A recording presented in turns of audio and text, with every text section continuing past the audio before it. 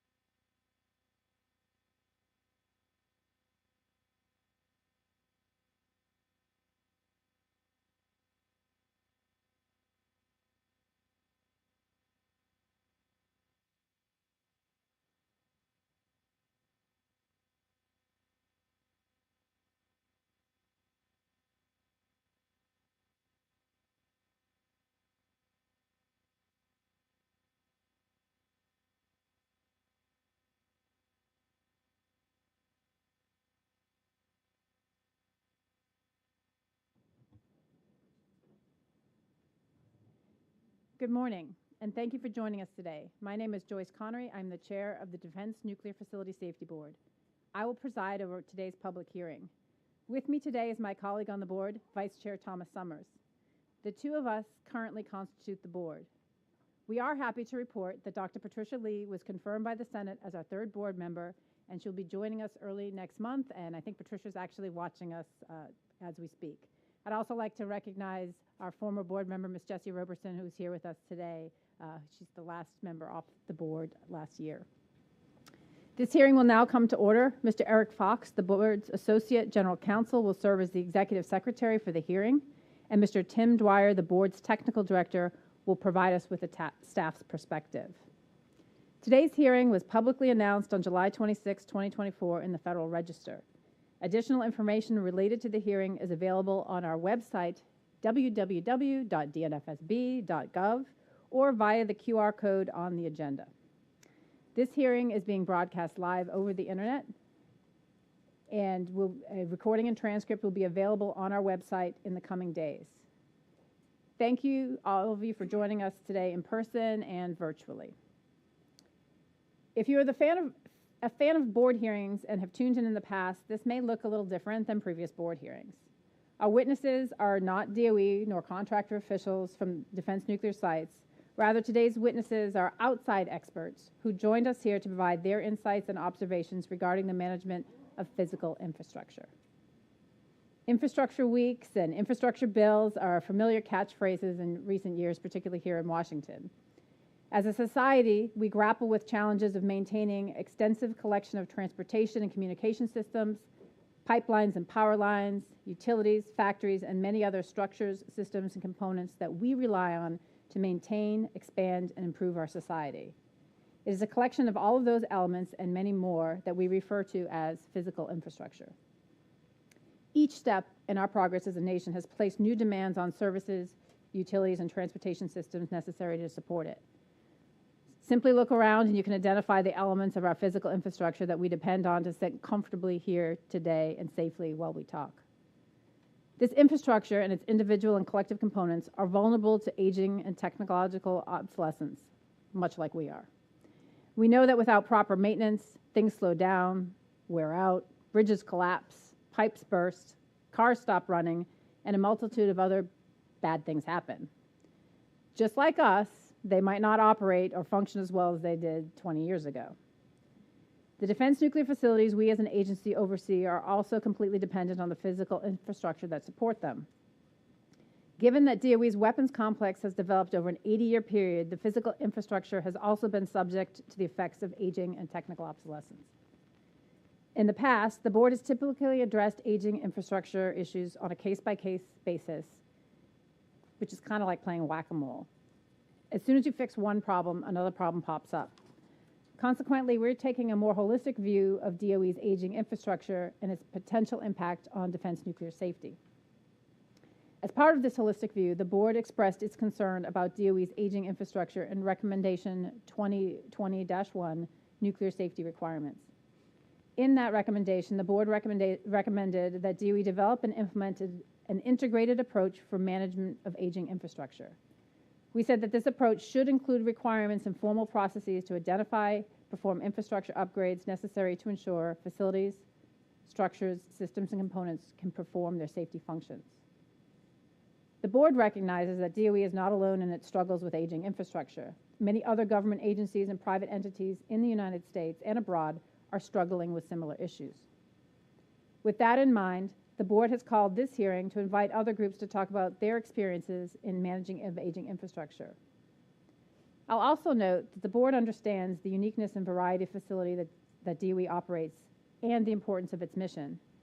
We also recognize that the missions of different elements of DOE, such as the National Nuclear Security Administration, NNSA, and the Office of Environmental Management, EM, each place different demands on their supporting infrastructure. In both cases, however, they will be relying on aging facilities and infrastructure long into the future. There are commonalities and lessons to be learned in the approaches of other organizations facing similar problems despite the uniqueness of the missions or the facility types, and we want to tease those out today. Managing aging infrastructure is not about addressing individual problems. Fundamentally, physical infrastructure is a system of systems, and as such, management of infrastructure requires a systemic approach. One must develop and implement policies, requirements, and programs that create a concrete framework for evaluating elements of an infrastructure for their vulnerability in aging. And when vulnerabilities are identified, the user must establish processes that mitigate the vulnerabilities commensurate with the associated risk. Those are my initial remarks, and I'd like to turn to Vice Chairman Summers for any additional remarks he may have. Mr. Summers? Thank you, Chair Connery. Wow, what an exciting day. I do have a few initial remarks. I agree with you about the need for a holistic view of the management of aging infrastructure. Related to that, I would like to spend a few minutes considering the risks that aging infrastructure represent to the facilities that they support. Ideally, I'm sure that DOE would prefer to just replace the old facilities with new facilities. Who wouldn't? But we all realize that ideal solution is unrealistic after considering the cost, the time needed to do the work, and the interruption to DOE's mission that would be required. Consequently, while DOE can build a few new facilities, it must upgrade, expand, or repurpose facilities and the supporting infrastructure to meet its changing missions. Since we can't just build all new, it seems to me that the biggest challenge that we have with aging infrastructure is how do we decide what to replace, what to repair, and what to be allowed to fail. In my view, this is a risk management problem. We know that a physical infrastructure is intended to support the facilities that it serves. But can that infrastructure also be a risk to the facility that it supports? Here are a few of the concerns that come to mind when I consider aging infrastructure. First, I understand that aging infrastructure can reduce a facility's resilience. A facility's infrastructure needs to provide sufficient reliability and capacity to satisfy mission requirements while ensuring the normal performance of the safety systems. That infrastructure also needs to ensure adequate reliability and capacity to respond to abnormal events and sustain or restore the facility's mission and safety systems. However, as elements of the infrastructure age, their reliability and capacity tend to degrade. We need to know when the infrastructure's reliability and capacity have fallen below an acceptable level, and we need to know how to decide what that acceptable level is. Second, one of the principles of nuclear safety is that one should not unnecessarily challenge the safety systems, but a failure in an aging infrastructure can certainly initiate an unnecessary challenge to safety systems. As the infrastructure continues to age, the frequency of those challenges increase. At some point, an age-related failure in the infrastructure might disrupt a safety system and initiate a facility accident sequence. Direct answers to these concerns are difficult due to the complexity and interdependence of the elements of an infrastructure. But we need to understand how to control or mitigate the effects of aging and increase the resiliency and reliability of that infrastructure. And of course, any physical system needs periodic maintenance of some type, but there can be so many interdependent systems, structures, and components in a complex that the infrastructure and that a simple reactive or routine maintenance program would certainly not be effective. And most importantly, after considering all of these concerns, I am left with the impression that the most significant question that we must consider is, how does one systematically manage the risk associated with the aging infrastructure? Chair Connery, with that, I will end my initial remarks and turn the proceedings back over to you. Thank you, ma'am. Thank you, Vice Chairman Summers. So for our first witness today, we're going to call our own Mr. Timothy Dwyer to come forward. Mr. Dwyer serves as the board's technical director. He's responsible for leading our technical staff as they conduct oversight activities. And Mr. Dwyer is the final authority responsible for the quality and accuracy of all technical products issued by the board.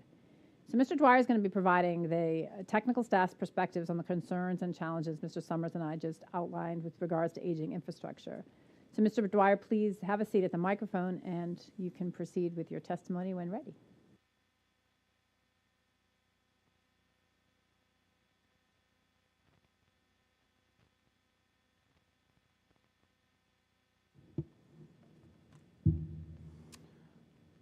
Good morning, Chair Connery and Vice Chair Summers.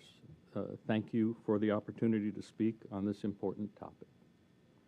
While our formal jurisdiction focuses on the Department of Energy's defense nuclear facilities, our enabling legislation authorizes us to look beyond those facilities to understand broader issues that may impact safety at DOE sites we oversee.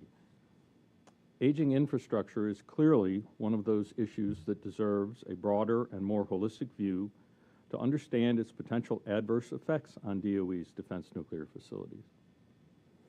Aging infrastructure and the difficulties in addressing it are not solely a DOE problem. These are national and global challenges that deserve sustained attention and careful study. One of the difficulties with aging infrastructure is that you rarely know when and where an age-related or technical obsolescence issue will arise.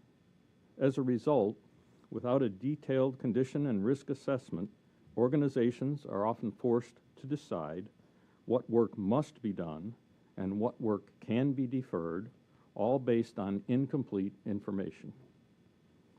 Allow me to provide an example from outside DOE that I am sure is familiar to all of us. As a resident of Baltimore, this is particularly of interest to me. On March 26th this year, a large container ship struck one of the piers of the Francis Scott Key Bridge. The main span and 3 approach spans of the bridge collapsed. 6 members of a work crew on the bridge were killed. If this accident had occurred at some time other than 1:28 a.m., the consequences could have been far worse. Now, you might think I'm going to speak about aging infrastructure management as it relates to shipboard maintenance and ship's control systems. That may very well be revealed as a contributory cause in the final accident analysis, but I want to look at a more fundamental issue. The bridge was built in 1977. That's almost 50 years ago. At that time, container ships could only hold 2,000 to 3,000 20-foot equivalent unit containers. The bridge's protection systems were designed for that type of ship. But by the year 2000, container ships were carrying 6 to 7 times that number. Around that time, the state of Maryland and Baltimore invested heavily in upgrading Baltimore's port facilities to handle ships with 14,000 containers. But for the bridge, although some engineering studies were commissioned, no directed actions were identified. The accident is still under investigation by the NTSB. Their initial report indicates that the fenders protecting the bridge's piers were undersized, and the bridge itself was built with non-redundant steel tension members, which is a fancy way of saying potential single points of failure.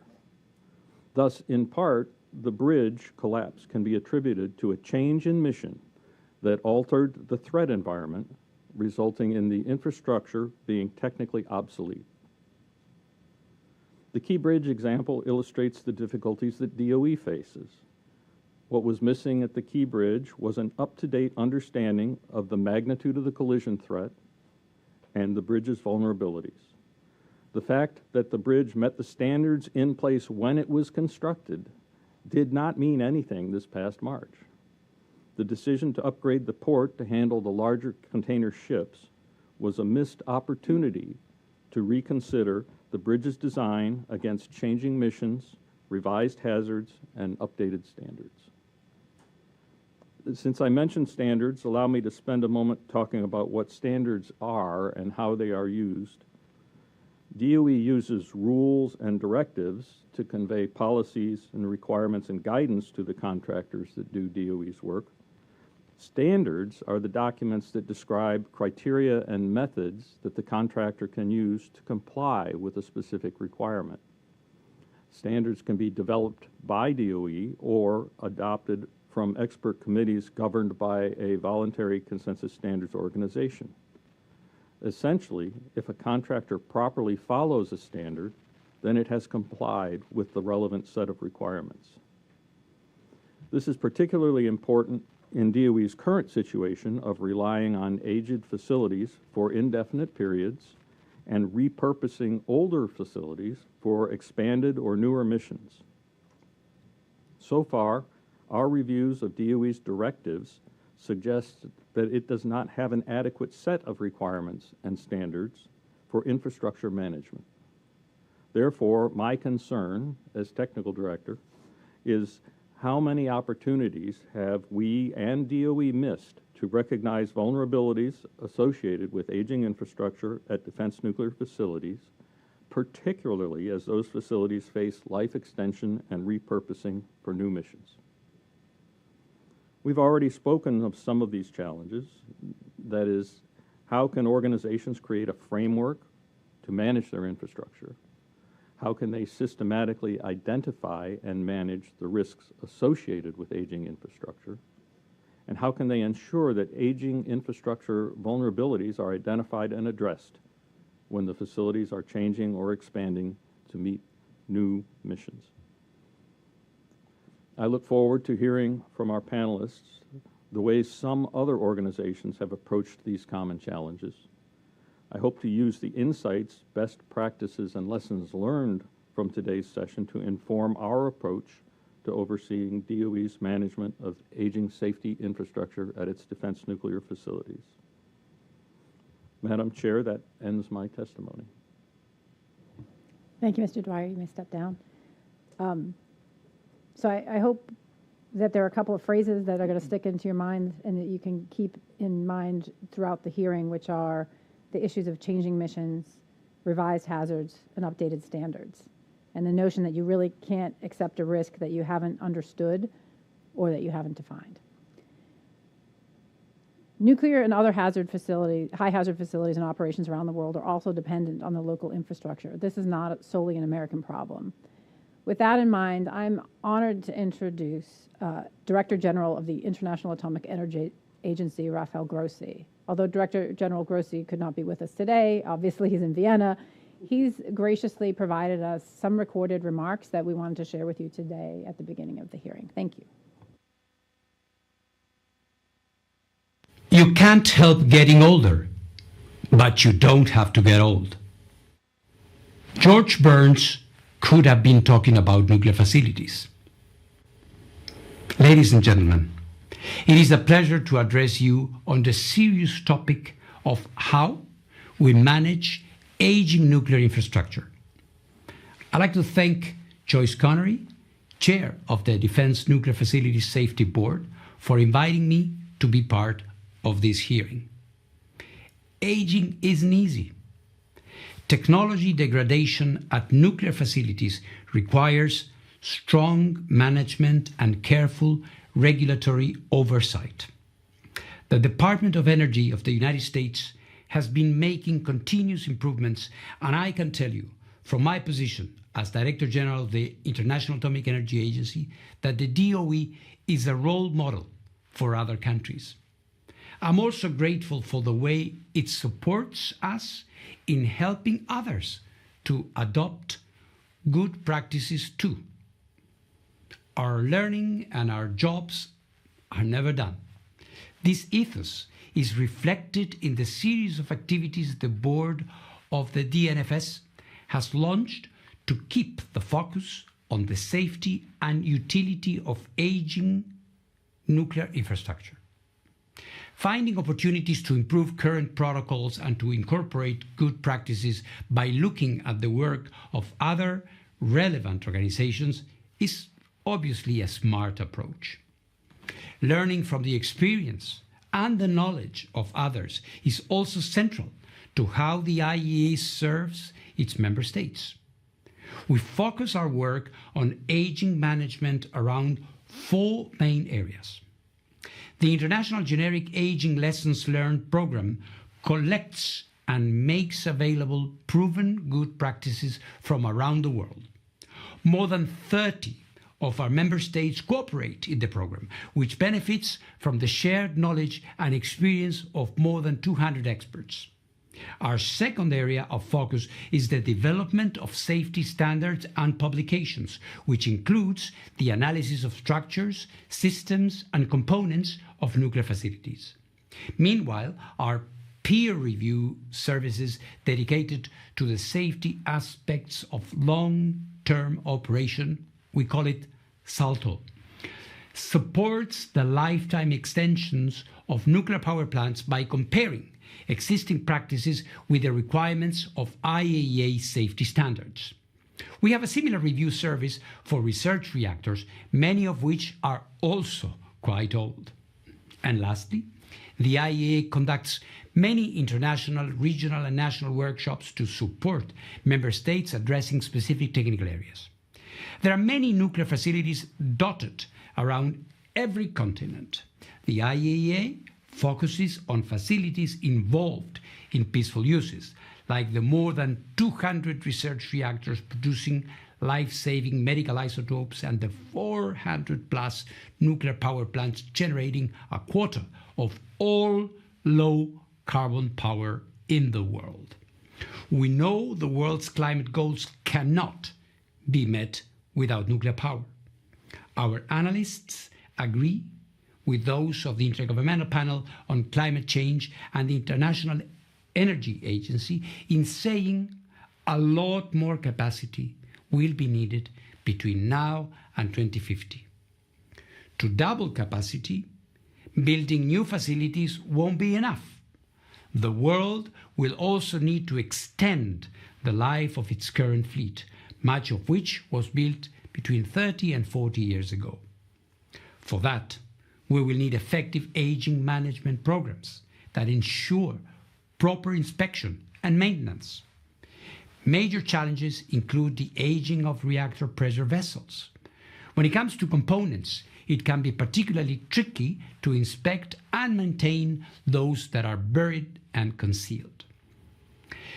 Technological obsolescence is another notable issue. It requires finding reliable alternatives that provide the same safety function as those no longer available. But it's not only about equipment. Ensuring knowledge transfer to new generations of experts is important because the nuclear workforce is also aging. Ladies and gentlemen, a few years ago, I had the opportunity to tour Besnau, the world's oldest commercial power plant, which sits in the Swiss canton of Aargau. It was built in 1969, the year the Apollo astronauts landed on the moon. Today, the command module Columbia that brought Armstrong, Aldrin, and Collins safely back to Earth is an exhibit in Washington's National Air and Space Museum. Besnau, meanwhile, is still doing its job. But it would be unfair to say it was the same facility that sent its first pulses of electricity to the grid back in the 1960s. Its technology, management, and regulatory oversight have been renewed and upgraded over the years. And that is also true of other nuclear power plants and facilities around the world. Keeping nuclear facilities safe as they age protects precious investments. It also preserves the social contract on which the use of nuclear science and technology rests. Keeping up that part of the deal is crucial to the future of the nuclear sector. I commend you for the work you are doing in this regard. With age comes wisdom, and with good practices comes longevity. Your dedication will ensure nuclear facilities continue to serve their important purposes many years from now. Thank you. I want to thank Director General Grossi and his staff for preparing those remarks for the board. We're truly honored by his support of these efforts. And the board fully understands that the DOE does not operate large nuclear power reactors like those that the IAEA are primarily concerned about, but the IAEA regulates non-nuclear facilities as well, and same aging infrastructure concepts can be applied to those facilities. And as a Bostonian, I will apologize that my accent is not as engaging as the Director General's. Sorry about that. So today's hearing is just part of a broader campaign that the board is looking at to facilitate improvements in the management of aging infrastructure in the DOE complex. Two of the core initiatives of this campaign are this hearing and a new web-based information repository that aggregates aging infrastructure management resources. This repository is open to the public and can be accessed by either visiting our public website at www.dnfsb.gov or via the QR code on the agenda. At that site, you can explore relevant content created by the board and its staff and other organizations, as well as important papers and journal articles. Today's hearing is going to be divided into two sessions. In each session, the board's going to call some expert witnesses to a panel format. Each panelist will be given time for initial remarks, followed by questions from the board. After hearing from individual panelists, the board will lead a group discussion of that session's panelists. The first organization that we're going to hear from today is the Government Accountability Office, or GAO. As an independent, nonpartisan agency, the GAO plays a vital role in providing information and analysis to Congress. In this hearing, we're seeking to benefit from the GAO's broad expertise and institutional knowledge to inform potential enhancements of DOE's approach to aging infrastructure management.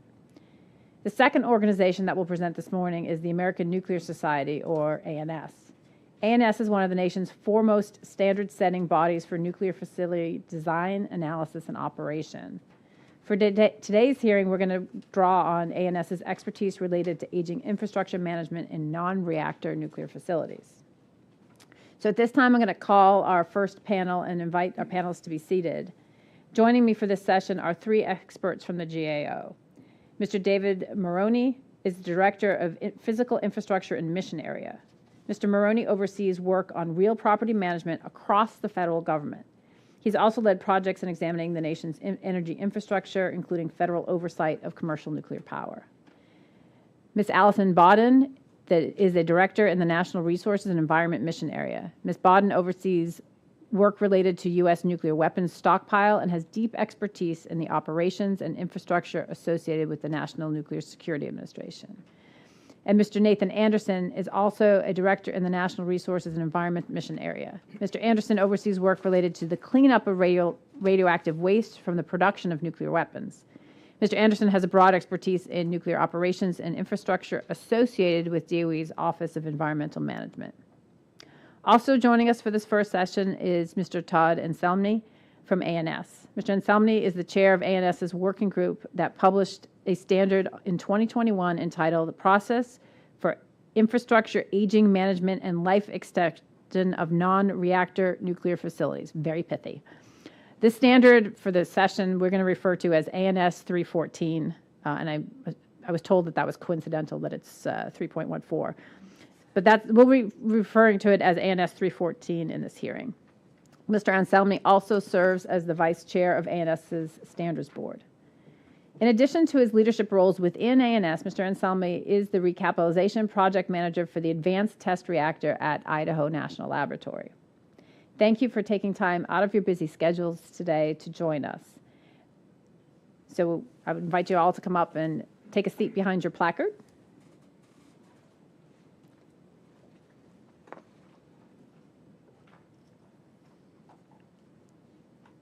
Thank you.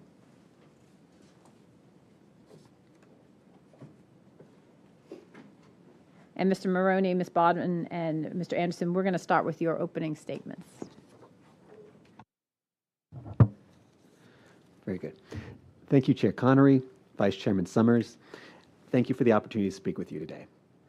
I'm happy to set the stage for my colleagues' DOE-specific testimony by first describing the leading practices that GAO has identified for effectively managing real property assets and deferred maintenance and repair backlogs.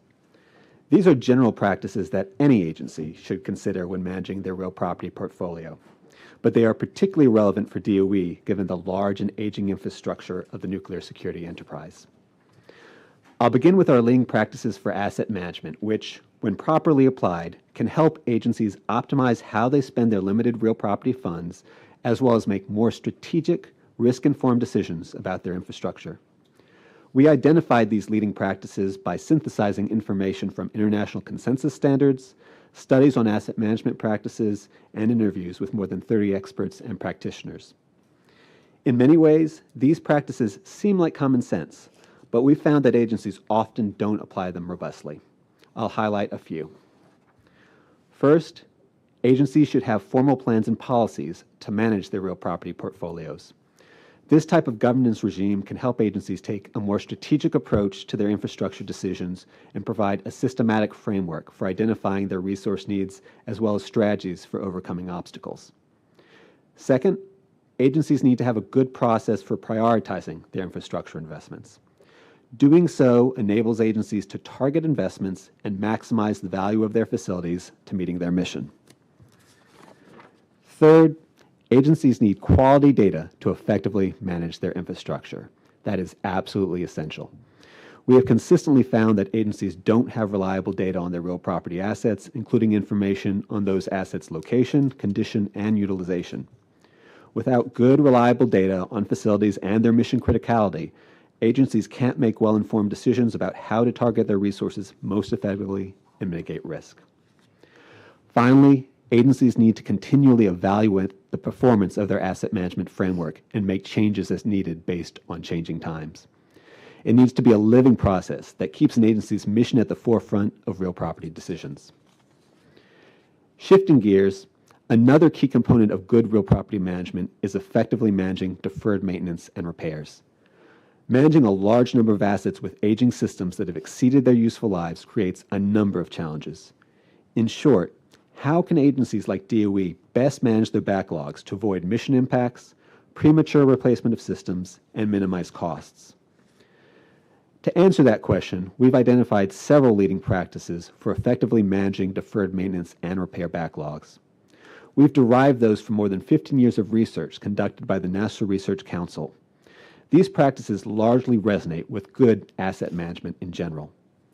For example, agencies should align their real property portfolios with their mission needs and promptly dispose of unneeded assets. They should conduct regular condition assessments as a basis for establishing appropriate levels of funding to reduce, if not eliminate, any backlog. They should identify the types of risks posed by lack of timely investment, and they should employ models, when it makes sense to do so, to predict investment outcomes, analyze trade-offs, and optimize among competing real property investments. We recently reported that DOE doesn't have such a model for the department as a whole, and recommended that it work with its component agencies to evaluate the costs and benefits of employing one. In conclusion, federal agencies like DOE need to effectively manage their real property assets so they can carry out their mission and achieve their strategic objectives. The leading practices I've described today are not a guarantee of success, but they provide a foundation for good real property management. My GAO colleagues will discuss next how DOE specifically is doing in managing the infrastructure of the national security enterprise. Chair Connery, Vice Chairman Summers, that concludes my statement. I look forward to any questions. Chair Connery, Vice Chair Summers, thank you for having my colleagues and me here today to speak with you about our perspectives on managing aging infrastructure in the nuclear security enterprise. Today, I'm here to speak specifically about the National Nuclear Security Administration. I just celebrated 20 years at GAO, which is a strange conception for me since in my head I'm still only about 30. But I raise this because I conducted my first review of NNSA in 2005. That review was the first time I visited Los Alamos National Laboratory, and throughout the preceding years, I visited Los Alamos and nearly all of the active sites under the Safety Board's purview multiple times. 20 years of site visits across multiple NNSA administrators, secretaries of energy, Congresses, presidential administration provides a long view of the progress NNSA has made in characterizing the challenges its aging infrastructure poses, the progress it's made at its sites, and the challenges that remain to be addressed in the coming decades. So in my remarks today, I'll focus on those two themes: first, progress, and second, challenges, which is very typical of GAO. In the 20 years that I've been supporting the Congress to oversee the nuclear security enterprise, NNSA has made significant progress understanding its aging infrastructure issues, structuring its programs and its budgets to better support maintenance and modernization of the enterprise, and beginning to address this challenge through repair, recapitalization, and replacement. With GAO, there's always a but, and my remarks today will be no exception, but before I get there, I'll take a moment to speak positively about the progress I've seen. So while anecdotes and impressions don't meet GAO evidentiary standards, I can share with you my general impression is that sites look much better now than they did 20 years ago. At that time, Y-12 had massive piles of rusting scrap metal dotted throughout the site. Pantex had constant and visible steam leaks in its above-ground piping. Los Alamos was emerging from a safety stand-down of all its operations because operational conduct had degraded. And when you visit the sites today, this impression is much changed for the better. Looking back historically, the Facilities and Infrastructure Recapitalization Program, or FIRP, was authorized by Congress to buy down, by 2013, a backlog of maintenance that was deferred before 2005. This was the NNSA's first real concerted effort to tackle its maintenance challenges, and FIRP focused on taking down excess facilities and shrinking sites' footprints. But even while these activities were being funded, newly deferred maintenance was being allowed to accumulate, and appropriate investment was not made in enduring infrastructure. As NNSA's program of record crystallized in the 2010s, infrastructure needs became clearer, as did the challenges NNSA had in its infrastructure data. In a series of reports on different infrastructure capabilities, we reported on deficiencies in the way NNSA conducted facility conditions inspections, which led to problems with data on replacement plant value, inaccurate facilities records with respect to mission dependency, and chronic underfunding of maintenance and recapitalization with respect to DOE's own benchmarks for funding these functions. Also during this time period, efforts to design signature replacement facilities began but also stalled and sometimes died in design, subject to scope requirements or scope changes and requirements creep.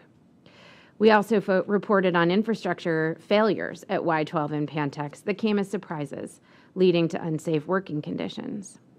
Since then, NNSA has made significant progress improving its available data on facilities condition, standardizing an approach to facilities inspection, taking a risk-informed approach to maintenance and recapitalization investment, and structuring its budget to provide transparency for infrastructure investment.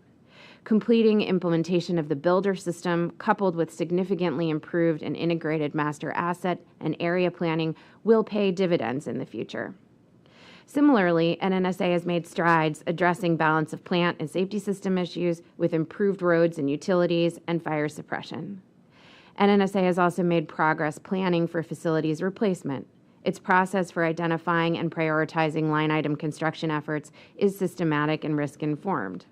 But here comes the but.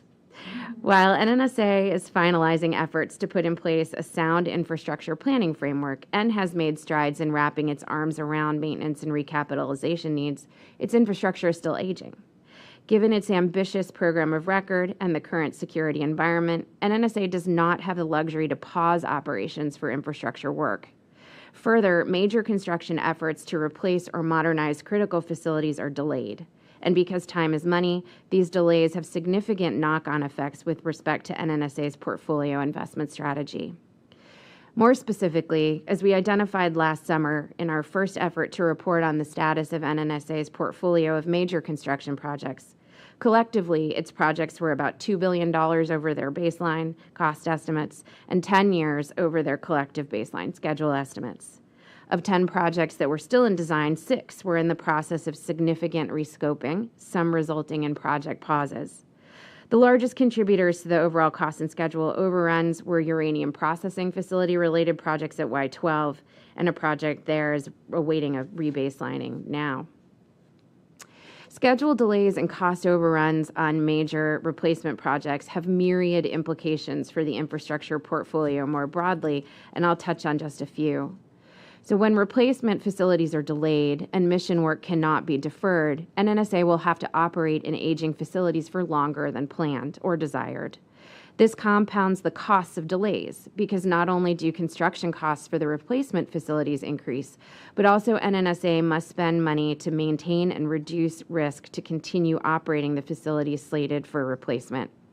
Nowhere else is this more true right now than at Y-12 with the UPF building, and I know we're likely to talk about that more later in the day. Also, when the costs of ongoing line item construction projects increase, funding these projects crowds out other priorities and may lead to suboptimal or less transparent approaches to work. Notable examples of this are decisions to pause several construction projects that NNSA had previously argued were critical to replace outdated facilities.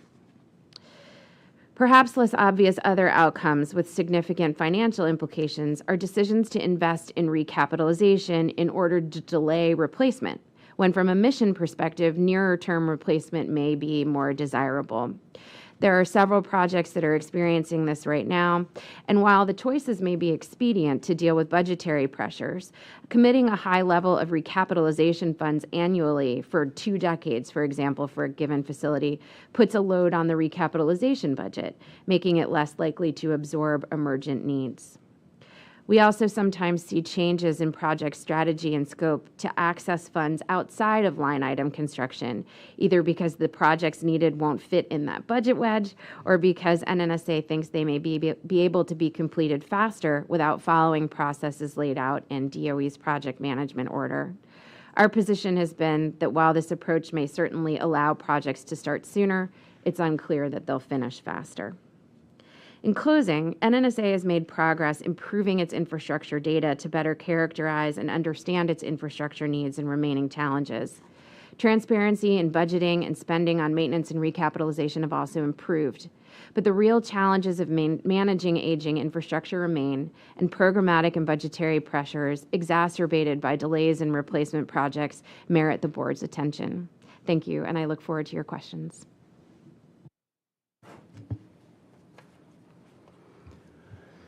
Thank you, Chair Connery and Vice Chair Summers, for organizing this hearing and inviting GAO to attend.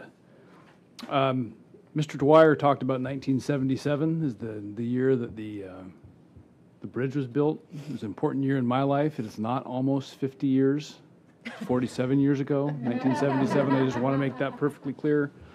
I can't quite conceive of that being almost 50 years.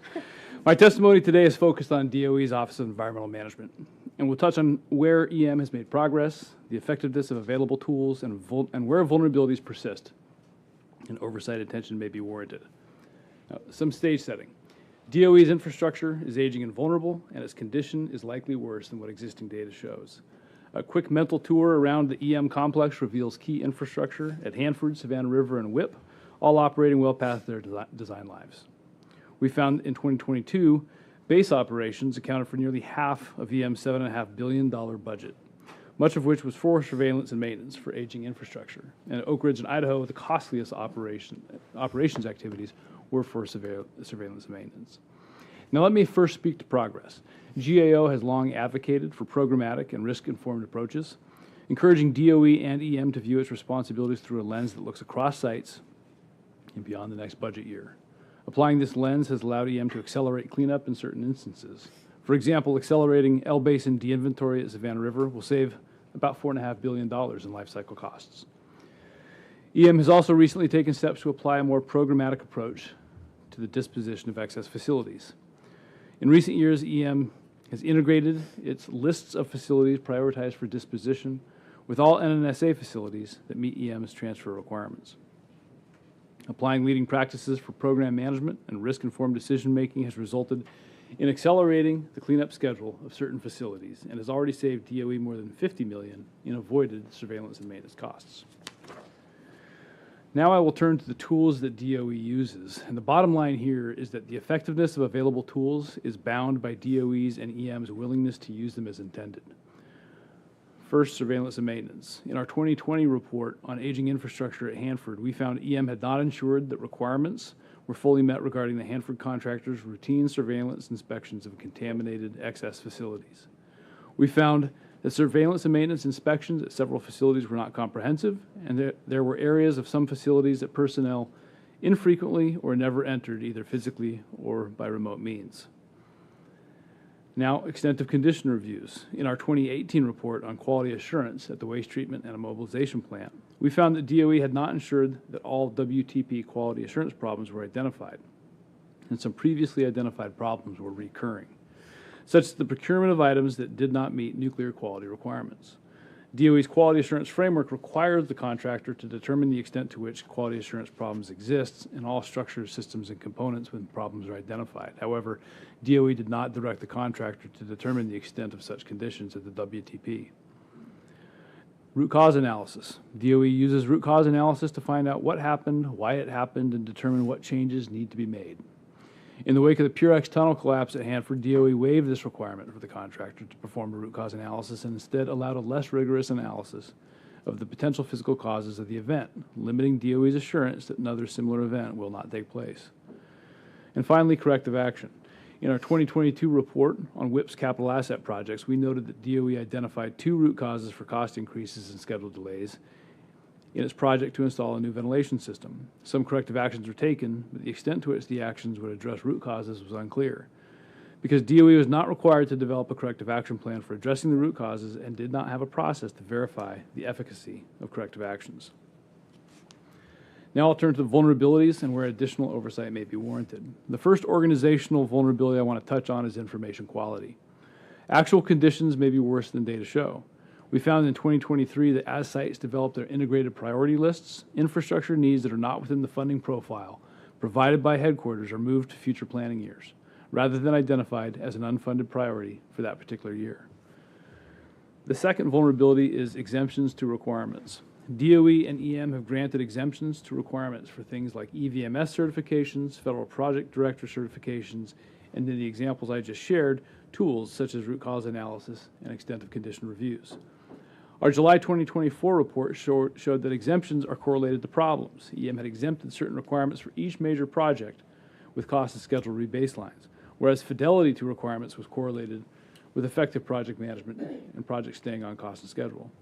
Exemptions to requirements are an indicator of needed oversight. The next vulnerability I want to touch on is workforce capacity. EM has well-documented workforce shortages, including in mission-critical positions. Certain sites are particularly understaffed, and gaps in mission-critical positions can illuminate where additional oversight of aging infrastructure may be needed. There's an 18% vacancy rate for 14 mission-critical job series in EM. 44% of EM's workforce is eligible to retire by 2030, and attrition is 31% higher at EM than across the federal government in terms of averages. Now, the final vulnerability I want to touch on is independence. If groups at the site offices responsible for quality assurance and environmental health and safety are subordinate to those responsible for cost and schedule, red flags might not get raised. We identified such concerns with organizational independence in our 2018 report on the WTP. Now, to its credit, DOE and EM addressed this at the Hanford site and modified the organizational structure so that the quality assurance function was independent of those responsible for cost and schedule performance. It is unclear if DOE has ensured that all sites did this. In conclusion, you are doing the future a favor by shining a light on this issue now. Pointing the light at areas where available tools should have been used but weren't, and where their use may be limited by structural or organizational impediments, is a necessary and valuable public service. I look forward to your questions. Thank you. We're going to, first of all, I appreciate your excellent and insightful remarks. And a couple of themes, I think, that I noted from your comments. One, progress has been made. It's been uneven, that there are always trade-offs to be considered. Prioritization is always a challenge. We have the issue of the loudest duck, who needs the money now and for what purpose. Also changing missions and increased mission needs. The conversation about new facilities would be preferable to the old facilities, but that is also not necessarily in the decision wheelhouse of a particular agency. And we didn't mention the other factors such as COVID, supply chain challenges, and, you know, we won't talk about continuing resolutions being a problem with Congress for any of our staffers who are watching. And then staffing issues, which there's a limited pool of people who can do this work, and we heard from Dr. Grossi that, you know, there's a demand for this expertise, and we don't necessarily have the funds to pay for those folks, particularly if they're at sites that are less desirable. So I think those are all factors that we can consider as we move forward. So we're going to ask you some questions and get into a dialogue. And just in case anyone's watching for time, we're ahead of schedule, mostly because a lot of us talk quickly. So I'm going to start with Chair's prerogative to ask a question, if you don't mind, Mr. Maroney.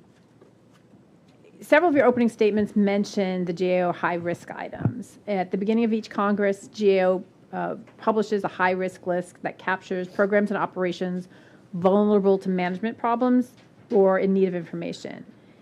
In the most recent high-risk list, which is hard to say, by the way, it includes managing federal real property and acquisition of and program management for DOE's National Nuclear Security Administration and Office of Environmental Management.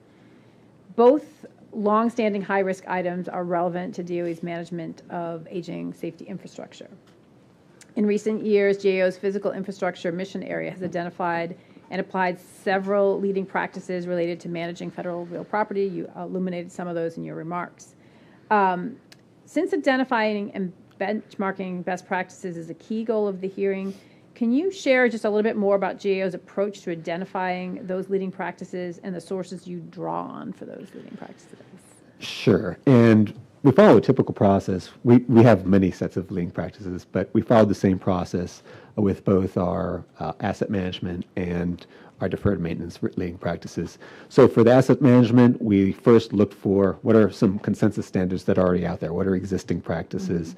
In this case, we looked at ISO 55000 on asset management.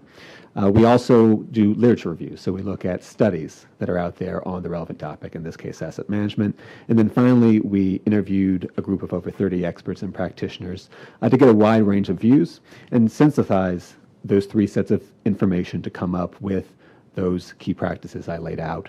On deferred maintenance, we did something similar, talking to experts, but also in this case focusing on National Research Council reports that have been done over, spent about 15 years on federal facility maintenance. And again, looking what's out there and trying to synthesize it into a small set of practices that apply to federal agencies in particular. Okay. So you mentioned the National Research Council. Is there any areas related to aging infrastructure management that would benefit from further study from them or from one of the other national academies groups that you would think of? So I'm not familiar with the full set of studies, but if they haven't already done one, one thought is simply what are some strategies for managing aging infrastructure in a constrained budget environment? There's always constraints on budget, that's not new, but as we move forward in what are likely to be even more constrained times, it's really important to get what are potential avenues to take there? What are potential strategies to balance recapitalization, repair, investment? So I think that would be a possibility if they have not already done so. Appreciate that. Mr. Summers? Thank you, Chair. Thank you, Chair Connery. Now we've had a chance to talk a little bit about identifying some of the leading practices. Now I'd like to switch to implementing some of those leading practices. So GAO's Physical Infrastructure Mission Team has evaluated the management practices of various government agencies, including DOE, against established leading practices. So my first question, Mr. Maroney, is, would you describe any areas where DOE lags in implementing leading practices related to aging infrastructure management? So our most recent report on asset management did not include DOE, but we did include them in our report earlier, well, at this point last year, on deferred maintenance leading practices. And we found that DOE actually, generally speaking, followed most of the leading practices we applied in that work. Important context, our focus was on Office of Science, but we did look at DOE overall, so I think the lessons still are relevant here. The two areas we found where DOE could improve, they had some partial alignment with the leading practices, were related to how they structure their budget, how they communicate information to Congress on their deferred maintenance. Now, NNSA includes a lot of information on deferred maintenance, but there were some ideas for improvement in terms of funding needs, what are the most critical deferred maintenance items to highlight that for Congress. And then the second leading practice where they only partially aligned was on the use of predictive modeling. Again, the individual agency components do use models. They do have tools, so they may in this case, but we felt overall there's a potential value in expanded use of that where you, again, analyze trade-offs of different investment decisions when you're trying to tackle a large maintenance backlog. Those kind of models can be useful. So we didn't recommend that they adopt those per se, but we did recommend that they evaluate the cost and benefits of doing so and consider whether it might make sense to use greater use of models. Thank you very much. My second question is, in the areas where DOE still needs to fully implement leading practices, did any other agencies stand out as models of effective implementation? So I wouldn't call any particular models on this front. GSA did, so as context, when we evaluate against these leading practices, we're looking at, does the agency have the policies and processes in place? We're not evaluating the effectiveness of once they actually implement those practices. GSA, to its credit, has developed a model for its infrastructure to do predictive modeling, again, to figure out where it makes the most sense to invest its dollars for maintenance. So that is an example of an agency that would be worth DOE talking to, finding out what they're doing, and seeing if it makes sense for DOE's case. So I wouldn't necessarily say they're a model. We just haven't evaluated that, but I do think it's worth pulling on the expertise of other agencies that have used these models in a more expanded way to see if it would be applicable at DOE. Thank you. Now I'd like to switch gears a little bit, and this applies to the entire panel for GAO, and talk about some of the tools, some of the models, and data for prioritizing the infrastructure investments. So a leading practice identified in GAO's physical infrastructure reports involves using models to evaluate between competing investments. So for all of our panelists, as DOE and NNSA work to address aging infrastructure and modernization needs in a budget-constrained environment, how do you view the effectiveness of DOE's tools and models for understanding infrastructure needs and prioritizing among competing investments? Certainly, I can start for NNSA. Work in progress is how I would characterize it. Historically, NNSA had relied on data coming out of the department's facilities database, which wasn't really intended for prioritization decisions. It was intended to capture condition information and, basically inputs to an analysis, but not really for modeling or for making trade-offs. The systems that are under development and are expected to complete implementation within the next several years are significant improvements on that data. The builder system is making use of real-world data on how assets perform in their environments, rather than just sort of what the manual says about when to replace HVAC or the life of a roof or other things like that. And so that real-world condition information is critical in terms of making those kinds of trade-offs. We believe that full implementation of that system will pay dividends in that decision-making process, just not complete yet. Yeah, I'm happy to add on the EM side. EM's a little different here in that it is supposed to smartly and efficiently reach the end of its existence, right? Like that's what EM is about. EM as a whole could very much benefit from an optimization model that's not just excess facilities, but groundwater and soil remediation and tank waste treatment missions. And if all of that, that should probably be the foundation, of EM's future. Is what does a complex wide optimization model show? And then with acknowledging you have different regulatory frameworks and different agreements with states, where can you push, where can you pull? In a lot of our work, we've found that if EM comes to the table with a state with a smarter way of doing business and is very upfront and transparent with that information, in many cases, states have the authority to kind of depart from what might be the constraint of a regulatory framework that it's employing to do something different. But EM needs to be sharing that information, with the states that where perhaps the status quo needs to be, revisited. I would add that in the EM context, certain sites like WIP that had a run to fail, setup, all of a sudden are not going to fail. Right? It's an enduring mission for quite some time. WIP is going to last much longer than originally intended. And when you've got contract structures that are 10-year contract structures, well, the contractor is going to do what's in the contract. It's not aiming for 2070 or 2080. It's aiming for the end of the contract. And so I think EM needs to be real smart about integrating, the long-term likely mission needs with shorter-term contracts to make sure that things that have to happen for a 2020, 2030, 2040 type design life, 20, 30, 40 years out, get the attention they need now and in kind of within the term of what might be a much shorter contract, if that makes sense.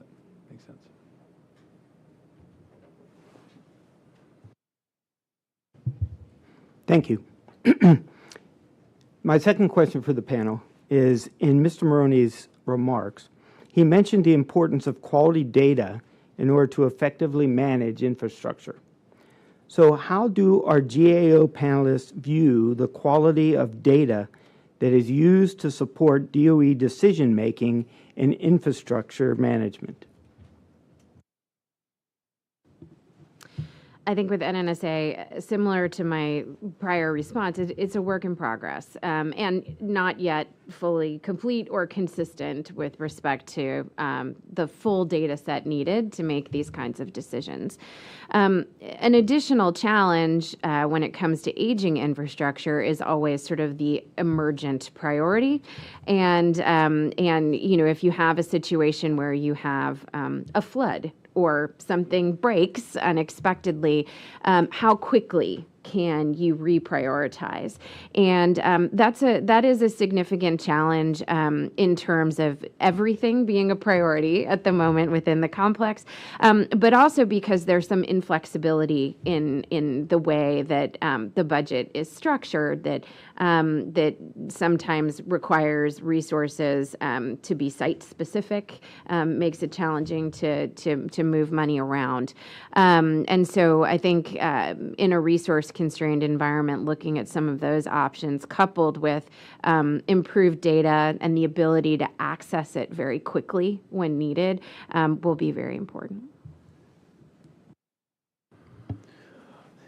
On the EM side, I think that surveillance and maintenance costs are pretty well known, and EM is definitely improving in optimizing for like excess facilities, for example, how they rack and stack the facilities that they will need to take responsibility for disposition. But overall, I do think that beyond excess facilities, there needs to be better visibility into information quality for the out years. They got a good handle on the next budget year, but again, like I mentioned in my statement, if some of the information is left off those unfunded priority lists, if it doesn't meet the headquarters funding profile, and at the end of the day, Congress needs to be aware of that. Decision makers need to be aware of that data that's left out of the next budget year.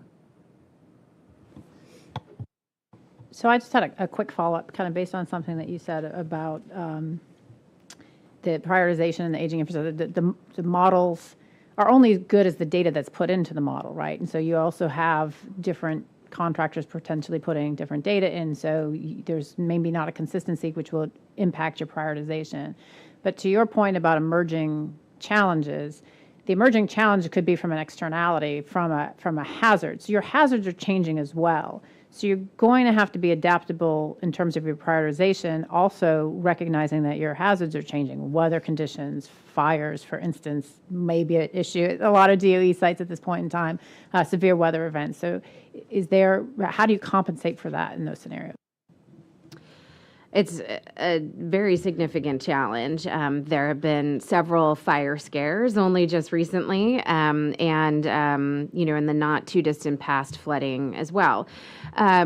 I think one of the things that we're seeing is an overall approach to reducing risk within facilities that may not be related to aging or deferred maintenance, but things like lowering the material at risk in a facility to a point where if there were, an emergency, the risks, resident in that facility would already have been reduced. Ensuring that there's appropriate investment in things like fire suppression, emergency lighting, especially in these older facilities that may not meet modern safety codes, but making those investments in advance so that if there is an emergency, the facilities are better prepared to face them.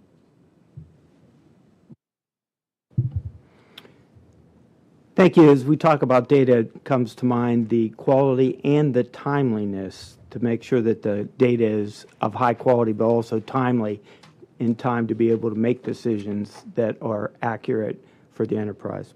So my third question to the panel is, finally, have our panelists observed any major differences in the effectiveness of tools and models or the quality of data used across different program elements of DOE? For example, are there significant differences between the National Nuclear Security Administration and the Office of Environmental Management?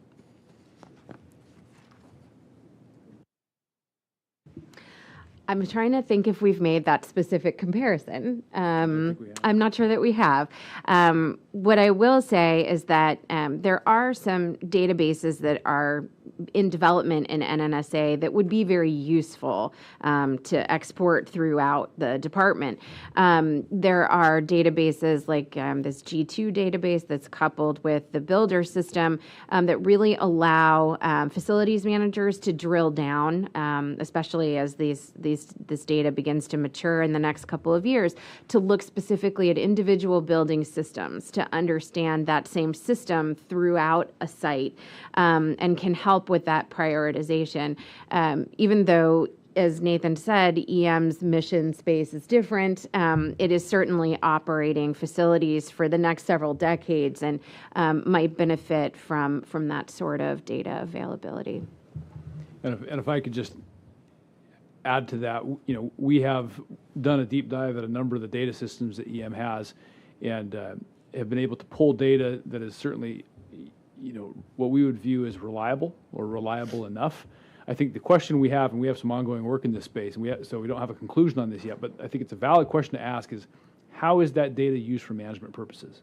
How is that data used for prioritization?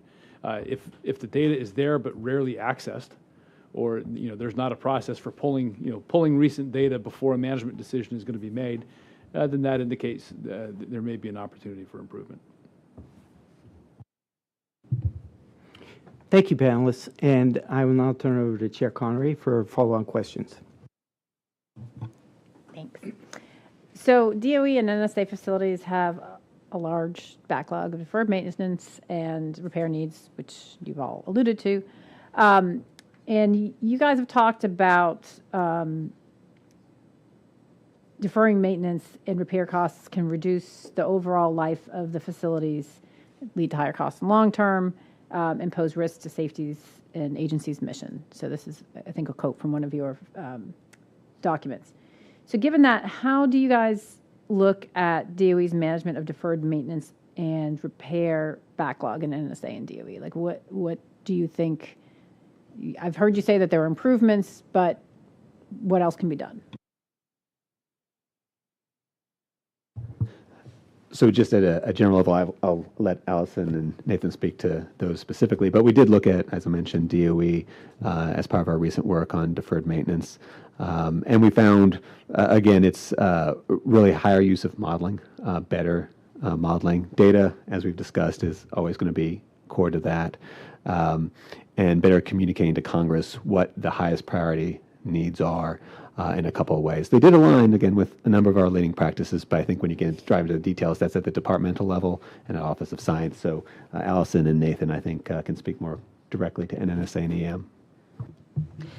With NNSA, firstly, now there are dedicated maintenance and recapitalization budgets, which is a significant improvement on things in the past where that level of support wasn't as transparent, and it was more difficult to understand what was being funded and what wasn't. What we do see is a lot of this work is now being projectized, which is a way to oversee it and to see how much money was planned for something versus what it actually got. DOE does have kind of benchmarks for funding for recapitalization and maintenance based on replacement plant value. And so in some ways, it's very important to make sure that that replacement plant value data is accurate so that you can understand whether you're meeting those maintenance and recapitalization budgetary thresholds. If that RPV is off, if something seems like it's worth less than it actually is, your maintenance and recapitalization budgets won't be sufficient. So some of the work that's going in right now into improving the data, and hopefully we'll have an opportunity to look at this in the coming year, is how are those condition assessments being done to make sure that that replacement plant value data is correct. And that's the basis for understanding if you're sufficiently funding recapitalization and maintenance and you're buying down your deferred maintenance. So, yeah. Yeah, and if I could add on to that, on the EM side, EM has not projectized this in the same way that NNSA has. In fact, a lot of EM's activities are now called operations activities and are governed by the program management protocol. about 75 to 80% of EM's budget is outside of project management space. We have long advocated for project-like controls on virtually everything EM does.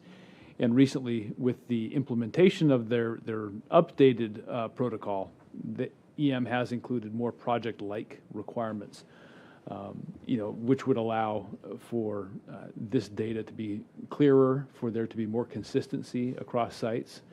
I'm going to a slight pivot here. One thing that we've seen is where there is good data, and where there on things like deferred maintenance and surveillance and maintenance costs, and where there is a little bit more of a holistic approach, looking across sites, good things can happen. Accelerated cleanup. And Congress has appropriated additional funds for accelerated cleanup when you can show that, okay, spend $1 today to avoid spending $10 over the next 10 years. So there can be those kind of trade-off decisions that are beneficial to the taxpayer and beneficial to the complex if that information is shared.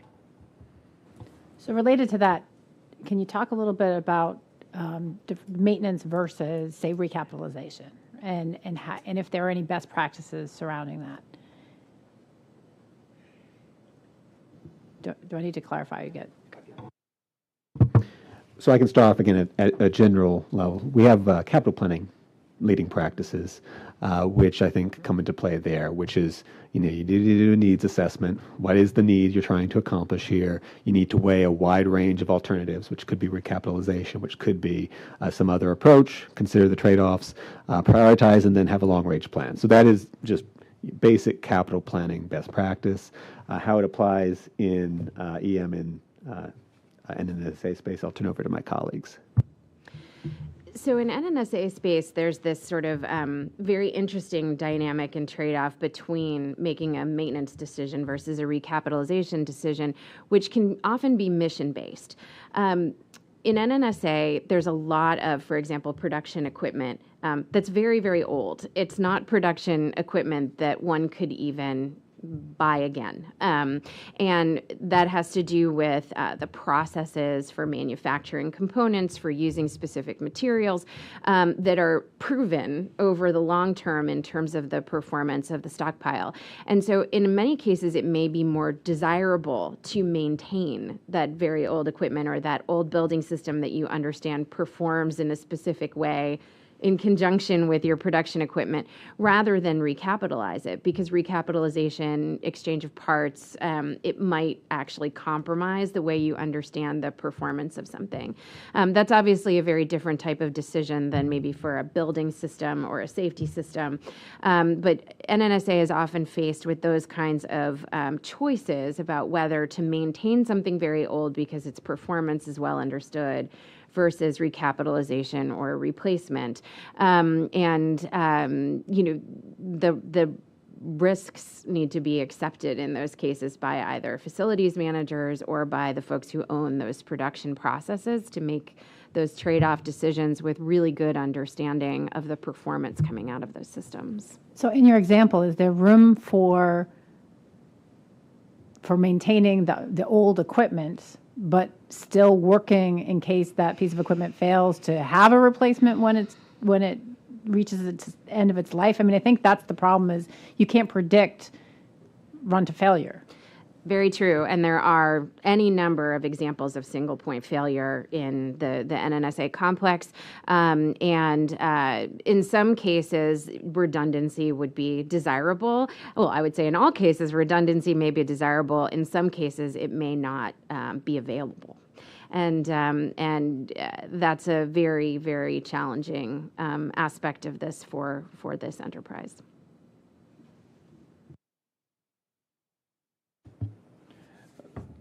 Short answer here on the EM side, that I can probably illustrate a little bit with an analog. Out at the Hanford site, looking at the waste treatment plant, you've got multiple melters in the DF law program. You've got the high-level waste facility is currently conceived, have multiple melters. DOE in the recent consent holistic agreement that came out is now able to use a parallel path grout for 22 tanks in the west area. That kind of redundancy, I think, is going to be very, very helpful. If something goes sideways with the WTP, still having a parallel grout operation will allow DOE to continue with the waste treatment mission. And I think you're going to see that in the EM complex, maybe fewer like big box models that where you have to be having this conversation, and more smaller, modular, parallel paths for treatment, helping to ensure that EM doesn't have to rely on one particular technology or one particular facility, where that if it gets paused, like pre-treatment facility, for example, for 10, 12 years, you significantly delay the schedule and significantly grow costs. Well, that's also an example of where they kind of showed their hand to the state, and then the state was able to move on the compromise. So that's a good example. So I could ask questions for the next couple of hours, but I'm not going to do that because we have another panelist. So I want to thank you for your time and sharing your wide-ranging perspectives on managing federal infrastructure and DOE's related challenges. But I want to make sure that we give Mr. Anselmi from the American Nuclear Society a chance for his opening statement, and then we'll pepper you with questions. And I actually put together words and pictures, so I won't just talk out to you only. So this is an introduction, and I think you heard the title of 314. It is a long title. It's like going to Starbucks and ordering a very long coffee title, right? So next slide, please. I wanted to bring up the ANS Standards Committee because I think Mr. Dwyer brought up the fact of a standard, right? If you saw the title of the ANS 314, it's preceded by ANSI. So what that means is that all of the standards design organizations in the country, including mechanical engineering, civil engineering, they go through a process that's certified, which states that that standard goes through multiple organizations of review. But the more important thing is at some of these committee levels, we maintain a balance of interests. So we have both experts, we have the folks, the stakeholders that have to implement the standard, and then even in accordance with the Office of Management and Budget Circular A119, which states the federal agencies, especially the oversight agencies, have participants in these consensus standards as well. So we try to maintain a nice cross-section of folks and expertise so that it gives you the best product that can be implemented. Next slide, please. So I'm not going to tell you how 314 implements aging management, but I'm going to talk about how or what it does, especially for the end user. But one important aspect early on, and credit to DNFSB and staff members, more than 10 years ago, one of the staff members proceeded with a review of, do we have something in the DOE standards and orders and guidelines for aging management? And as a result of that, the individual put together a project identification. I can never remember what our PIN standard, and I'm the vice chair of ANS standards, I should know those, but put together a project approval to start developing this standard. So the middle bullet there provides a methodology to evaluate the site and facility infrastructure processes and physical conditions. And then we list some of the typical pieces of equipment that might be under this document. Next slide, please.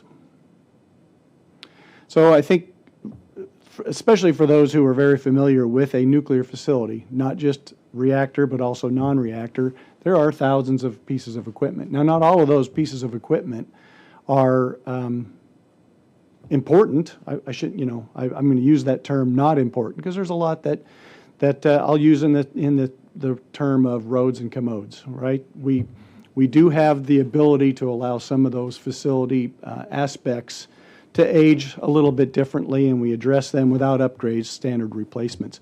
And not all of them affect the long life attributes of a facility.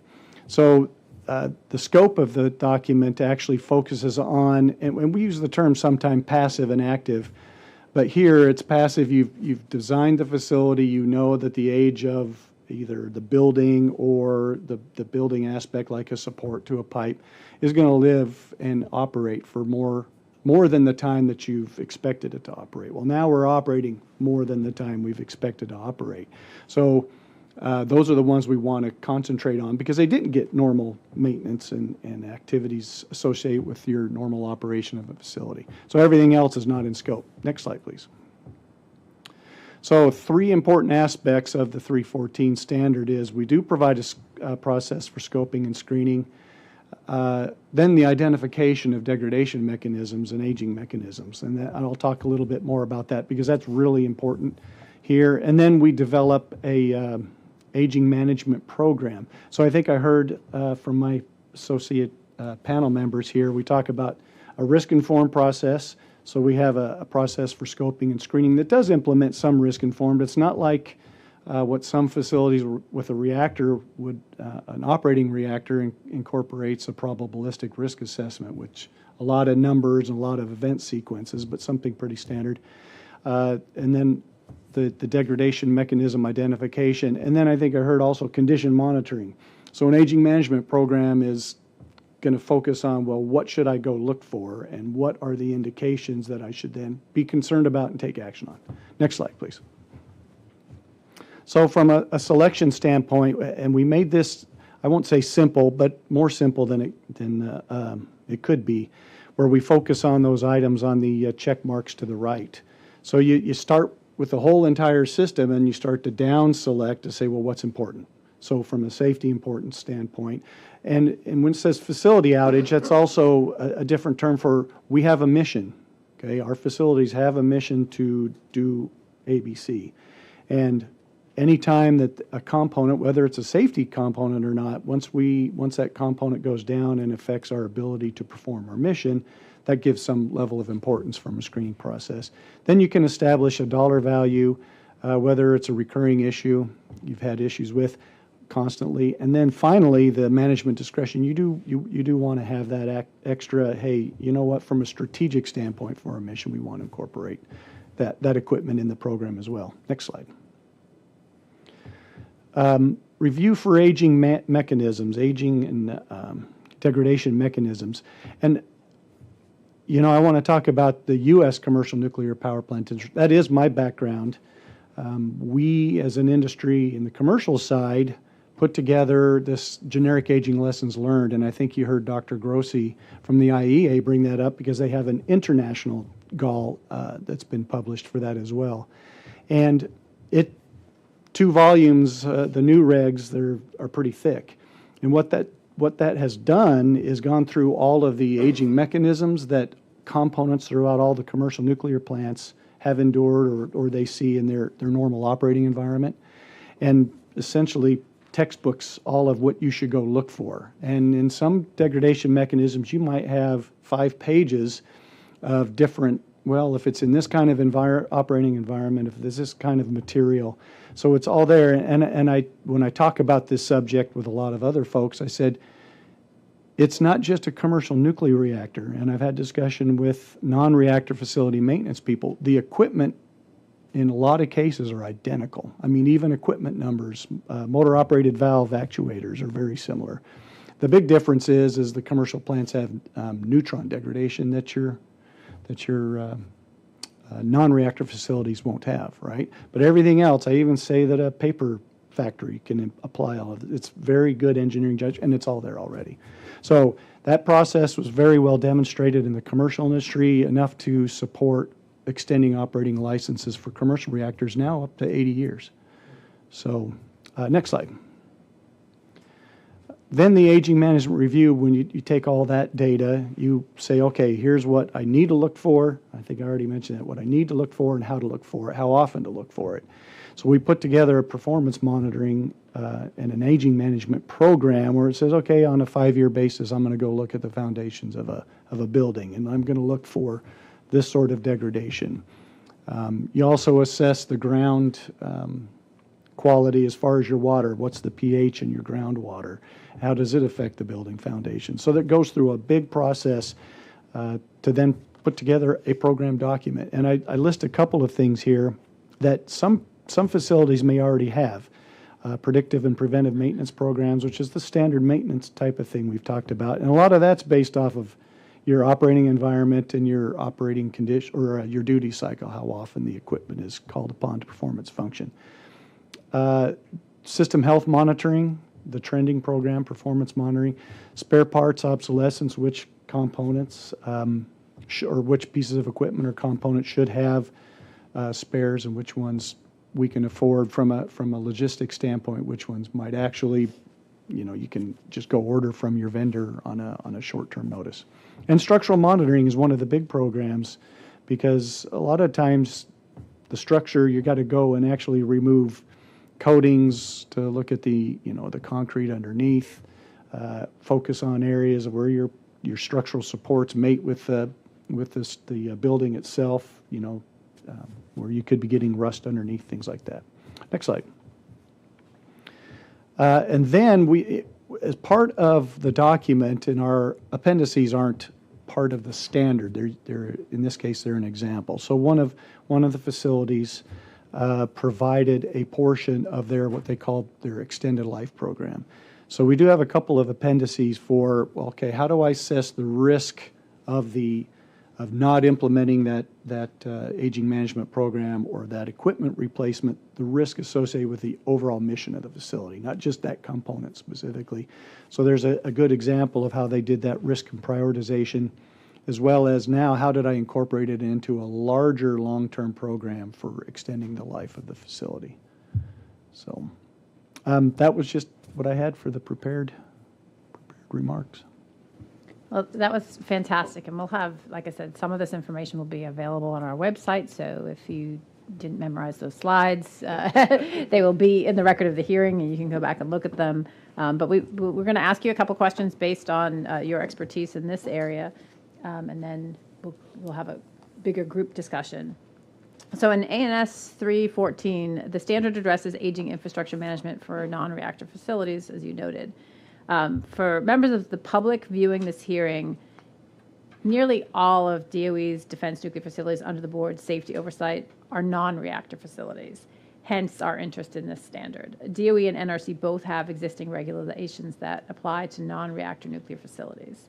Given that, what led ANS, other than one of the DNFSB staff members, to create a new standard for managing aging infrastructure in these facilities? What led to the... Yeah. And again, I think what was the need? What was the need for it? That was a need for the aging facilities, especially under DNFSB oversight, that they didn't have a process that was built specifically for those facilities. And at that time, I don't think, the team, the working group may not have been aware that everything else that we do as a nuclear industry or even other engineering engineered facilities, have a lot of the same degradation mechanisms. So at that time, the driver was, we need something specific. But also from a regulatory standpoint in DOE, it's better to reference DOE-based standards and not just something generic to a reactor facility. So a logical follow-up is, who do you envision using this standard? Defense nuclear facilities at DOE, or is it broader than that? Who do you think the end users will? Actually, those are an obvious. I mean, that was kind of the target for this standard. But other DOE-regulated facilities could include, and I've done some recent work with the isotope production folks. Okay. They have facilities that have a lot of the same degradation mechanisms. Okay, thanks. Thanks, Chair Connery. I'd like to now pivot to the topic about expertise and the expertise that you were able to use to help contribute to the ANS 314 development. So, Mr. Anselmi, the ANS working group that you chair includes a broad range of expertise. Can you describe the expertise and professional affiliations of the individuals on the working group that, with your leadership, authored the ANS 314 standard? Yeah, from an agency standpoint, it included both the Nuclear Regulatory Commission. We had folks from the Department of Energy, and at that time we had a DNFSB staff member on the board. But then we include some additional vendors, one from a structural expertise standpoint, and that individual and then later two individuals supported the American Society of Civil Engineering, myself from the American Society of Mechanical Engineering at that time, as well as ANS, because of that experience with the commercial nuclear reactors. And then actually we had up to 3 people at one point from the Department of Energy. So if you go back to my first slide where I talk about the need to have a balance of interests, that way one interest doesn't have more, so the DOE wouldn't have more interest or more drive or more bias on the development of that standard, but also your end user doesn't have the end bias. And then we had at least 2 folks from 2 different of the regulated facilities as well. You had a broad range of expertise to contribute. That's great. Yep. As a follow-on, can you describe, and you mentioned briefly about this, can you describe the formal review and vetting process that you used to approve the issuance of the ANS 314 standard? Yeah. So and also on that first slide where it shows the different levels of committee, I can tell you that at our working group level, this is a volunteer organization. So all of your standards design organizations have mostly volunteers supported by staff as you process the document. But our folks, we did take a while to get the standard out at our level. We did have a lot of good critical discussions on what the document should entail. And part of that also, you want to provide a standard that has a lot, I'm going to use the terms shoulds and shalls, because you don't want to provide a lot of shall statements in a standard that aren't integral to the successful completion of what you're trying to implement. In this case, aging management program, aging management review. But you also don't want to leave it fluid that it becomes a not so efficient or effective document to implement. So at that level, we spent actually several years putting together this document, and then it goes through, I think we probably, I've had some documents at ANS have over 100 comments when it goes up through the next levels of review. So you start incorporating lots of different expertise, sometimes not even directly related to your area that you're trying to develop, but that can be beneficial because then they look at it with different set of eyes and can be different and more critical about things. Very good. Thank you. Thanks for sharing. Next, I'd like to talk a little bit about regulatory influences. The ANS 314 standard frequently cites the NRC's Generic Aging Lessons Learned for Subsequent License Renewal, or GAL-SLR, that report. So my first question is, did any other existing regulations or best practices serve as models for the aging management framework that was codified in ANS 314? Yeah, no, that's a good question, because at the time, we did have a couple of our participants were developing their aging management program, aging management review, and life extension for their facilities. So we utilized their expertise, and that would include the sites of Savannah River and Y12. And as they were developing their programs, it was an opportunity for the working group to challenge what they were implementing, as well as taking, well, what is working effectively at those facilities and implementing that as kind of goes back to a lessons learned while we were learning it and able to incorporate it at time of development. So there was a key part of that in developing the standard. You had mentioned Y12 and Savannah River. To what extent did the working group consider other existing or the existing sites that you mentioned? To what extent did the working group consider the existing DOE requirements when developing the 314 standard? So those individuals would incorporate some of the existing regulation, but when you include the folks from a vendor or service provider, an engineering service provider, they have experience in not just other industries, but other facilities as well, and that they were able to bring. Now, I can't cite what those other facilities might bring, but that was part of developing the right team to put together the standard, is what they bring from their experience at other facilities. Thank you, Todd. Chair Connery. So we talk about industry standards, and obviously they're entirely voluntary unless a regulator decides that it's not voluntary. So DOE would have to invoke it as a requirement for its nuclear facilities. Given that fact, can you just kind of tell us what's the state of adoption of the standard at this point in time? I'm not familiar with some of the Department of Energy discussions on how they might incorporate that at the site. That could be site specific. It may not apply to all of the facilities, depending on what programs they already have in place. I can tell you that not only was it used at commercial nuclear reactors, but Dr. Grossi mentioned all of the test reactors. And again, that's a reactor. Some have neutrons, right? But again, all of the locations outside of the reactor would apply the same degradation mechanisms. And I had the opportunity to work on a standard with the International Atomic Energy Agency a few years ago for all of their test reactors, the same kind of process. So moving forward, do you see this being more widely adopted in other non-reactor facilities? Yeah, I do.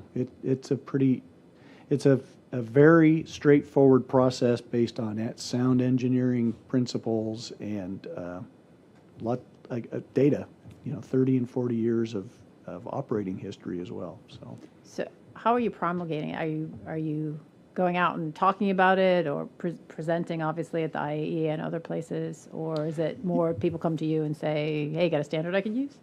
Yeah, so I mean, as a standard design organization, they're nonprofit, or they make profit so that they can exist, right? So from a standards development standpoint, you do want the standard to be implemented because it's a revenue generator as for the standards design organizations. But we're not very prolific out there saying, hey, you need to put this in place.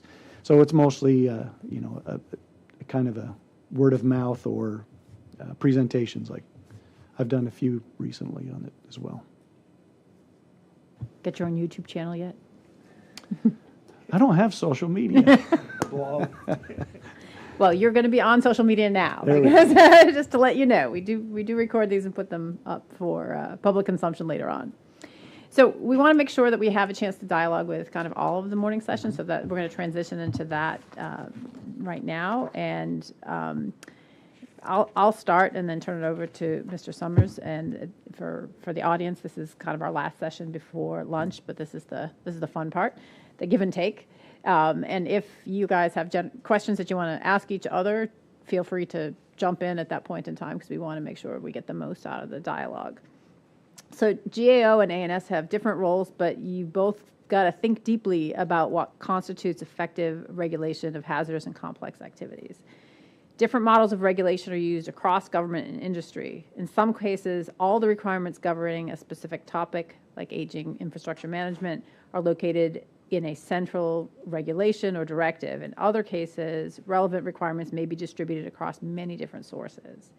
DOE's current regulatory framework for aging infrastructure management uses this type of distributive requirements model.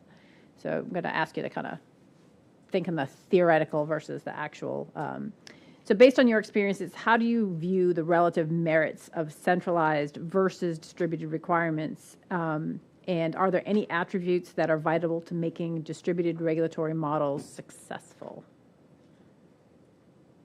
So it's a softball. I'll start here. Yes. So many things about how DOE operates are distributed. So that's a theme in the work that we see. I think, the variety of facilities that are operated across the nuclear security enterprise are sort of staggering. And the number of different requirements to keep track of is very difficult. I think one of the key challenges here in making something distributed like that work is the model that you put in place for the contractor accountability. Because in DOE, everything is sort of contractor managed and operated. So we have seen in the past, and this goes back a long ways, where sometimes, key directives or orders were missing from a contract or a contractor requirement document that sort of makes an order or a directive binding on that contractor could have been improved, or just sometimes when the contract oversight or management mechanisms haven't necessarily been in place to emphasize certain types of operational conduct, or to ensure that maintenance or aging management is prioritized in the way that the contract is managed, or that award fee is determined. So a lot of this for us always comes down to how is the contractor being overseen and managed to incentivize the behaviors that result in the optimal outcomes for the site. And infrastructure management is absolutely a priority with respect to that. And so from my perspective, coming back to your original question, central or decentralized, either way, it really comes down to, for us, how is that operationalized in the contract oversight model? Because I completely agree with everything that Allison just said.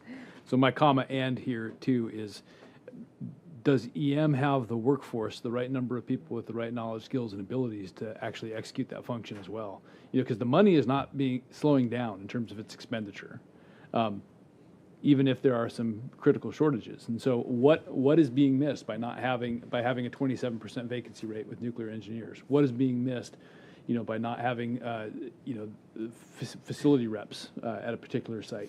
And so kind of underscoring your original question, I would say, where are the major gaps in the workforce? We've got a report out, issued last month that kind of isolate that, and it's publicly available, but basically shows here's where vulnerabilities exist because we don't have the right number of people with the right knowledge, skills, and abilities to fulfill the function. So Todd, did you have a comment on that, like distributed versus centralized in terms of where that type of standard should be located? So I see, I guess I have maybe a different vision on central versus spread across, but I think that you can apply a regulation across the whole complex, looking at a standard on how to implement that. And then what I see success in the commercial nuclear side is the sharing of that information. And I know the facilities have already started working together and communicating, participating in workshops on aging management and trying to disseminate how it's best to implement those requirements and make it more of a strategic combination of all of the facilities. I think the commercial nuclear industry has shown that you can have a much more effective implementation and achievement of the objectives that a standard or a regulation provides. Thank you. Mr. Summers? Thank you, Chair Connery. So my topic I'd like to switch to is talking about standards, or continuing talk about standards, and specifically about industry consensus standards. So GAO informed its leading practices relating to aging infrastructure management with the ISO 55000, which was mentioned earlier, consensus standards, and the American Nuclear Society is a major producer of industry consensus standards. So my first question is, how do you view the role of industry consensus standards in driving improvements to safety and informing essential federal regulations?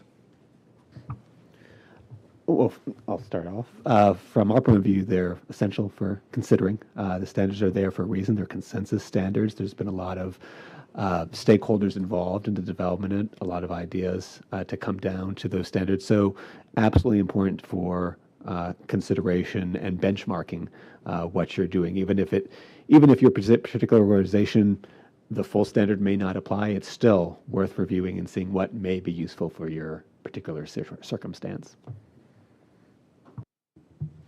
Yeah, and DOE is interesting in that, as you've mentioned, it has lots of its own standards, and then there are industry standards that are also out there that sometimes are referenced in DOE standards, sometimes are not.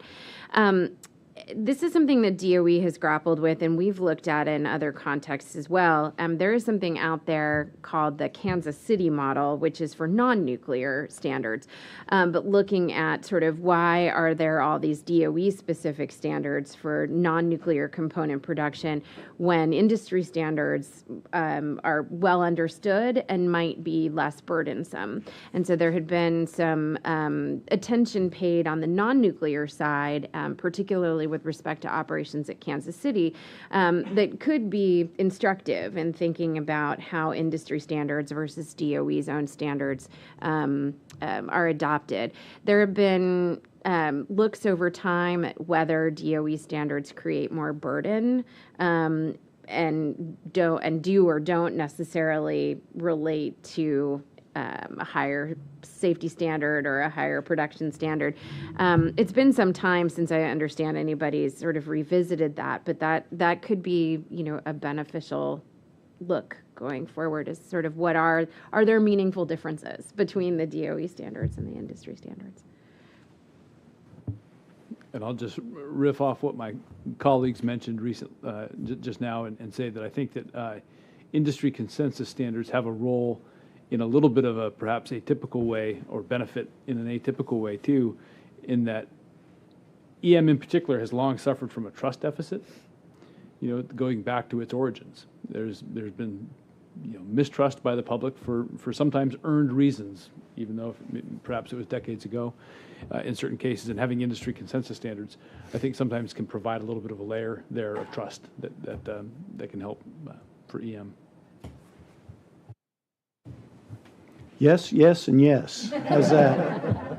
And really, if there's, as an industry, any industry, if you find a need for a standard that could fill a gap, especially like with a new technology, even A&S, we're looking at AI standards, and some of those are going to be hard to tackle, right? But any industry, especially a long-standing industry, if there's a gap, that's what a standards organization can do. You put the working group together and you start closing that gap. And then it goes back to the OMB 119 circular I mentioned, that the federal agencies also need to participate. I mean, it's an expectation to help ensure that it's going to be a product that because a federal agency would rather have a consensus standard than trying to put their own regulation into place. It'd be easier to say, this is a standard that meets our requirements, these are the requirements we want. And then there was one point that I already forgot that I was going to bring up for you, so I guess I'll have to remember that in a second. We'll give you a little bit of time. Thank you. As a follow-up, and Todd, you just mentioned as far as the potentially new types of standards like AI and what the impacts are of AI. Are there any areas where each of you think that there are new or expanded industry consensus standard coverage that would be particularly beneficial to the enterprise?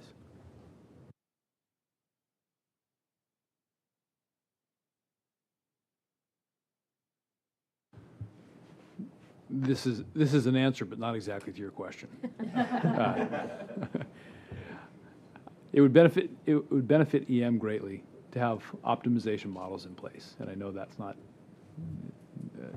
exactly what you're getting at with your question, but it does go back to something my colleague Dave Maroney talked about in terms of leading practices, and I think that for EM anyway, at the very foundation, it came into being with a bunch of stovepiped agreements rather than having an optimization model driving its decisions. And I think at the end of the day, even upstream of most things, having an optimization model that at least transparently put out what is the smartest way of reaching the finish line is very helpful.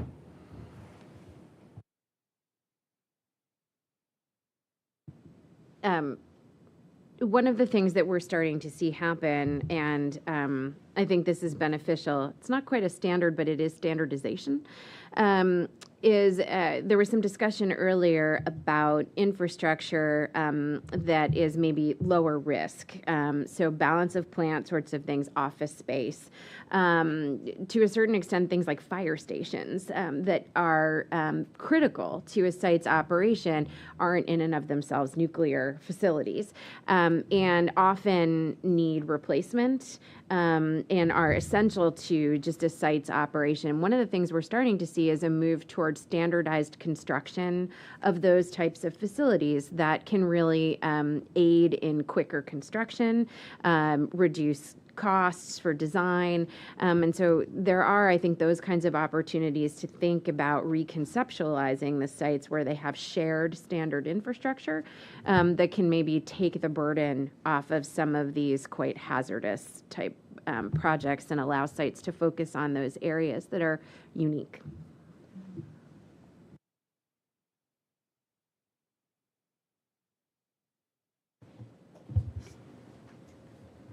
I'm just curious if there are any industry standards regarding lithium-ion batteries used in vehicles that are operating at some of the sites that you oversee.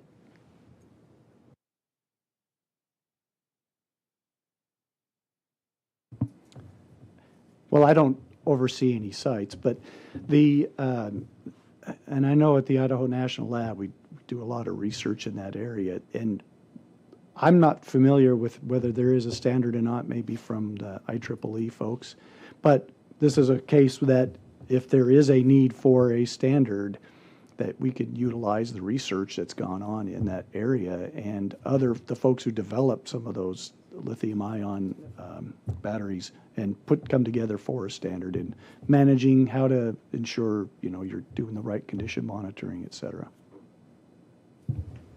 Thank you very much. Chair Connery? So we want to talk about the Y12 approach to risk prioritization of aging management, and not just because we have folks from from Y12 here today, but obviously that's one of the sites where this has pinched the most, I guess, is the way I would put it. So ANS 314 contains an appendix for informational purposes that you were mentioning earlier that addresses risk prioritization of aging management and life extension activities. This appendix was adapted from material provided by CNS, Consolidated Nuclear Solutions, LLC, which is the management and operating contractor for the Y12 complex. This topic intersects with work that I think both of you have done, both ANS has done and both GAO has done. So I'm going to start with Mr. Anselmi. Could you describe the key attributes of Appendix B on risk prioritization of aging management and life extension activities? Well, I do have a copy of it right here. I can read out of it. No, the basis for that appendix, I'm going to kind of veer off a little bit because I remember Mr. Maroney bringing up something on data assets on the criticality. So if we have a facility that's done a good job of identifying, well, what are the critical components, not just from safety but from mission success, then once you take those and you have limited amount of funds that are competing for all of the funding, the projects are competing for the funding. So that appendix is intended to look at, well, what is the function that the equipment provides and helps prioritize, and I don't recall the details in that appendix specifically, but then how do you apply the funding to the specific projects that require funding over time? And it's something similar I've done at my facility. I know it's a reactor facility at the Advanced Test Reactor, but I haven't quite utilized that appendix, but it's a very similar approach where you look at the risk and the criticality of the equipment and say this requires funding because we think it's got closer to failure.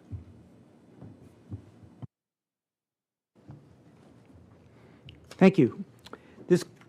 I have a little bit of an introduction, then there's questions for Ms. Bowden.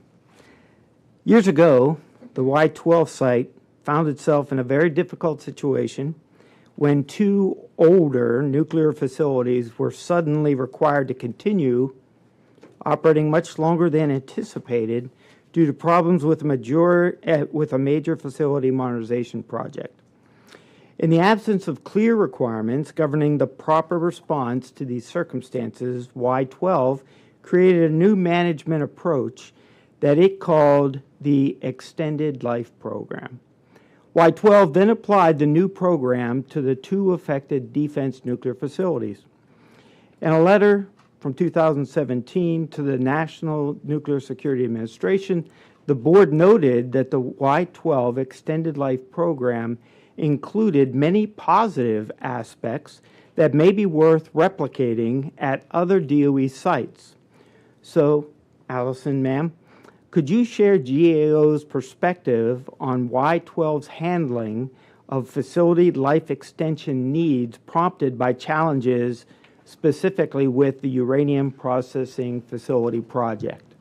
Yes, and we actually have ongoing work on this project right now, so I'll try to steer clear of any preliminary observations on that. But the Extended Life Program is a very good outline for sort of making transparent the level of work that will be needed in specific facilities where basically scope from the original uranium processing facility project was removed in order to manage the overall cost and schedule of that project, and necessitated maintaining older facilities for longer in order to keep certain capabilities available, either that were already in those facilities or that would be moved into those facilities, since they weren't going to be considered in the overall scope of the replacement project. And so doing that had a very defined scope, both in terms of what would be needed to maintain, to invest in those facilities, to have them endure for much longer than was expected, as well as to modernize or move capabilities into those facilities. Essentially, it had, or has, it's still ongoing, a very clear budget, a very clear scope. It's well tracked, and something that we've pointed to as a particularly transparent model for how to accomplish this.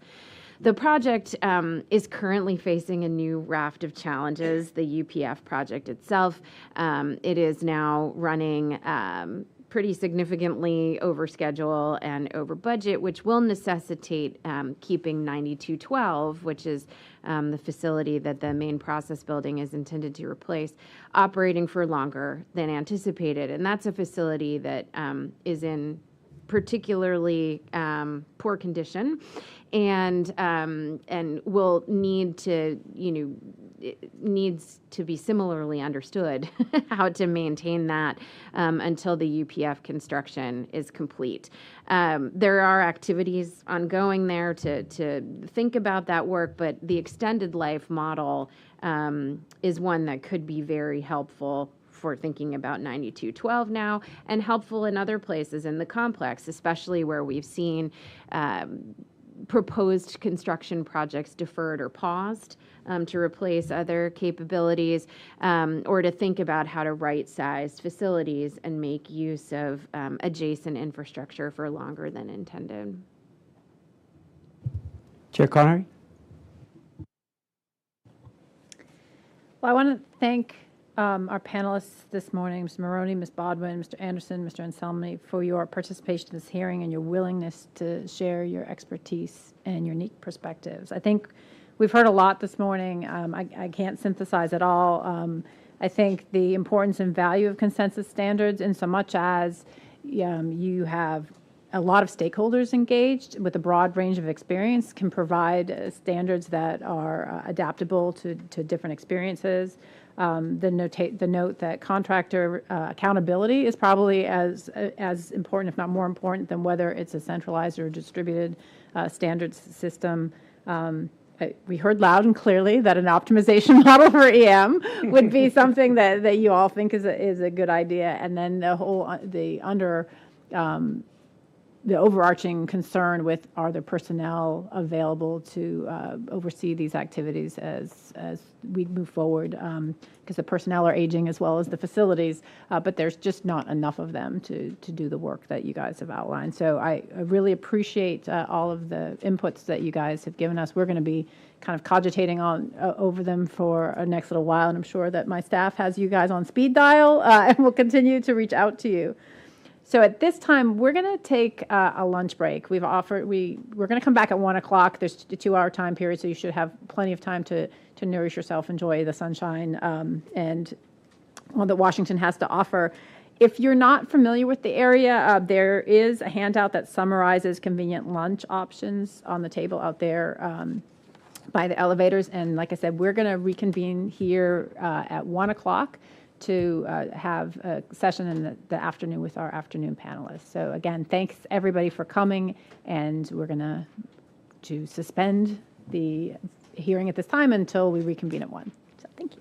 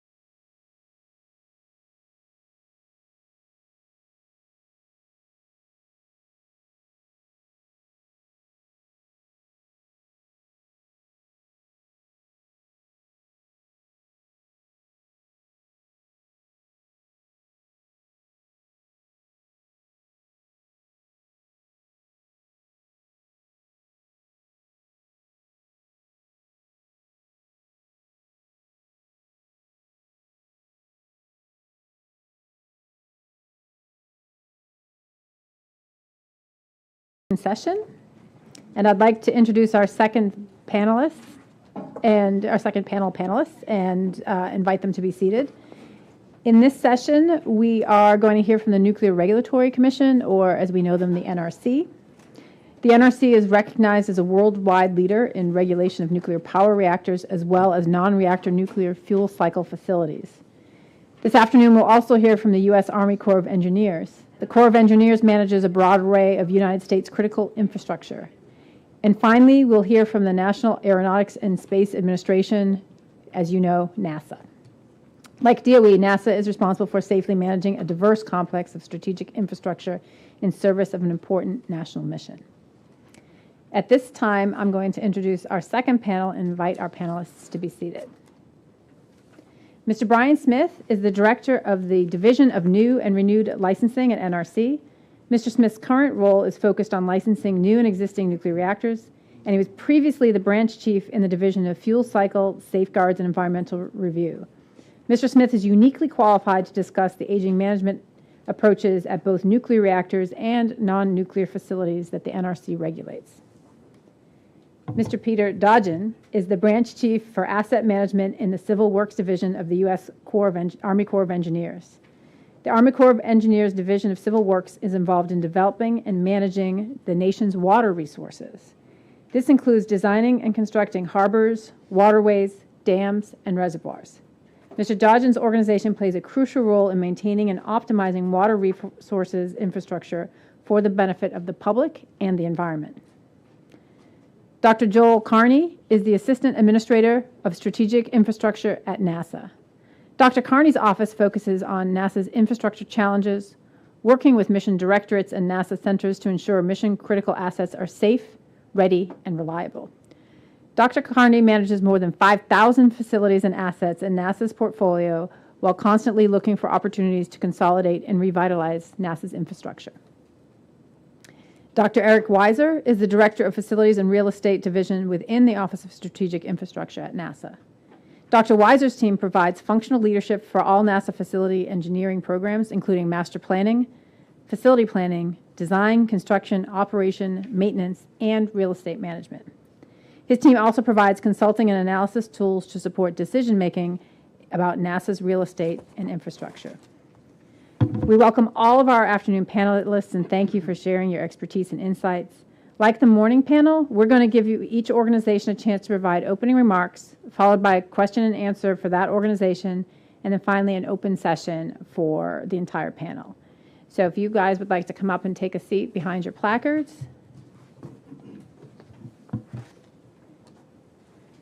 So this is a similar structure to what we did this morning.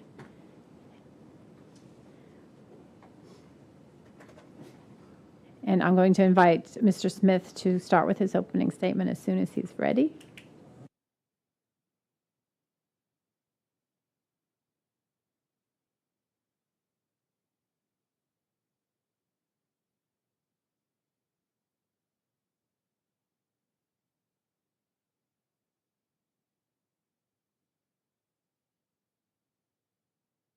There we go. That's the right button. All right. Chair Connery and Vice Chair Summers, thank you very much for inviting me today. I'm excited to be here. Look forward to the presentation and the questions and answers. So my name is Brian Smith, Director of Division New and Renew Licenses at the NRC. I'm here to talk to you about our approach to aging management for nuclear fuel cycle facilities and power reactors. When I say fuel cycle facilities, what I mean by that are those facilities that are involved in the process for producing the fuel for the commercial power reactors as well as for the Navy, but not including the uranium mining and milling. So uranium conversion, enrichment, fabrication. So next slide, please. The regulatory frameworks for fuel cycle facilities and power reactors differ with respect to how aging management expectations are defined. The regulations for fuel cycle facilities are performance-based and do not specifically identify the need for aging management. However, it is implicitly addressed through the required management measures. These licensee-defined measures ensure that items relied on for safety, or IROFs, are available and reliable on an ongoing basis, including during license extension or what we call license renewal. In contrast, the reactor regulations generally provide much greater explicit expectations for the management of age-related degradation issues. Several regulations address component maintenance and other management activities throughout the entire plant life, while license renewal requires an additional layer of aging management. In both approaches, NRC inspection oversight collects information about licensee performance and ensures that licensees appropriately respond to aging issues to maintain safe operation. Next slide. The Licensee's Safety Program and Integrated Safety Analysis, or ISA, identify and demonstrate how the risk from high and intermediate consequence events are appropriately minimized. These events are specific to each facility and determined by conducting a hazards analysis using various techniques to identify accident sequences. Examples of accident sequences may include a radiological release due to a detonation of a hydrogen gas leak, a gaseous release of uranium hexafluoride, or a nuclear criticality. Once these accident sequences are identified, their consequences and likelihoods are determined and are then compared against what we call the performance requirements. These are radiological and chemical exposure thresholds for workers as well as the public for high and intermediate consequence events, as well as the qualitative and quantitative likelihoods of the accident sequences themselves. IROS, which include components, equipment, and licensee activities, are then identified to prevent or mitigate the consequences of the accident sequences. Management measures ensure those IROS remain available and reliable. Next slide, please. Fuel cycle facilities follow a consistent aging management framework throughout the entire facility life, including license renewal periods. As discussed in the prior slide, this includes IROS and associated management measures to minimize accident risk. The ISA, management measures, and the overarching facility safety program are established at the beginning of operation and continue to be updated throughout the facility life. The ISA summary is maintained as a living document and submitted to the NRC for review. Thus, aging issues are addressed by developing and maintaining the ISA and ensuring that IROS are appropriately available and reliable on a continuous basis. When fuel facilities go through license renewal, aging-related issues are not specifically addressed, as the ISA would continue to be maintained. Next slide. Management measures are required to be applied to fuel cycle facility IROS in a manner commensurate with the item's contribution to risk reduction. These measures include preventive maintenance, personnel training, inspection procedures, incident investigations, and application of quality assurance elements to IROS. General expectations are provided in NRC guidance. However, the applicants and licensees propose the specific details for NRC review and approval. The NRC's licensing reviews and oversight program verifies their effectiveness. Next slide, please. The NRC's fuel cycle facility inspection program comprises core periodic inspections and as-needed inspections for certain activities or events to verify that the licensee is safely operating its facility. Inspectors focus their attention on activities important to safety using a risk-informed, performance-based approach. NRC inspections cover such issues as configuration management and change control programs, determination of risk significance of events and degraded conditions, maintenance of IROS, and assessment of equipment conditions that may degrade plant performance. Next slide, please. So now moving on from fuel cycle facilities to power reactors, the systems, structures, and components, or SSCs, of interest for aging management are first defined by whether they are safety-related or if their failure could affect a safety-related component. This is determined by whether the SSC fulfills one of the noted safety functions. And these are to maintain the integrity of the reactor coolant pressure boundary, the capability to shut down the reactor and maintain it in a safe shutdown condition, and prevent or mitigate the consequences of accidents with potential off-site exposure. As I'll explain shortly, renewal aging management activities focus on a specific subset of these safety-related SSCs, those that are passive and long-lived. Additionally, aging management is performed for certain non-safety-related SSCs for issues of heightened importance. These are associated with 5 regulations that address fire protection, environmental qualification of equipment to ensure it can perform under accident conditions, pressurized thermal shock of the reactor pressure vessel, reduction of risk that the reactor shutdown or the SCRAM system fails during an accident, and station blackout or loss of all site power. Next slide, please. Similar to the fuel cycle facility framework, reactor licensees are required to meet several regulations to account for materials degradation throughout the entire plant life. Many regulations are broadly applicable, such as the requirements to maintain a quality assurance program, the maintenance rule to monitor component condition, and the use of codes and standards that govern inspections and testing. Some regulations are targeted to a specific degradation topic, such as monitoring the radiation embrittlement of the reactor pressure vessel. License renewal extends the original 40-year license in additional 20-year increments, and it includes additional requirements.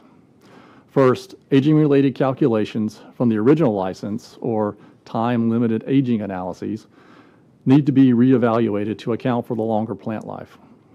An example of this would be an assessment of the additional mechanical loading cycles for metal fatigue. Second, additional aging management inspections and other activities are applied to components that may have received less attention earlier in plant life, as they were considered inherently reliable. This applies to passive long-lived components like a pipe wall or water storage tank that are not periodically replaced. Next slide, please. The Generic Aging Lessons Learned Report, or GAL report, like we heard about this morning, supports predictable and consistent NRC licensing reviews by identifying one acceptable approach to managing aging. However, applicants for renewal can always propose an alternative.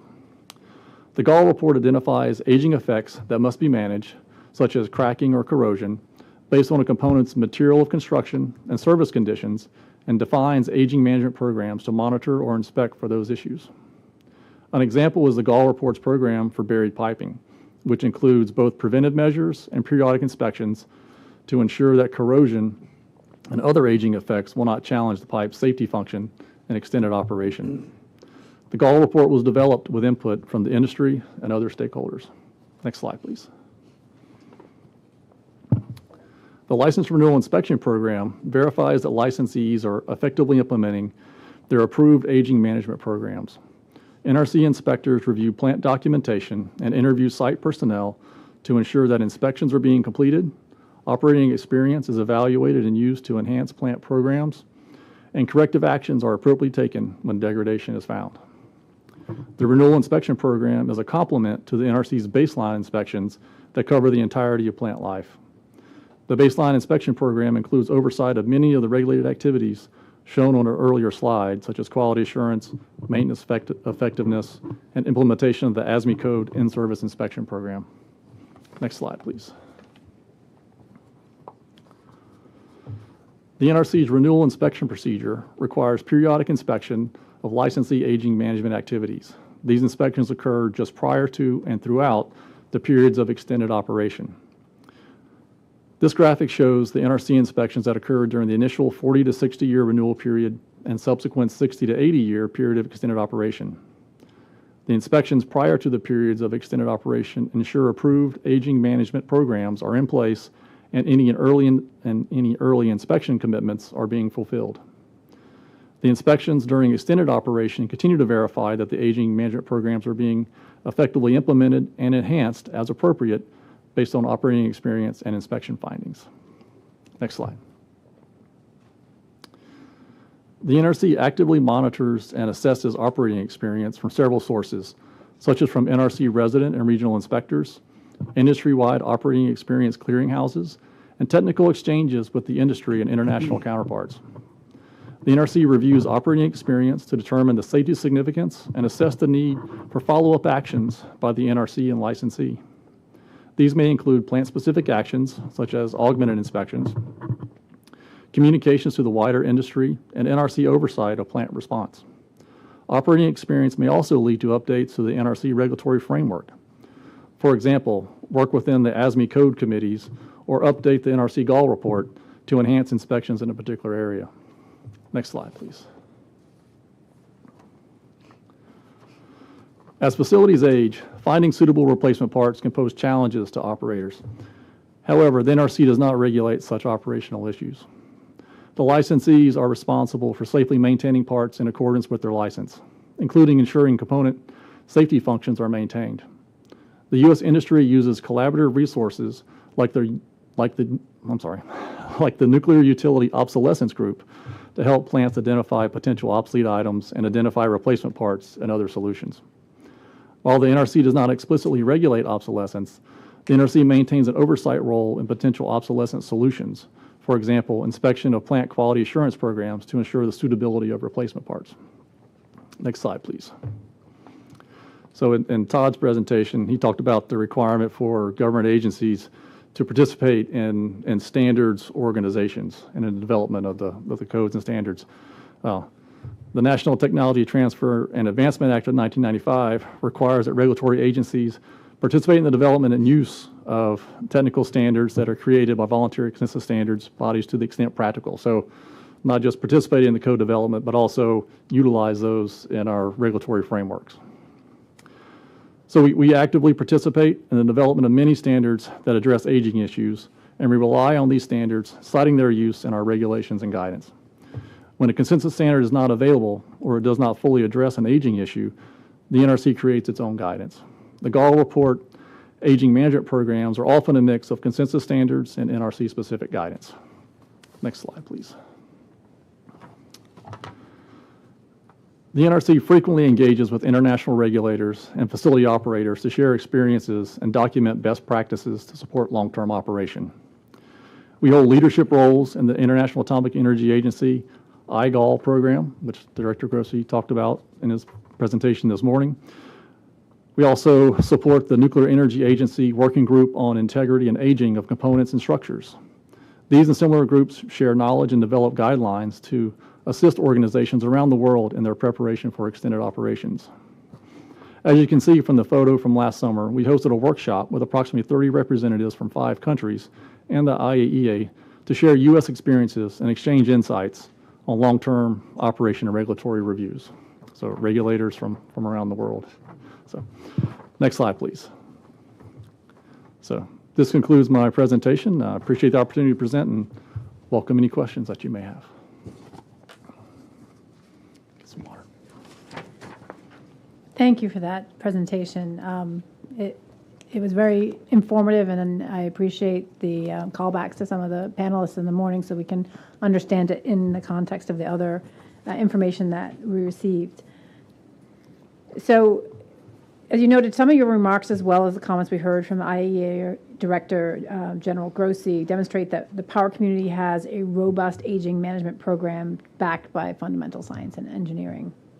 Would you highlight any elements from the NRC's aging management review process for power reactors that, in your professional experience, the board, the DNFSB, should examine to potentially enhance safety at the DOE's defense nuclear facilities? Okay. So when we do a license renewal review, one of the most important aspects of it that we do is looking at the site-specific operational experience.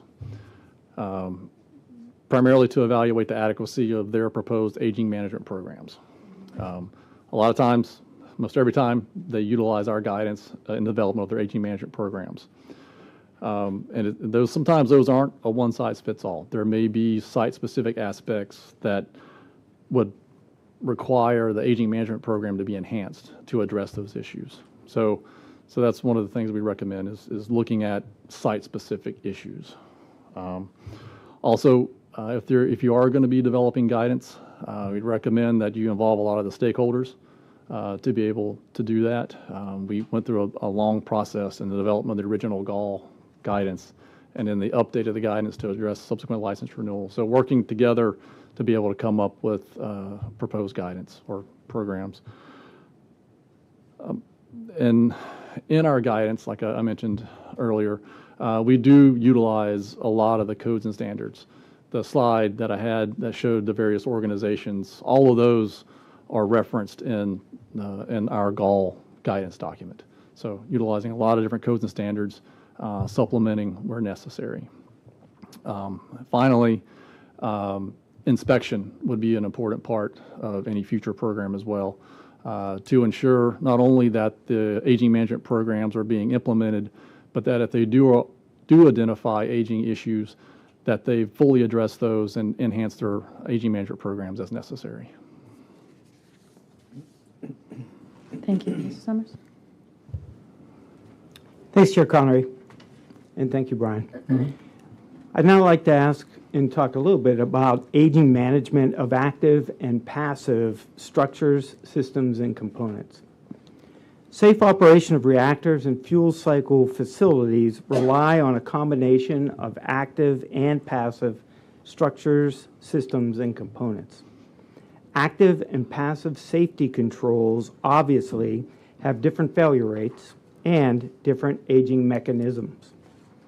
So my question is, as facilities progress through their life cycles, how does the NRC's regulatory approach handle aging management for active and passive systems in fuel cycle facilities? Okay.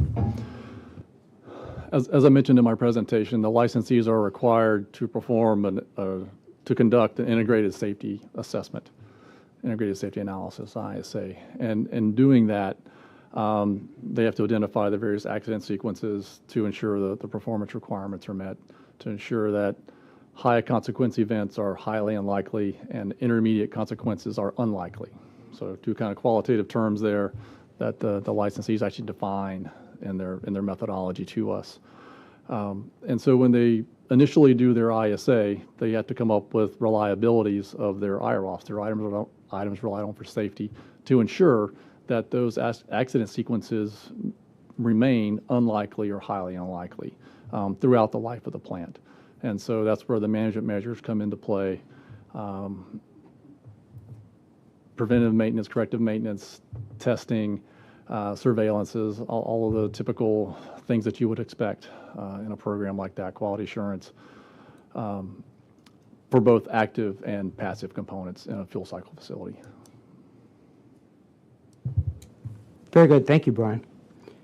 Now I'd like to talk a little bit about detection and monitoring and have a couple of questions on that topic. In your statement, you indicated that the NRC regulations expect items relied on for safety to be available and reliable to perform their safety function. DOE expects the same from its credited safety systems. So my first question is, one of the best practices that our board staff here has encountered in this regard is a site that performs complete failure modes and effects analysis of a safety system. Would you please comment on benefits of this practice from your experience across the NRC? Okay. Failure modes and effect analysis is one methodology that we recommend for our licensees to follow when they're conducting their ISA. We have a guidance document called NUREG 1513, which is our ISA guidance document. I think that's the actual title of it. And in there, it mentions a number of different methodologies and techniques, failure mode and effects analysis being one of them. HAZOP, what if, checklists, even fault trees, like if you want to do like a PRA type thing, actually doing fault trees. So depending upon the complexity of the system or the accident sequences involved, the licensee may use one or a combination of the different techniques in evaluating their facility. Thank you. My second question is, another best practice that our board staff has observed is a site that adjusted its frequency for surveillance and monitoring of an aging safety system after observing an increased rate of degraded performance. So my question is, would you describe how the NRC would treat such a situation? Well, our licensees obviously would address that situation, and we would probably would expect them to do something very similar. Either change their inspection frequency to verify the reliability, availability of the IROFs, or they could repair, refurbish, or replace the IROFs itself. In a fuel cycle facility like these, changing out IROFs or addressing IROFs like this is a little bit easier than, like, say, a power reactor, where you have much lower radiation dose fields and such, where you can do things like that. As I said earlier, they have to satisfy their performance requirements throughout the life. So those accident sequences have to remain either unlikely or highly unlikely through the maintenance of the IROFs. Thank you. Chair Connery? So I appreciate it, and I just want to, recognize the fact that the analogy between the NRC and DOE isn't a perfect analogy, because you're an outside regulator. Obviously, DOE is self-regulating, and they have us for oversight, which I'm sure they love. But I want to talk a little bit about technical obsolescence, because I thought it was interesting that you stated that NRC doesn't regulate obsolescence, that there is a nuclear utility obsolescence working group. Yes. And sure, there's an acronym for that, but I haven't figured that out yet. But they are subject to the regulations and requirements of the NRC to include quality control on replacement items that they might use in case of obsolescence. Yes. So my first question is, on the timing of that? How do you figure out the timing that something is going to be becoming obsolete? You're going to have to replace that. You potentially have to replace that in more than one plant, but you also have to have the quality assurance for the replacement. So what's the conversation between you and the licensee to make sure that any replacement item or component is appropriately QA'd by you all before it's implemented? Okay. The licensees have to maintain, they have to meet their licensing basis going forward. And so if a component needs to be replaced and is maybe considered to be obsolete, they have to replace that safety component with something very similar, or if it's something a little bit different, then they have to follow our change process, our facility change process, 5059 process in our regulations, to determine whether or not that's something that would require NRC approval or not. How significant is the change? Does it increase the risk in the overall facility? And if it does, then it would have to come into us for review and approval first. But essentially, those decisions are made by the licensees themselves. So they have to be pretty on top of things that are degrading in order to know that they would become obsolete in a particular time frame. Yes.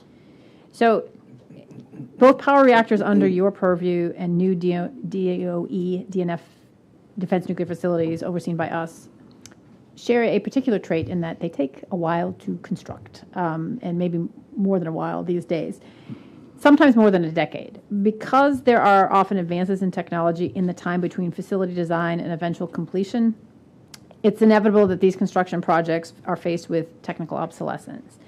In safety systems in particular that have been designed or installed but aren't yet operating. So can you share any insight that the NRC has developed to address this problem in particular? Sure. So we have two different licensing pathways for power reactors in our regulations. The Part 50 process, the original construction permit operating license pathway, and the relatively newer process in Part 52, which is the combined license process, where you have like standardized approved designs such that you can reference those in a combined license application in the future to try to make the licensing process a little more efficient.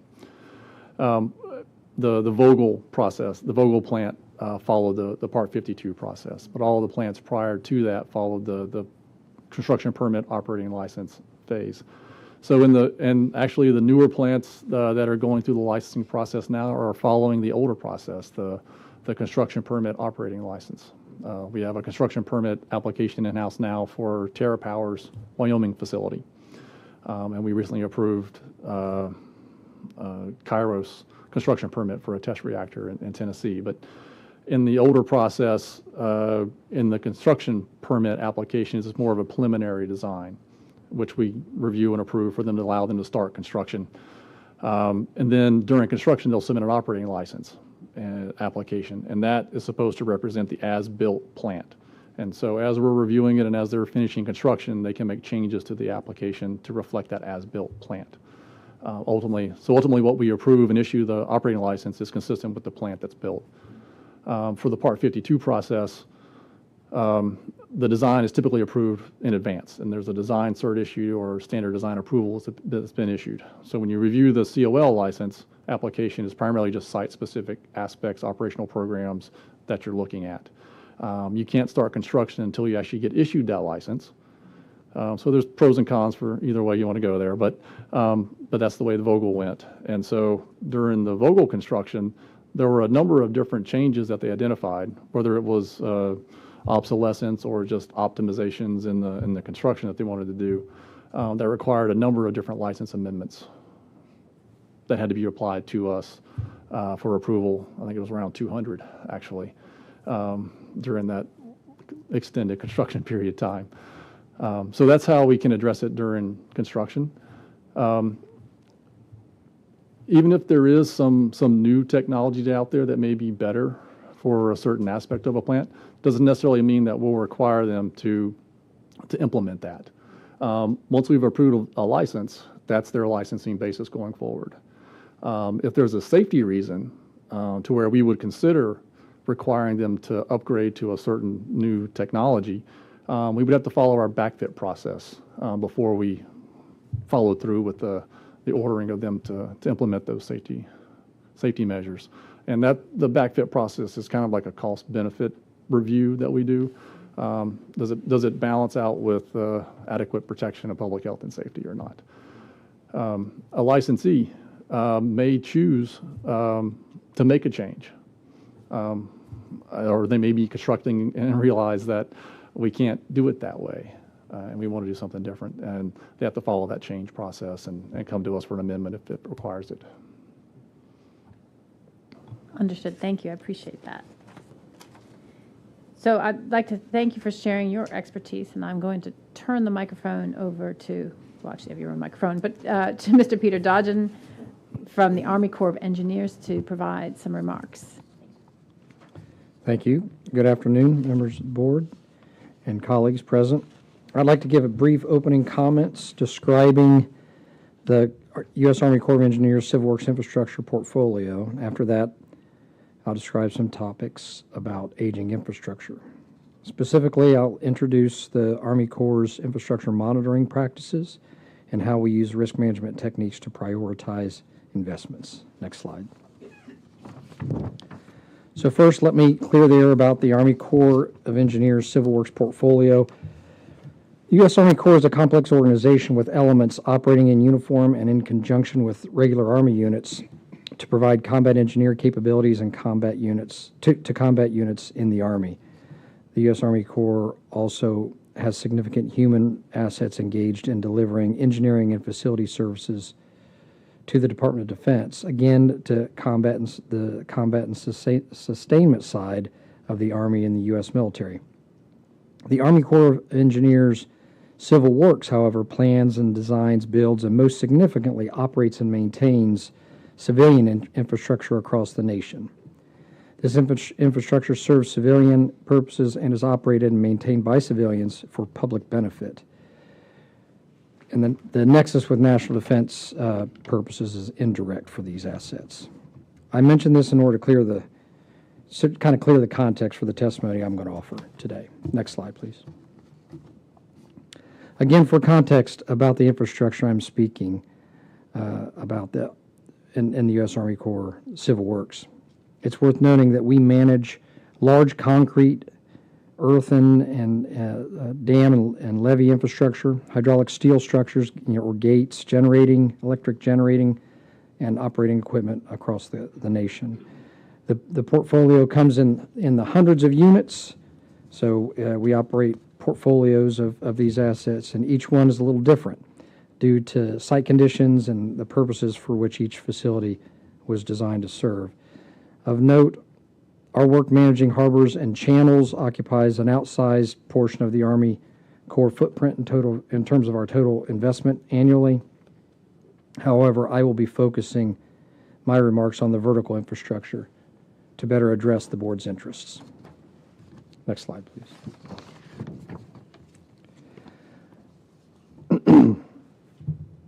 One last slide about the Civil Works context. Many observers don't notice, but the Army Corps is the leading provider of recreation in terms of visitation across the country. So we manage significant recreation assets. Another silent but significant infrastructure class in our Civil Works portfolio is roads and bridges. And many of these bridges are used to provide a facility access for us, but some of them are also public bridges as well. Next slide.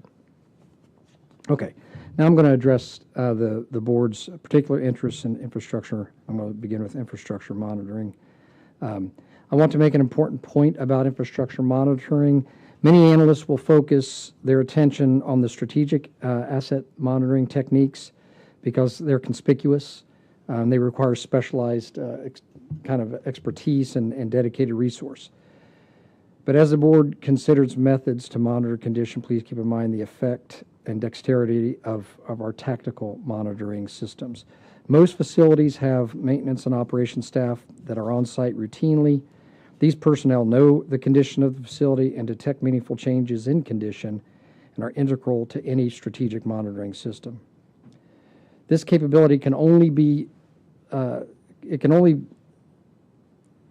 realized or exploited when the organization recognizes the value of this tactical aspect and establishes procedures and systems to capture the information for portfolio level use. Next slide. There are many ways to begin the conversation about the strategic monitoring of infrastructure, and I will highlight some of the prime time aspects of our system in the Army Corps. First, as I mentioned, we are leveraging the maintenance management practices of our staff on site. We have set out requirements for use of our computerized maintenance management system. Without some kind of enterprise requirement, the system will devolve into a local work management system only, and the portfolio management data will not be generated. So these basic functions and the intent, these are among the basic functions and intents of our computerized maintenance management system going forward. Another strategic approach is facility inspections and condition awareness systems, and I think that's what most of us concentrate on. So the Army Corps manages these at an enterprise level. Policy and guidance for condition assessments are integrated across critical assets like our hydraulic steel structures, our gates, our bridges, and our dam safety related assets. So we use a clearly articulated three-factor rating for condition. It integrates the physical condition or the appearance, sort of corrosion, things like that, the performance, and the probability of failure. And the assessment system acknowledges that there's some subjectivity and some bias, and so we have methods to address bias and to tamp down subjectivity, although you can never remove subjectivity from a condition assessment.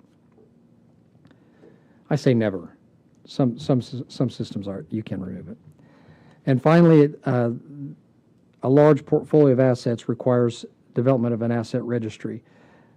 The asset information that we generate, it necessarily spans multiple business domains within an organization like the Corps, and I imagine yours as well, making a consistent system of asset organization necessary. So we've taken some steps to construct an asset registry, and it requires the organization to consider the various use cases for their assets up front in order to be successful. Okay, so next slide. Just again, very quickly, for introduction purposes, our operational condition assessment program. This is a strategic condition monitoring approach. It's like an inspection of sorts, but it's more of a subject matter expert evaluation of documentation related to key components, and it occurs every 5 years. And the assets and components receive a letter grade, and this is the first step in our risk assessment process. And so I included on this slide for interest the type of components that get rated, and it's fairly granular. We get down into some detail, and I'll show you in a minute how that looks. Next slide. Okay, the Corps of Engineers employs several avenues of risk analysis depending upon the type of the asset and the type of hazard associated with the asset condition. I heard we have intermediate and high consequence in your testimony, and we have a very similar binary in our risk analysis as well. One consistent theme across both domains is a paradigm of condition being a surrogate or a driver for the probability of failure, and the economic impacts or life safety being the most prevalent consequence factors in these analyses. Next slide. Within our dam safety, I want to talk about the dam safety risk management approach because I think it might be very similar to some of the hazards that you all face. For the most part, these hazards are characterized by very unlikely structural events, typically associated with the dam structure itself, with potentially catastrophic consequences. And these hazards require special attention both because they're relatively low likelihood and because of the nature of the consequences. So vigilance is required. And the U.S. Army Corps Civil Works applies special attention just in order to maintain awareness of the failure modes as well as any changes in the probability of those failure modes occurring. And this attention includes routine measures performed periodically through the life of the facility, and as well as special actions when an event or a periodic activity uncovers a concern. Next slide. When special concerns in this dam safety arena are uncovered, specific analyses are undertaken. And again, these catastrophic hazards are analyzed in terms of their failure modes. And we follow a consistent approach to analyze the failure modes across our entire portfolio so that we can compare risks across the portfolio. So the decision to act on any one of these failure modes is driven by the relationship to widely held understandings about societal acceptance of risks or tolerable risk guidelines, some of them from the nuclear industry. Next slide. Okay, so this gets back into the components. I listed the components, gives you some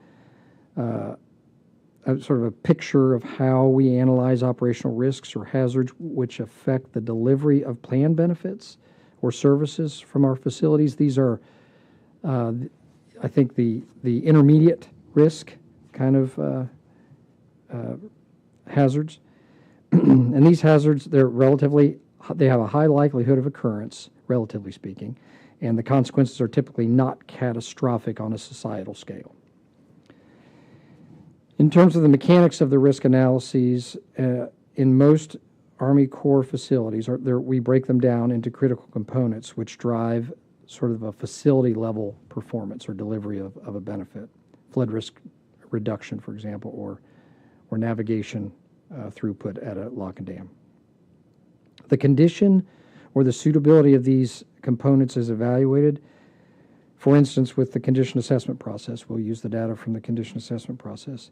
And then this condition or the probability of failure information is routed through a system hierarchy to a facility level to sort of rate the probability of the facility performing.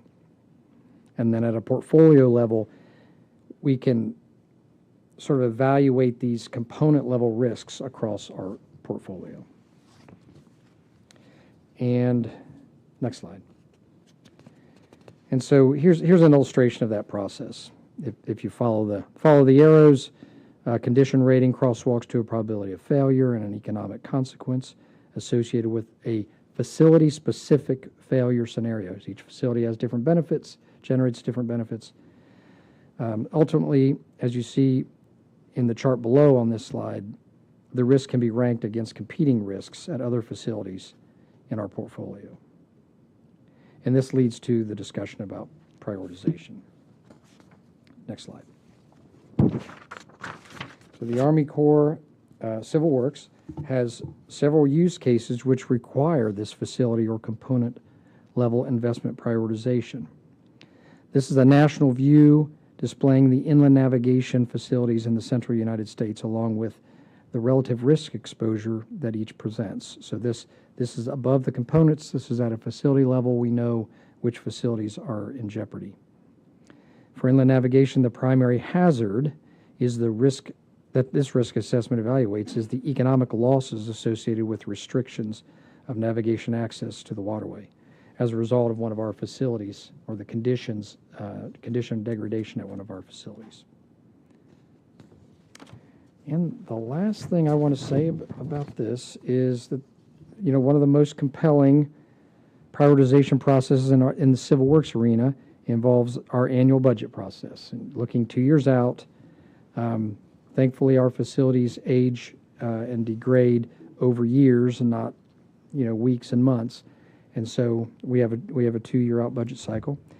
And this kind of depicts how we bring sort of tactical level information together with strategic information and turn that into risk and make budget prioritizations, pump that in through our execution process, and then continue rolling forward. And we are, to the extent that we continue these dialogues, one of the important initiatives that we're working on is to create long-term life cycle plans so that we can somewhat get out of this near-term cycle. So, subject to any questions, I think I'm within time.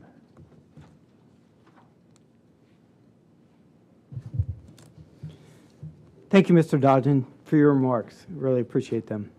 Now we'd like to ask you some questions to better understand how the Corps of Engineers manages its critical infrastructure. So I'll begin.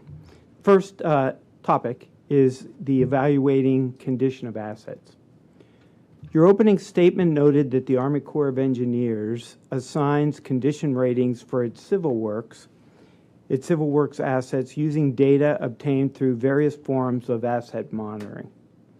A condition assessment results in a rating that provides information on the remaining useful life, probability of failure, or the associated risk of the asset being monitored.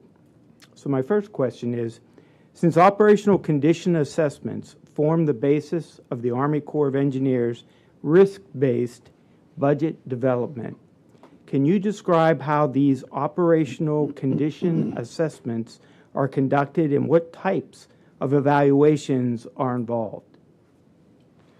Yeah. So the assessments themselves are conducted by typically a team of engineers and maintenance savvy individuals. They don't have to be engineers visiting the site. Like I say, we do 20% of our sites every year. They visit the site. They will look at the tactical data, interview and visit with the folks who operate and maintain that particular facility to get an idea of the assets and components that they're concerned about.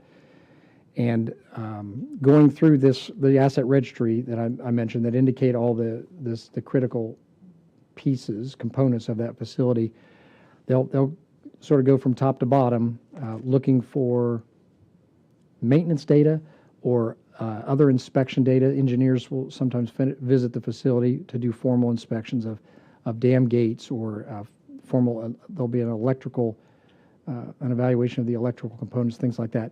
And dam safety, the dam safety community visits the dam on a periodic inspection routinely, and they analyze the dam for its structural, primarily it's the hazards associated with adverse structural events, the catastrophic, highly unlikely catastrophic events.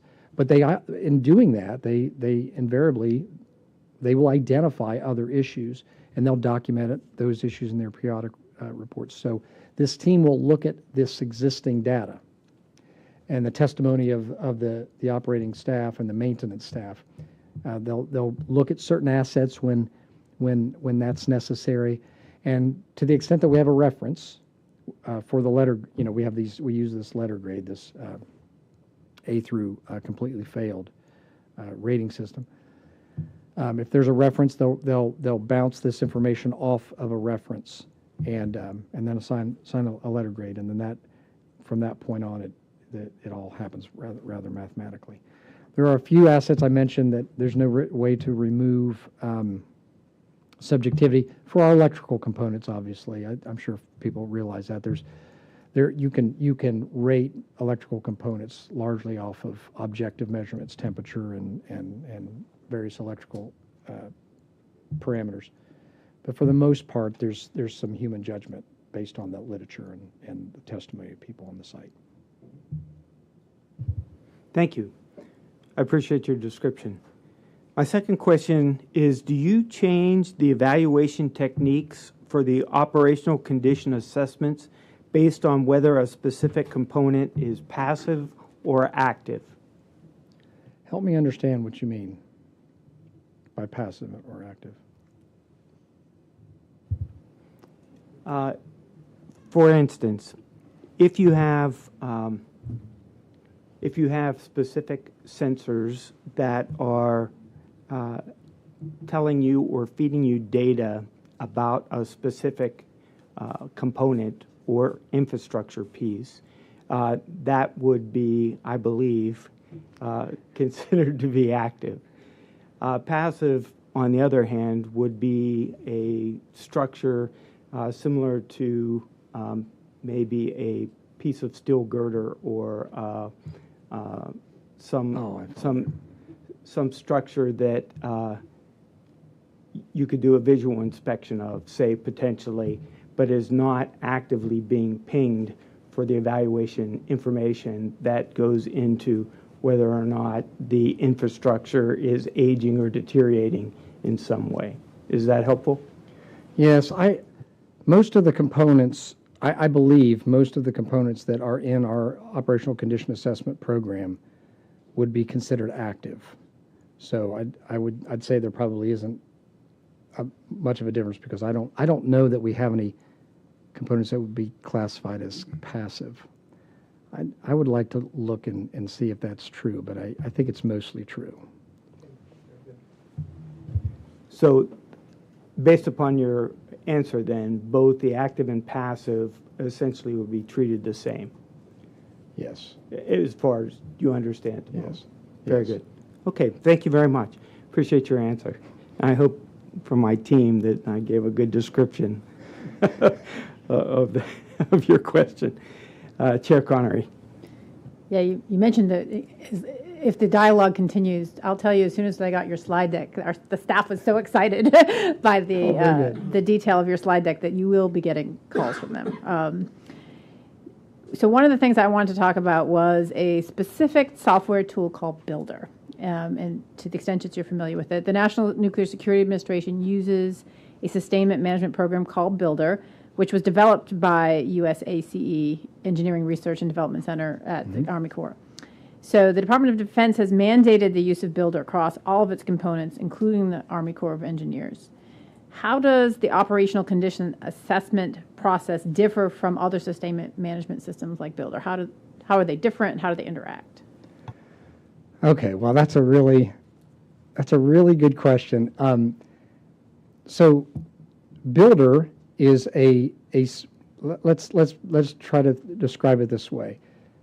The Sustainment Management System, SMS, is a suite of data sets for specific types of facilities. Okay, so Builder is specifically for buildings and building components, and it's an exquisite. I don't know how familiar it is. Truly it's not something I would avoid using if you've been mandated to use it. It's an excellent system, but it is designed for buildings. Okay, so one of your questions was how does that relate to the OCA program?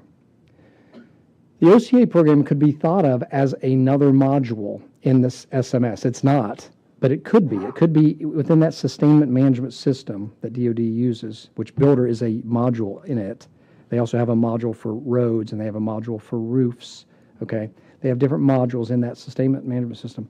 OCA could be a module in that sustainment management system, and it's not, but just entirely because of kind of issues related to appropriations. Okay, so the sustainment management system is for defense facilities.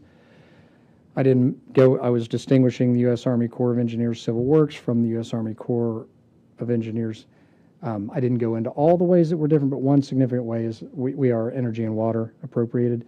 So we have not worked out how to integrate between the OCA and the sustainment management system.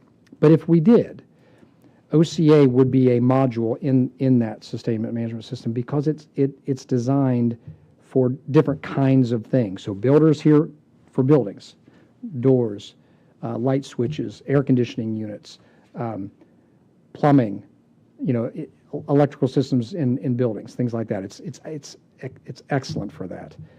If you'd like some orientation or you'd like some inside, we can give that to you. The ERDIC, the Engineer Research Development Center, is the folks who run SMS are excellent people. They'd be happy to work with you to get you oriented. But OCA is broken into modules as well. So we have a module for flood risk, which is our dams that operate for flood risk, and that would be a module in the SMS.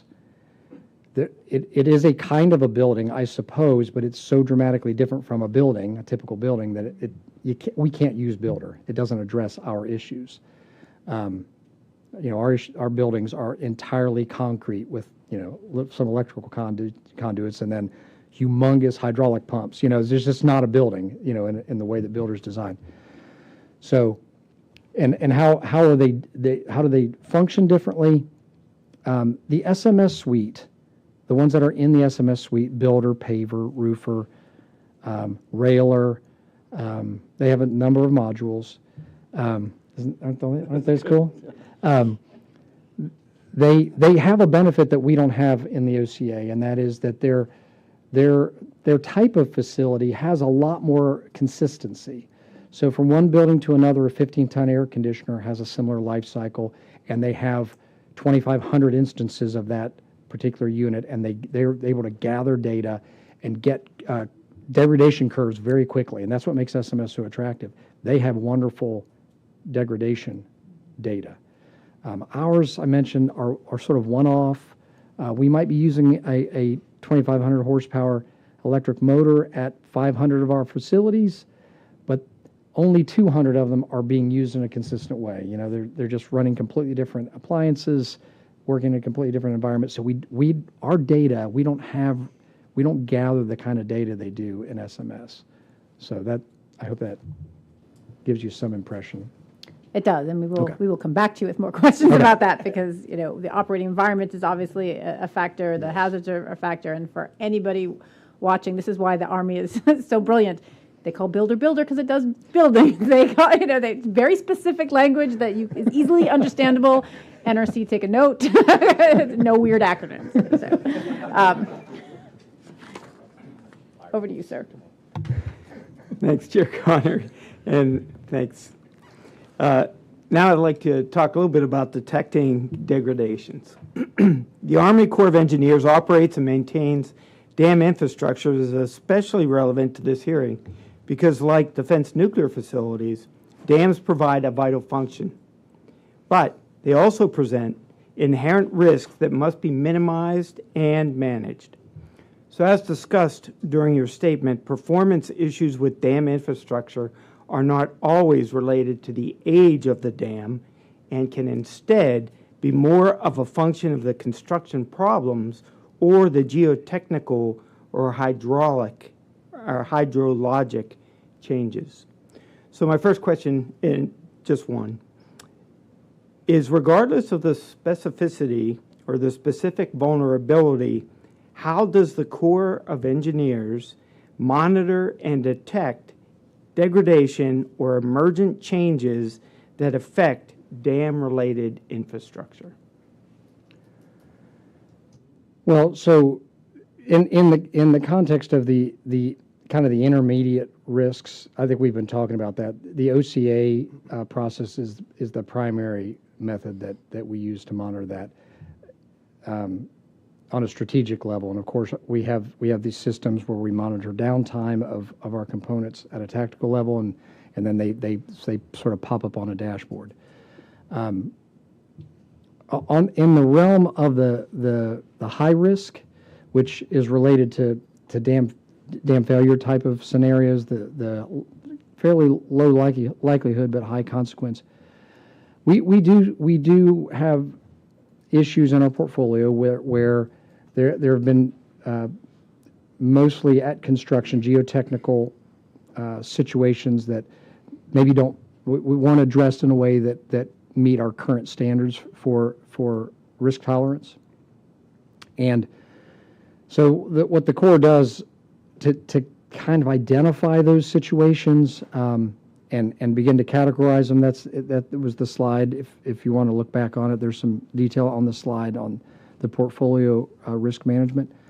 We have a process where periodically, every 10 years, we have a team of engineers sit down and basically brainstorm failure modes that are available at that particular facility, because each one's a little different.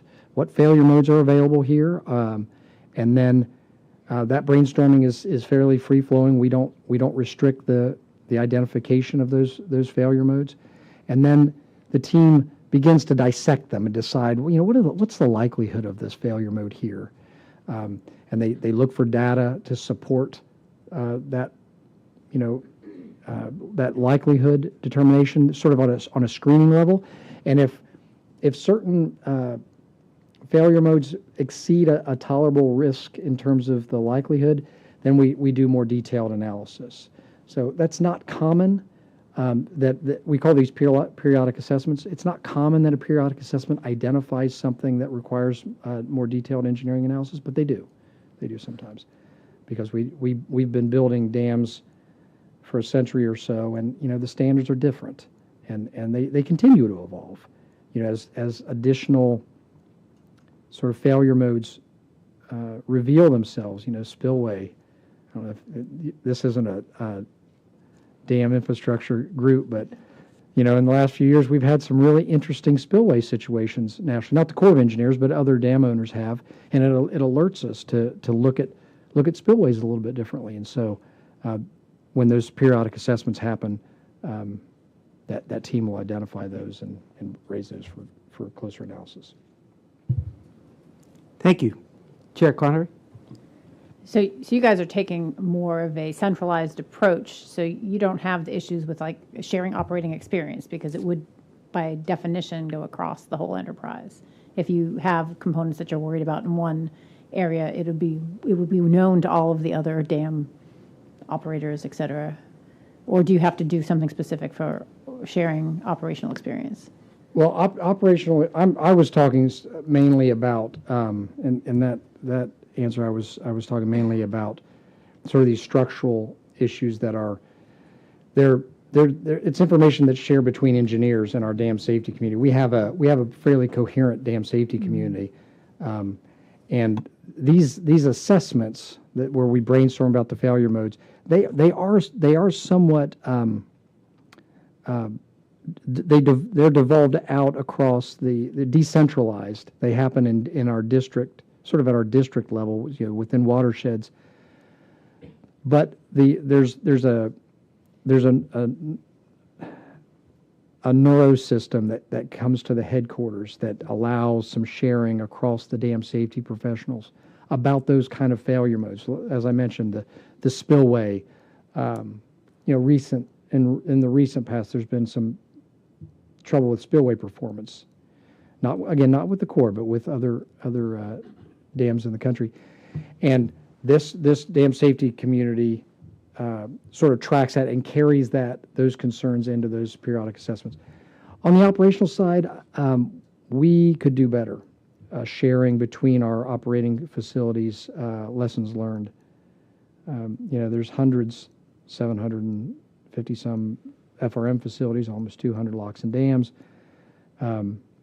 We don't have a good we don't have the CNU between those facilities that we should to share the operational lessons learned. So it has to be a pretty high level concern before it gets shared. Oh, thank you for that. It's actually pretty interesting. So I have a question here about how you prioritize infrastructure repairs in funding constrained environments, but I think you kind of addressed that in your presentation. But a corollary to that is something that we talked about earlier in the day, and I know you weren't here for it, but it was about the puts and takes of whether or not to pursue repairs versus recapitalizing degraded infrastructure. And I was wondering if you could talk a little bit about how you make those decision trade-offs.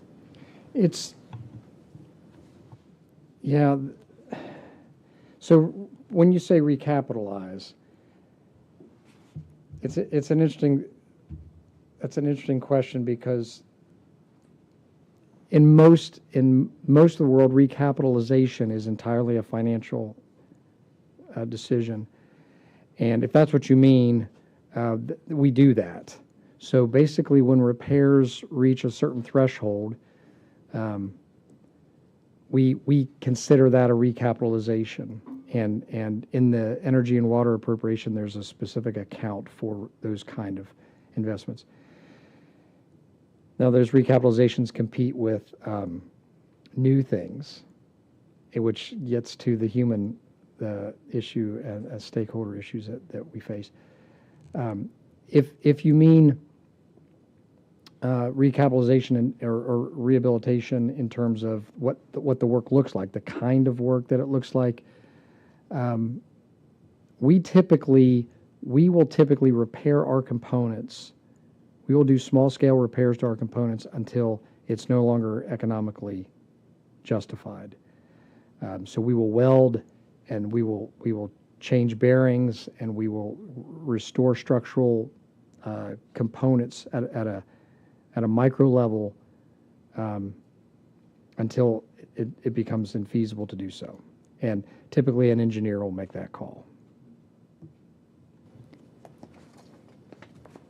Thank you for your remarks and insights. I know we aren't a dam community, but we are very interested in your insights, because I do think that there are lessons that we can learn, and hopefully that we can share across, and for your insights on Builder. So I know my staff will be coming back to you with more detailed questions, but I think we're going to go from dams to space and talk to our friends from NASA. So Dr. Carney, Dr. Weiser, up to you. Great, thank you. And yeah, from one of my favorite shows now for something completely different, right? So no, but again, I'll try to put the bug in Peter's ear for launcher to be the maybe next one that we get in these planning programs. But yeah, great. So hey, thanks, chairs and the the board for the time today and the invite. We appreciate it. We do have a lot of similarities to how we try to manage our infrastructure and how we attack the problems that are ahead, even though the portfolios are quite different, right? So interesting to see. I'm Joel. This is Eric. He'll pick up my spills and correct me as we're going along. So I appreciate the time. Next slide, please. So just looking at, this is kind of our overarching strategy, right? We start with mission always, and those are approved way up front. Our technical missions, I think we have something on the order of 50 or so.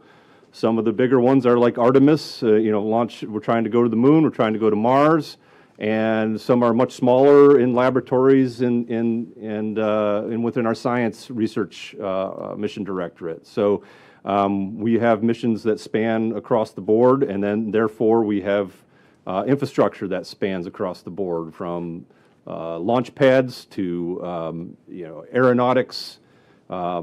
Research areas that are wind tunnels and other scenarios, again, down to the very small laboratories that might be in a building we're trying to take care of. And our approach is to use something called an agency master plan, where we do try to centralize and bring everybody together on the same playing field to move forward and try to organize ourselves and how we make both our investments, but also how we make divestment and sustainment decisions. So how we manage the whole portfolio. This is new for NASA. For 65 years, we existed as 10 separate centers, all trying to execute different layers of the technical mission for NASA. And within the last 2 years, we've centralized and organized. So we have gone to that model. I wouldn't say it's a full operating model quite yet with that centralized organization, but we do have some significant gains in that area. As you see on the slide here, about October of last year is when we got the agency master plan approved, and that was about a 2-year process of bringing all the internal and some of our external stakeholders along to discuss how we were going to manage that portfolio moving forward. Next slide, please. So why were we doing this, and why did the leadership really think we need to go to a centralized model? I think many reasons, which are probably near and dear to many in this room's heart, is facilities beyond the design life. We have over 80% of our facilities beyond what they were intended to be constructed for back when they were purchased. Our previous management model, I would say there's some perception, but some truth to the fact that there was growth, and each of the centers would kind of try to position themselves to gain that work and and execute the mission. And so there's some redundancy that's been built into our system, and we also see some heavy deterioration on our horizontal or our institutional infrastructure, and that's mainly the things that are taking care of each of our 10 cities or our 10 centers. And so it makes sense a lot of times when you're trying to make a decision with a budget that's not ideal, you're going to put your money into where that launch infrastructure is, or that wind tunnel, as opposed to maybe the sewer lines or some of the other things that aren't quite as obviously neat for that. So the chart on the right really kind of shows, again, the why. How did we get there? And it's impossible for you all to see, but those are our 10 centers up the vertical axis, and really broken down by discipline, all the different capabilities that we're executing across our centers. And ideally, all those colors would be green and or yellow heading towards green. That's a facility condition index. And as you can see, very sparsely green areas that are analyzed by Eric and his team as to what the facility condition index is. And we have a lot of reds there, which to me means a lot of risk and a lot of potential risk to execute mission. You see some of the pictures down at the bottom of real world issues that we've had that have been impactful and at least delaying mission, or potentially a safety hazard and things of that nature that have come over the last few years. And as OSI, which is the Office of Strategic Infrastructure, Eric and I have been charged with moving this forward and getting an enterprise model that'll work and benefit NASA. Okay, next slide, please. So the answer to that for us was the agency master plan, as I've mentioned. It's got many goals, but ideally it's really getting to a more objective, data-driven, mission-driven, and mission-aligned portfolio. And that's really what you see as the high-level interest in getting us aligned. And we'll talk a little bit about how we got there.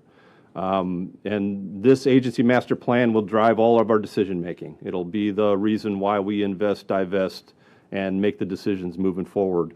We have 5,300 assets across all of our 10 centers, so it's a lot to manage. And so there's some right sizing that we are working on, as well as how do we manage and apply the resources to the most mission-critical assets that we have across our centers. You see the goals there on the right. Really, we're trying to make our infrastructure more ready to execute mission and more affordable. We also have some sustainability as part of our things in mind, and resilience planning. We have centers in the middle of the desert. We have centers on the shoreline that are struggling with, some even Houston's an area that's been hit by recent storms. And so those are all areas that we have to think about how we're planning that future to prepare for some of those natural or extenuating storms that are hitting our areas. Next slide, please. So the result of it, and we could almost talk about this the entire time, is a simple XY plot. So you see every data piece, every data point there on this chart represents a facility. And the red ones are what we call our horizontal or institutional infrastructure. And the blue ones are more of our buildings, our research facilities, our launch pads, and some of the other technical facilities across the board. So what Eric and his team did was go through about a 2-year process to visit every center and to bring all of our stakeholders to every center to talk through every single building and what it means to NASA. And so each of these were about a week-long visit, which involved kind of 3 major operating groups in NASA. One is our technical mission directorates, we call them, which they define the missions that we're going to go take on. Then you have the centers, which are really the execution wing of those missions. And then you have what we call mission support, where Eric and I work, which is trying to tie it all together and provide some strategy and policy to how they operate. So you can see this kind of divided into 4 quadrants, and the green lines in the middle sort of dissect that quadrant. So if I walk you through it, on the high right end, those are our best conditioned buildings, some of our newer facilities, and that line on the vertical axis is what we call mission relevancy. There's a lot baked into that score, but it's simplified here as something called mission relevancy. And so if you're in the top right quadrant, you're a very good facility, super important to mission, super critical to mission, and we're going to maintain or sustain you at the best level we can. If you're starting to creep down to the bottom left category, you're really no longer needed for mission, you're really not that in that good a condition, we're going to get a plan for divestment. And so right now, out of the 5,300 facilities, we have about 800 in that quadrant that we're looking to divest of. And mainly that's demo and remove it from our footprint. Bottom right are some of our better facilities in terms of condition, and so we consider outgranting them. We have an enhanced use lease authority, which is something that's growing, and I'll talk about in a minute. That is a way that we can have partners come in and use our underutilized facilities, and we get a little revenue from that to help with our budget. And then the top left, real critical facilities that are deteriorating or in a deteriorated state. And how do we now invest, repair, put money into those facilities to bring them back up to that high right quadrant. So really this is where everything lies. As you imagine, it gets around the green line. There's some, fun arguments that happen around the corner about, hey, no, this doesn't belong in the demo list. This belongs up here, and we sit and have those, right? And so that's part of this process of bringing everybody along and coming to a kind of a consensus about how we operate and manage this moving forward. Next slide, please. So I'll kind of go through each of these quadrants. I mentioned divestments. We have a way of looking at every facility, at every center, and ideally, if you think about, if you look from left to right there, you're going from our high mission relevance to our low mission relevance. And so as you might guess, some of the ones on the right side of these boxes are the ones we're looking to demo. The mission relevance is low. We do actually have some others that are redundant facilities that are pretty mission relevant right now that we're looking to also divest of as well. So a lot of opportunity there for right-sizing our portfolio and saving some annual money in terms of annual maintenance, but also getting rid of some of that deferred maintenance backlog that we have built up over time. And again, 65 years of operating in a certain way, this is not going to change overnight. And so we know that, and we have a plan of about 20 years that this agency master plan is to kind of get us back on the right track. Next slide, please. Okay, I mentioned a little bit about the EUL or outgranting process. This has grown significantly, and we plan on growing it even further.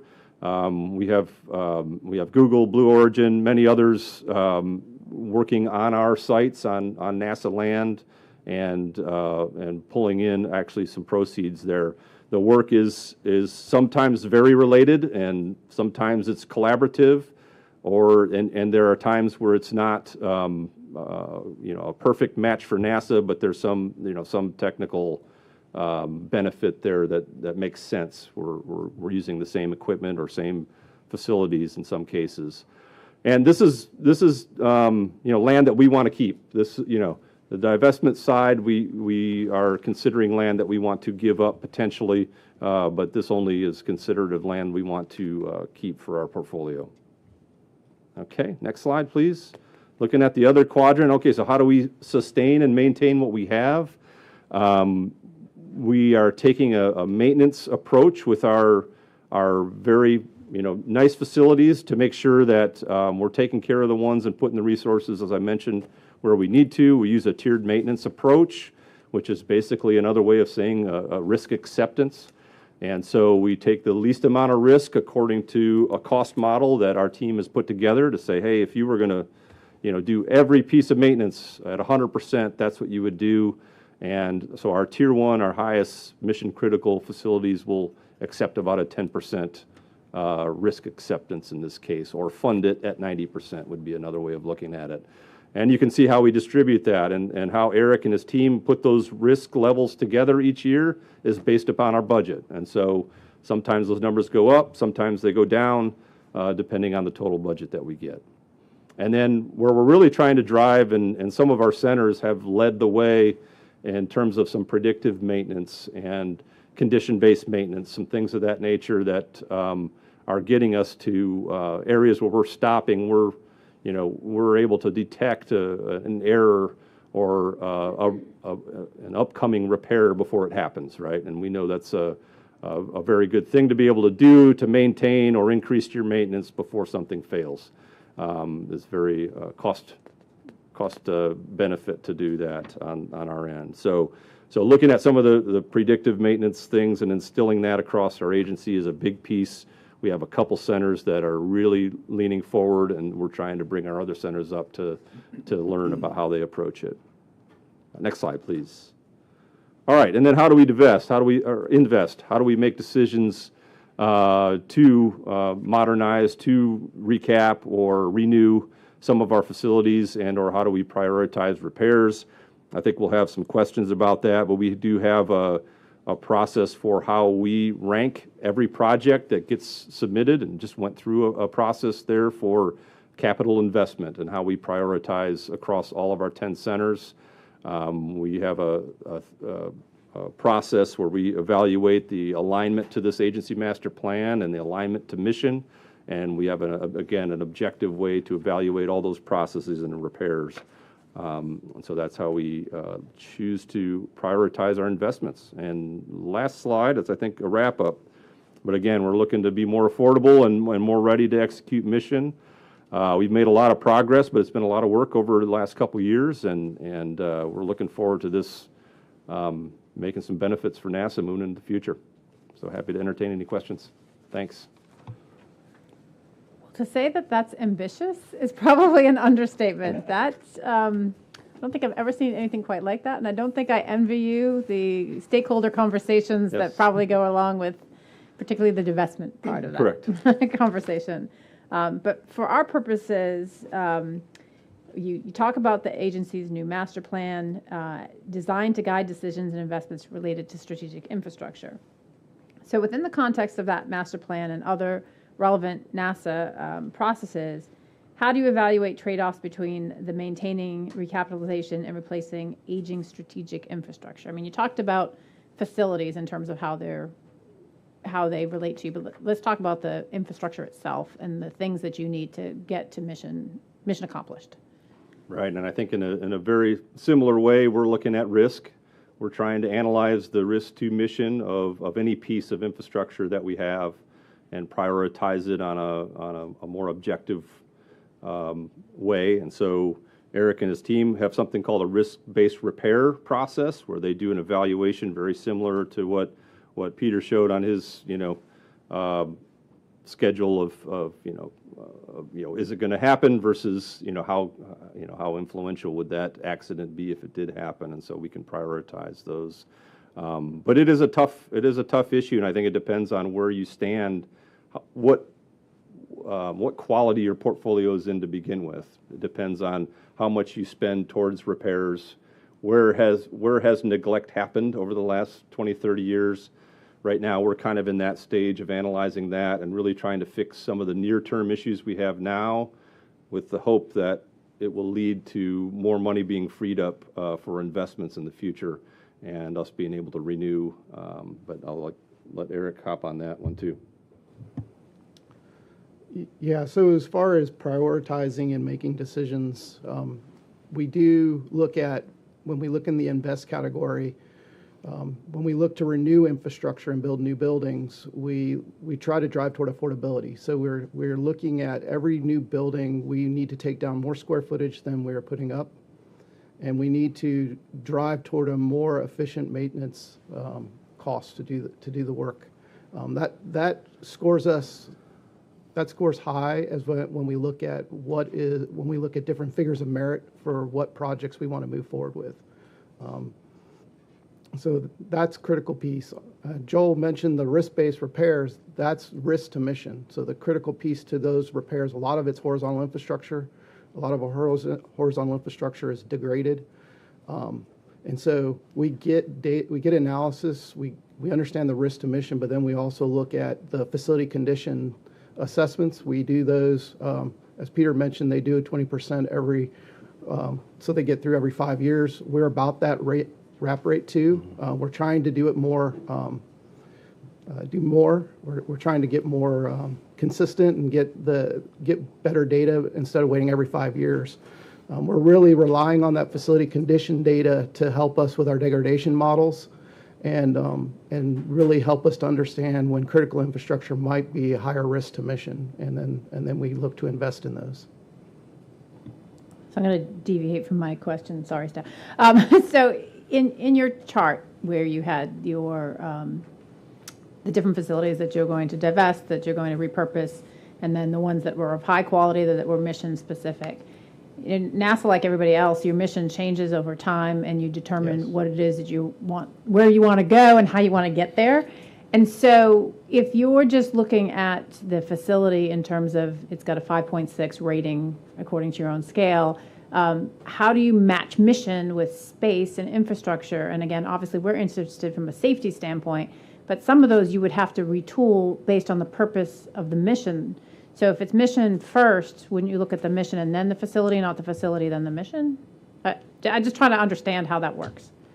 Yeah, I mean, the mission definition is the beginning for us. Of course, we have an initial portfolio. That's what we're trying to, manage right now. And so that kind of is what it is. So it is a little maybe in reverse in your mind, good point. But as we decide to invest and move forward, those would be, mission-driven decisions to invest. So yeah, I mean, we have the setting right now would be that we're trying to optimize everything with respect to mission. So if we have, we rehearse that annually. So that allows for some change in mission, and that could change what on that vertical axis was that mission relevancy score, and would change where it resides on the vertical axis of that decision-making quadrant. And so therefore, yeah, it could start moving out if the mission's starting to move away. We are looking at some right now, exactly, that are moving out in about 5 years. And how do we disposition those 20, 30 buildings that we have at each center? Is it a new mission going to pick it up? Or is it going to be something that falls down in our mission relevancy and therefore we consider for divestment? So again, it's how that mission changes will dictate how we make decisions and move forward. The mission relevance score is critically important also to our maintenance program and the sustainment piece, because as the mission relevance changes, it changes what tier the building goes into. And unfortunately, our maintenance program is severely underfunded. So we are using a tiered maintenance approach to ensure that the maintenance dollars are going to the most critical infrastructure first. And so within that tiered maintenance structure, we use asset criticality, where we assess every critical system within a building, HVAC, roofs, so forth. And even those are ranked and prioritized. And so a tier one, to that point that Joel showed earlier, where we accept certain risk in tiers, we are making decisions based on the building and the criticality of the assets within a building. And we will either run to fail, we will maintain, we will defer a repair depending upon where it sits. And so mission relevance is very important, and we work with the missions to make sure that we're getting the best data we can. So you're getting all the information up to central, then making decisions based on what mission is telling you. I think the analogy I'm trying to make is some of the facilities, for instance, within NNSA, they have retooled facilities that were meant for something completely different, but they had the real estate and the space, and their situation is different. They don't have a lot of choice in the facilities that they have, so they have to use the ones they already have. But that causes other risks to both mission and to safety from our standpoint when you're retrofitting something that wasn't designed for that building. So there has to be kind of a connectivity between the engineers that are going to perform the mission and the folks at the top who are making those decisions. So that's the nature of the question. Sure. And yeah, we do have that. We do have that across the board too, of repurposing. I wouldn't say, you know, our wind tunnels and our launch pads are pretty well there for a reason, although our launch pads do change and our customers do change, and they will make changes that do impact, you know, safety and performance at each of the pads. But really where we get into some of the more common, you know, repurposing is in our science labs. And, you know, those will change, our engineering labs will change year to year, and they will evolve, and we have to keep in mind of that too, yeah. So my last question, I'm going to turn it back to Mr. Summers in a minute. It has to do with FRED, because you guys like acronyms too. Yes. So FRED is the Facilities and Real Estate Division in the Office of Strategic Infrastructure. So why did you make the shift, and how has management of aging infrastructure changed under this new model? There you go. So about, I don't know, it's been about 4 years. We've started implementing, as Joel said, a couple years ago, but the planning started several years before that. The agency decided to go to more of a centralized model.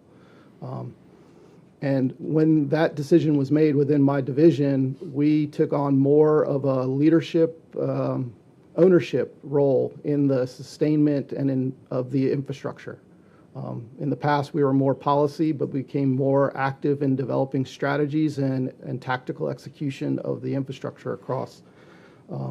Specifically, we centralized our real estate leasing approach, and that was to drive standardization, efficiency, and ensure that we were meeting what the authorizers, our congressional authorizers, had given to the agency when they gave us our enhanced use lease authority.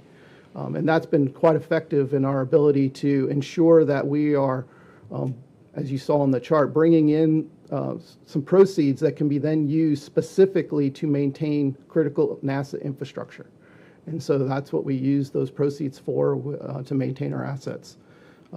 We've taken on more of a leadership role in the sustainment, and that's where we are leaning forward into the whole reliability-centered maintenance, tiered maintenance, and really changing the posture at all our centers. Some centers lean forward, and others were still more in a reactive state, run to fail. And that industry will tell you that that is not the right approach to your maintenance program. You want to drive toward a predictive nature, and that's where we're heading. And so through the folks in my division, we're kind of driving that, and we're seeing positive change across the agency, as well as being able to articulate to the leadership and to our stakeholders the value of what we're trying to achieve with our facility and portfolio. So related to that standardization, have you actually included standardization of regulatory requirements that it's governing how you deal with aging infrastructure, or?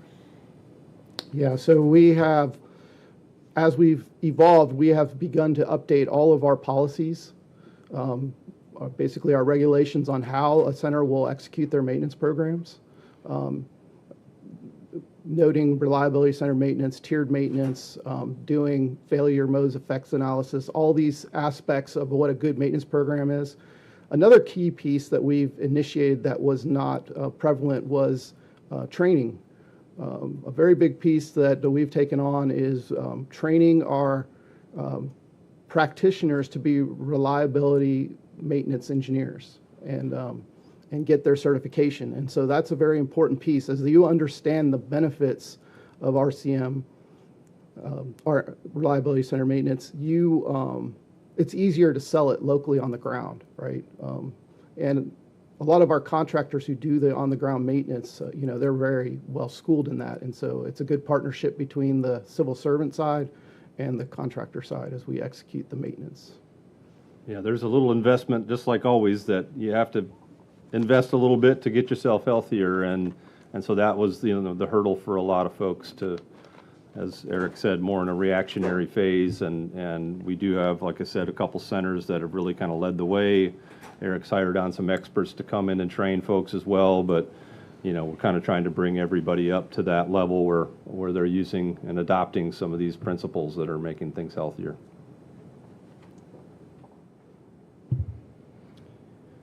What a great lead-in. to reliability-centered maintenance. I'd like to ask a few questions concerning that topic. So NASA uses reliability-centered maintenance principles, as you've described briefly, to guide how it maintains strategic infrastructure.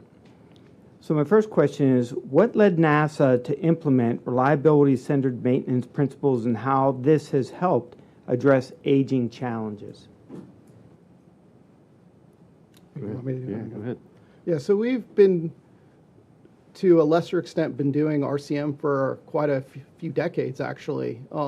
Not at every center, but it was recognized years ago that it was an important evolution in our maintenance program.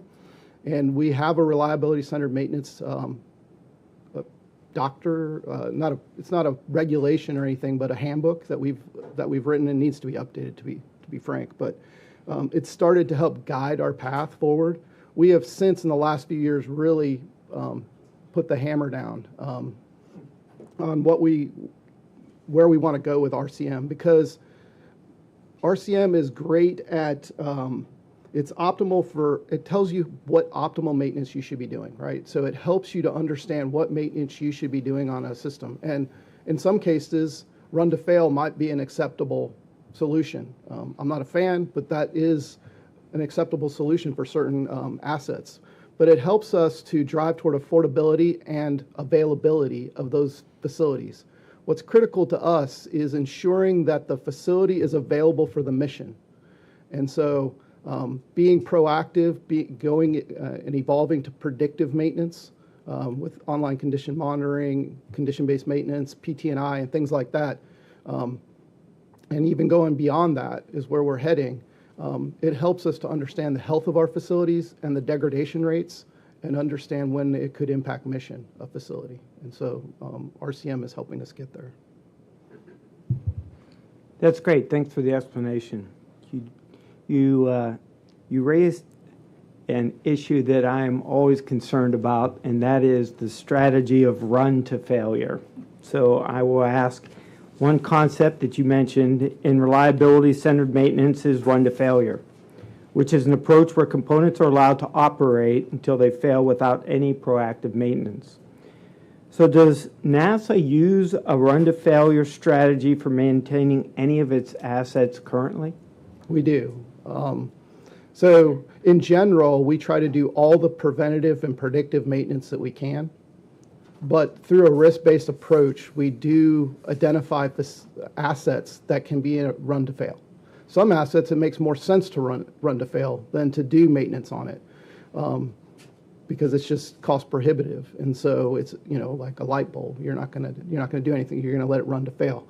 And so we do have systems that we've done. Now, we are also challenged by our budget, and so that drives other things that we would like to be more proactive on into a run-to-fail posture, and that's where we're accepting risk, and it's not ideal, but we have to do that, and it's all based on risk and risk to mission and life safety. Obviously, life safety is number one, and so yeah, we do make those trades locally and at the agency level. Thank you very much.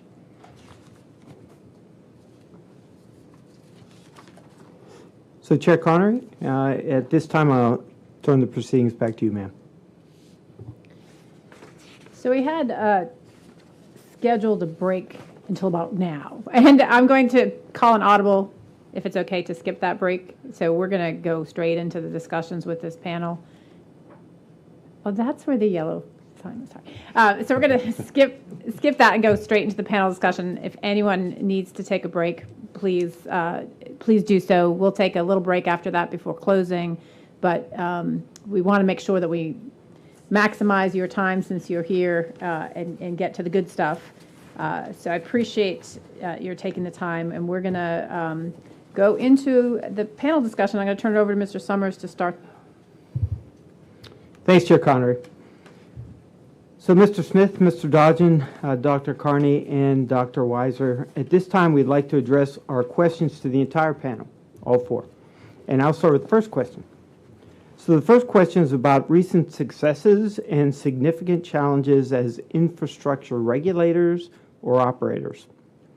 So the question is, as agencies responsible for regulating or managing strategic infrastructure, what do you view as some of the biggest successes that you've achieved in infrastructure management in recent years? And what are the major challenges that you are focused on moving forward? I'll go first. So one area that we kind of consider as both a challenge and a success is risk-informed inspection frameworks. So what I mean by that is using risk information to right-size inspections of various components. Basically reducing the number of inspections while maintaining adequate protection of public health and safety. One success that we've had is in the area of risk-informed in-service inspection for certain piping systems. That kind of is a methodology that utilizes PRA information to highlight those areas of the most risk significance, so you can focus your inspection resources on those areas as opposed to some of the others. We've done this for a couple of other components as well, but the challenge comes in to when you have certain components aren't really characterized well in the PRA, such that you can't get good PRA risk information for those. Another area of challenge is there's always the unknown future aging mechanism that could pop up. We've been identifying these for a number of decades now, and there's always the potential for something new to happen. For example, 2 years ago, the French identified some cracking in some of their primary system piping, similar to reactors that we have here in the U.S. So we actively followed that issue. We discussed the issue with the French, got information from them. We interacted with our industry here. They did an evaluation themselves. We did an evaluation. Ultimately determined that that issue really isn't an issue here for various reasons. But it's issues like that come up that always have us scratching our head about how far can we go in reduction in inspections. One success, I would probably call it an ongoing success, is the Gall report itself. We were able to take it from the original report for license renewal, modify it for subsequent license renewal. It's being utilized by most every plant in the U.S. right now. It served as the original basis for the development of the IGAL program at the IAEA. So being utilized by a lot of regulators around the world. So I see that as kind of an ongoing success. There is a future potential challenge, and that's operation from 80 to 100 years. It's not something that we're actively preparing for right now, but it is something that we are starting to look at. We actually have a conference coming up the first week of October, looking at if there is an interest in going from 80 to 100, what research do we need to do to get ready for that? How we might need to change our Gall report to address other issues? So that's some of ours. Go ahead, Peter. All right. I'll stay in line. A couple of, well, I'm going to give a success. And, I mentioned there's kind of two contexts for the risks that we manage. There's this high consequence, low probability dam safety related.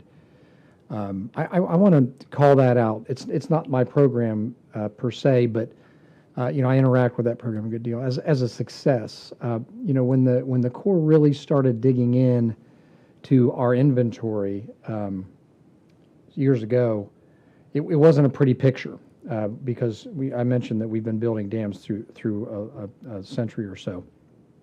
And so when we started doing these failure modes analyses and really trying to inventory our entire portfolio and the failure modes that were unreasonably likely, the inventory of needs, the requirements just continue to grow. And in recent years, we've been chipping away at it pretty steadily. Recent years, we're actually starting to hit the crest of that wave, and we've begun to see that we are resolving more of these issues than we're identifying. And so we're on, I don't know the word, it feels good to have turned that corner.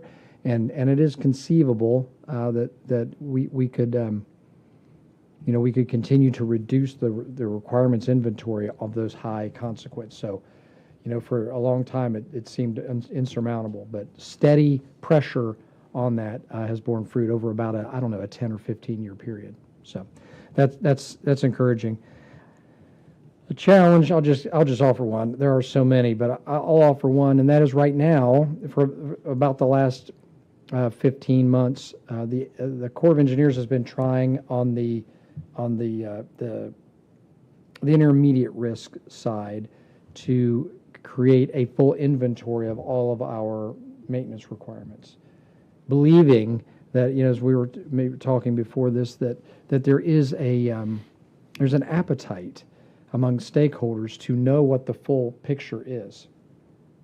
And so the Corps is attempting to build a 5, 10, 15, 20-year life cycle plan for all of our infrastructure, and we're doing it. We are doing it, but it's proven very challenging to first get a collection of all these needs from our hundreds, thousands of sites, and many thousands, tens of thousands of mines, to kind of think in a specific way, because as I mentioned, that you need an asset registry to integrate information across different domains, and you need a sort of stylized way of communicating through the information systems for it to make any sense. And so we're finding that to be very challenging. Obviously, if we're successful here, we can create long-term plans and begin chipping away. But there's a lot of moving parts when you get into planning for maintenance of facilities and all the detail. Yeah, and I would just add for us, I think we mentioned it a few times, our council, one of our highest councils at NASA is the body that we run these processes through and get approval to move forward. So we talked about agency master plan approved in October of last year. The CIPP, which is our capital investment prioritization process, that was also approved recently. Stand up of our real estate contracting officer and the way we manage and centralize our real property. Those are all big successes over the last year for us to kind of get those approved. And again, as I mentioned, bring it all through with our leadership. And so those, I think just being able to provide a path to success a little bit, right? That's something I think, I think we all, like I said, had 10 different groups all knowingly trying to do the right thing and go in the right direction, and just bringing us together as a team and as an agency to provide a path to success, I think has been something that's good for all of us to kind of get behind. Challenges is like change management, right? It's just back to some of the old standard things of how do we get some of these new ways of doing business that Eric and his team are bringing to NASA, and trying to show everybody the benefit and bring them along, and not always easy to change how they're doing their day-to-day job when, everybody's doing what they think is right and in the right way, and we can use that and add, some of these other strategies to make things better. So, and, obviously budget could help accelerate us getting to success. But, those are some obvious ones for us. Thanks. So I'm going to ask the next question, and we can reverse order if you would like, just to go in the other direction. Sure. So you all discussed specific requirements for managing critical assets, and they kind of variations on a theme, I would say. So how do you think about striking the right balance between establishing clear, standardized requirements versus allowing for tailored implementation of aging management requirements at different sites, plants, or facilities? And I know for you that's also difficult because you're giving them all different assignments. It very much is, and we want to allow a little of that freedom also.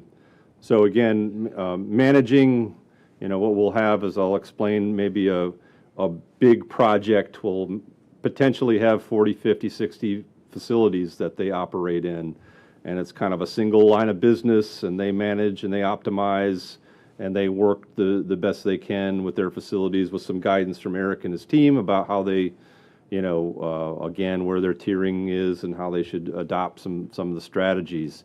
That is a lot different than a center who has maybe 40 different science projects or programs going on in 2 buildings, right? And so how do we do some more cost sharing, and how do we get everybody on the same path to managing that facility together? So we really have to allow some of the centers to execute, with our strategies in mind, to get there as the best way they can. But they're going to have to do it a little bit differently at each of our venues, just because of this, the nature of the work. So, and it does look different in how we contract it out and how we, incentivize those, but also how we, share our facilities together. So we really need to be unique across the board. It's nice to be in the middle and get a chance to think about these things.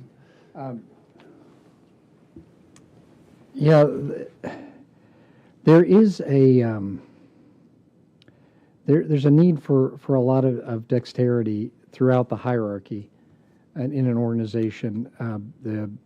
You have business line managers or financial managers that kind of hold the purse strings, or have control of the resources at higher levels, and they have to rely on like this stylized information, this portfolio level information, but they also have human connections within their communities, right? They know more than the data tells them, and so you've got to have a system that allows the folks at that level to exercise some dexterity, and then at the facility level, it's the same situation, except that they're in contact with the actual assets. Where they're implementing maintenance interventions, they've got a sense of where the risks are that might even defy our strategic monitoring techniques. And so what we're trying to do is thoughtfully provide accountability in both domains, in the sort of portfolio level domain and at the facility level domain. It's difficult, but it can be done, so that there's accountability for performance and for reliability of the facility, in addition to carrying out the process. You also have accountability for performance and reliability of the asset, and that means 90% of the actions are very formulaic, and you could predict it yourself by looking at the metrics, and 10% of them don't make any sense at all. But the facility manager, it makes sense to them, and you need to have a little bit of that dexterity in the system. The same thing at the portfolio or the resource manager level. It's the same way, and we think it's by thoughtful assignment of accountability for those two parameters. I think I would say from the NRC's perspective, we have like both ends of the spectrum covered. We have the fuel cycle facility at one end, where those regulations are written to be risk-informed, performance-based, and technology neutral, and very somewhat straightforward, because we have less than 10 major fuel facilities, but they're all very diverse. They're not similar to DOE facilities, very, very diverse. And so basically you have your requirements, you have your performance requirements that you have to satisfy, apply the appropriate management measures to ensure that's the case, and continue going on. For power reactors, though, we have like 95 reactors, PWRs, BWRs. No two are identical, but the similarity is enough there that the standardized approach that we've taken with the GAL program has worked really well. The licensees don't necessarily have to create their own program to address it. They can utilize the guidance that we provided, modify it as necessary for site-specific aspects. It makes the review process for us more efficient as well if they follow the GAL program. We are updating the GAL right now, and we put it out for public comment. Got suggestions from the industry to reduce some of the inspections that are included in there, of course. And over time, that's what we've done, going from GAL to GAL SLR and making this change now. We take those suggestions into consideration and make changes as appropriate. Having a standardized program like that also has some benefits, one being cooperation efforts. A couple examples include reactor pressure vessel monitoring programs. We've approved one for PWRs and one for BWRs where they all kind of work together and share the resources for doing the inspection. So they all don't have to do the full program. They can take advantage of other like reactors and utilize their information in those programs. EPRI also comes up with some programs for like reactor internals for PWRs and BWRs, which we've been reviewing and approving as well to make those standardized across the fleets as well. One area that we're seeing now in the subsequent license renewal applications is the utilities using fleet-wide programs for their aging management programs. So just kind of cookie cutter from one plant to the next makes it a little easier for us to review, makes it easier for them as well to apply across the fleet.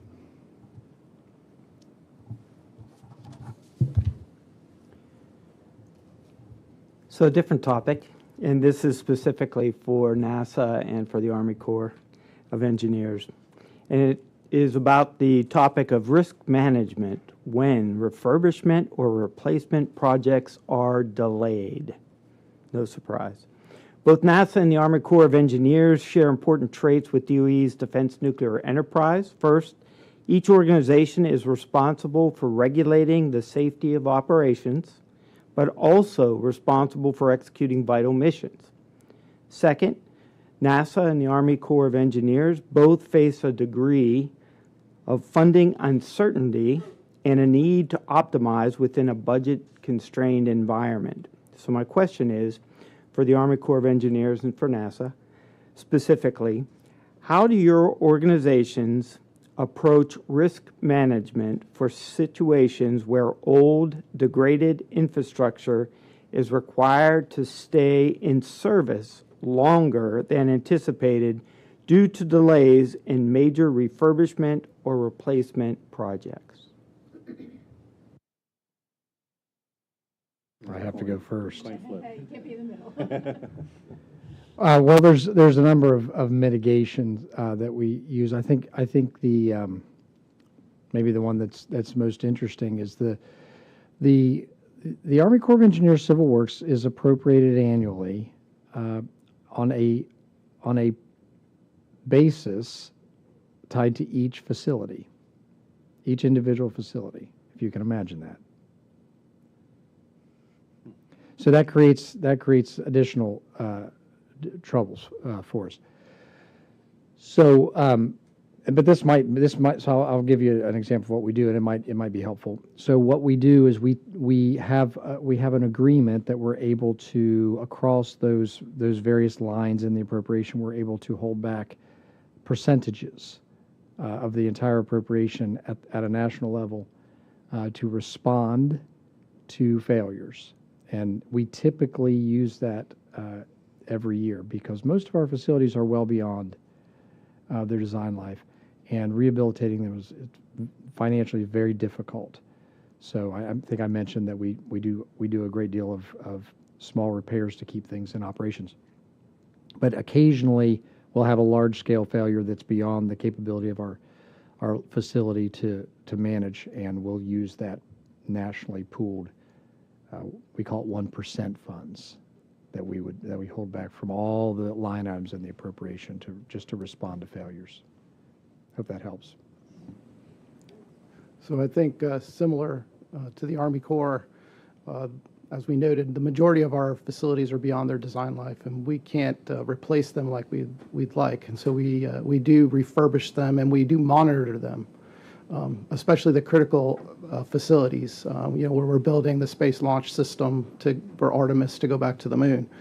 And so in those situations, we rely heavily on the data we have on the facilities, the folks on the ground who are inspecting the facilities, and as I noted earlier, this risk-based approach to prioritize funding to ensure that as facilities become degraded, that we can rehabilitate them or keep them, keep them functioning so that they don't impact mission. That's the key for us, is to not impact mission. We are also, for critical facilities, they're old. So new facilities, as you build new facilities, you can instrument them pretty much as part of the design, right? Old facilities, that's not the case. And so we go in and retrofit those as best we can to instrument them and understand the health of the systems in the building. And we've started implementing data historians so we can collect historical data on the building, vibration data, temperature data, all kinds of data, and we can start to see degradation based on that data. And as the facility or as a pump starts to vibrate out of control, we can send out technicians to check on it and get out ahead of the game and do the repair before it becomes a major repair. So we're trying to be as proactive as we can with those most critical infrastructure, because replacing it is very hard for us to do. We also rely on our missions to cost share repairs.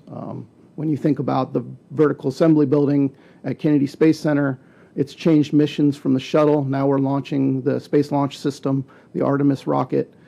That had to do major renovations to that facility. We didn't build a new facility. We went in and renovated several of the bays so that we could now check out the Artemis rocket versus a space shuttle. And so things like that we have to do. And it starts with planning, getting out ahead of it so we meet our milestones. That's great. Thank you very much. One of the major reasons for having this hearing today is about benchmarking best practices. So this final question I have in this series is about benchmarking best practices. A core objective of the hearing is to look outside of DOE and look outside of that world of DOE in order to benchmark how to respond or how other respected agencies and organizations manage aging safety infrastructure. So as agencies that are also interested in continuous improvement, how do you go about benchmarking best practices that can inform improvements to your operations? And this is for the entire panel, if you would. Okay, from the power reactor standpoint, we're from a multilateral perspective, we're very active in the IEA's IGOL program.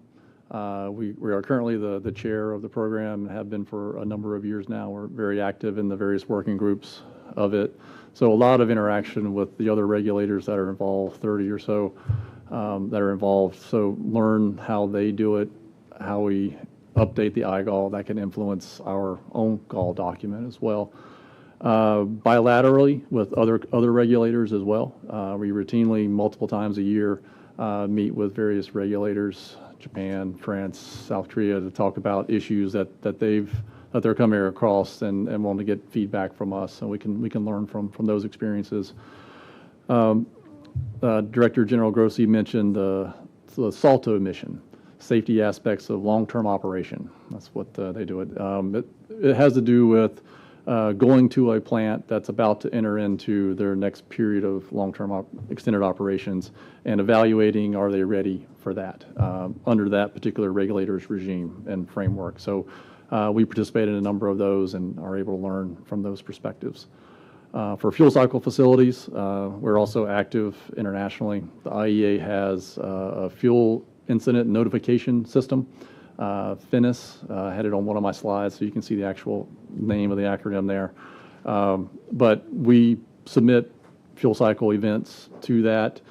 From that, we can learn from other fuel cycle events from outside the U.S., lessons learned from those.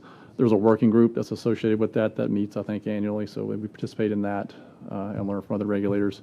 I actually learned from some of our fuel cycle staff that there's 2 DOE staff that are going to be joining that working group later this year from EHSS. So, also, I mentioned the NEA earlier. The fuel cycle folks also participate in a NEA working group on fuel cycle facilities, and they are planning to put out an opinion paper in 2025 on aging management for fuel cycle facilities. So that's how we do it. 2025, yes. So the Corps of Engineers maintains a relationship with the Bureau of Reclamation in the United States, Department of Interior, the State Department, the Southwestern Power Administration, and Bonneville Power Administration. We meet 3-4 times a year to share we call them asset management techniques, but that's what this is. This is, risk-based approaches to managing the infrastructure is basically what we do. So that's our biggest domestic collaboration that we have. Internationally, we have a long-standing relationship with the Rijkswaterstaat in Holland and the Dutch, and we've recently established a similar relationship with the Environment Agency in the UK, which is very similar to the Corps of Engineers, but smaller, obviously. And that's led to, we're also interacting with Flanders and the French in their navigation arena. So that's our main international collaboration. We used to collaborate with the St. Lawrence Seaway for our navigation infrastructure, and we have learned some great lessons from that group. But we found that a broader interaction is better. With agencies that have different types of assets than ours, it's almost like, by looking at an asset from a different point of view, you get better insights, and we gain better. So we're dealing with agencies that have a little more. They're similar to us, but they have a little different type of assets, like the Western Area Power Administration. They're entirely power distribution. So. Yeah, great. And I think on top of that, we have, I think we mentioned several times we're trying to get ourselves to benchmark our own selves within NASA a lot of times, and some of the centers to learn from others, and so that's a big piece for us. Externally, I think the agency master plan had some of its roots in the Air Force, so our team, learned a little bit about how they approached some of their asset management, and we've incorporated some of their themes into our agency master plan as we were kind of setting forward.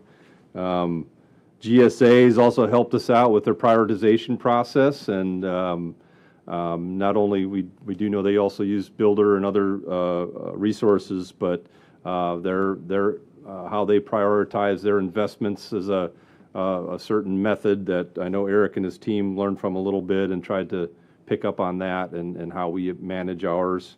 I'm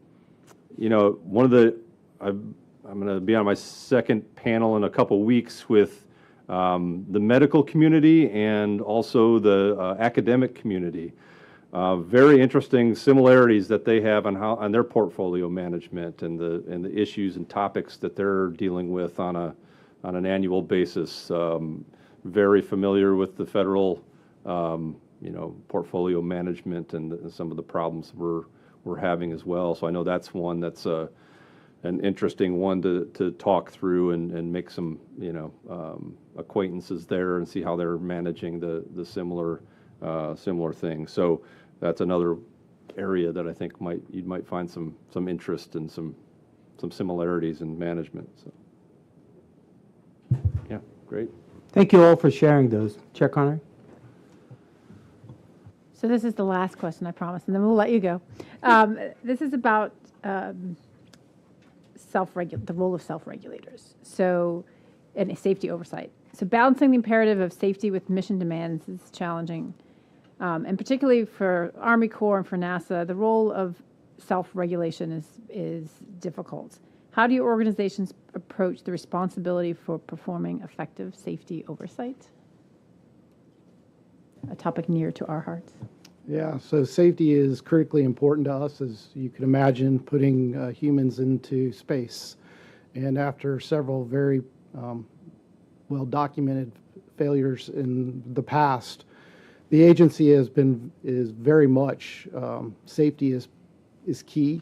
So internally, we have the NASA Engineering and Safety Center and the NASA Safety Center and our Office of Safety and Mission Assurance. So we have several organizations within the agency that we partner with to look at facility health and facility safety to ensure our mission success.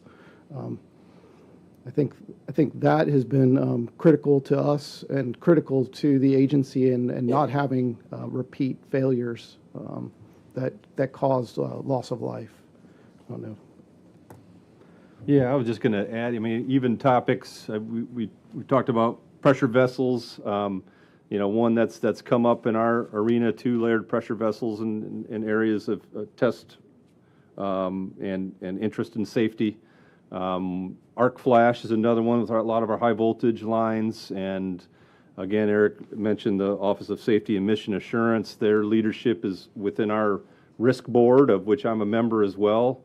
And so we, bring those risks up from the centers, and they identify lots of times their infrastructure shortcomings that lead to potential safety issues that we kind of come together and elevate those if there's a safety or health issue related to an infrastructure problem. So, as Eric mentioned, we're working together, and safety is a very high priority over risk right now for NASA, and that's a good thing. Yeah. Well, obviously, worker safety is an important issue for us because we have folks walking lock walls and climbing steel structures associated with water, arc flash, electrical, various forms of stored energy risks for workers. So that's an important one I want to mention, but I think we all have that kind of issue. In terms of self-regulating, in terms of our mission and how it relates to the infrastructure, the Corps of Engineers has begun in the recent years to establish for itself some, I won't say objective because they aren't objective, but some sort of standing tolerable risk guidelines, some standing reliability standards for our assets that allow us to cut across, perhaps the willingness to tolerate risks that comes along with a diversity of perspectives and minds. And when you're self-regulating and you're subject to the pressures, the financial pressures and the stakeholder pressures and the political pressures, those kind of guidelines are really a very sobering tonic. So I would say that our establishment of some of those guidelines are probably the best innovation that we've found.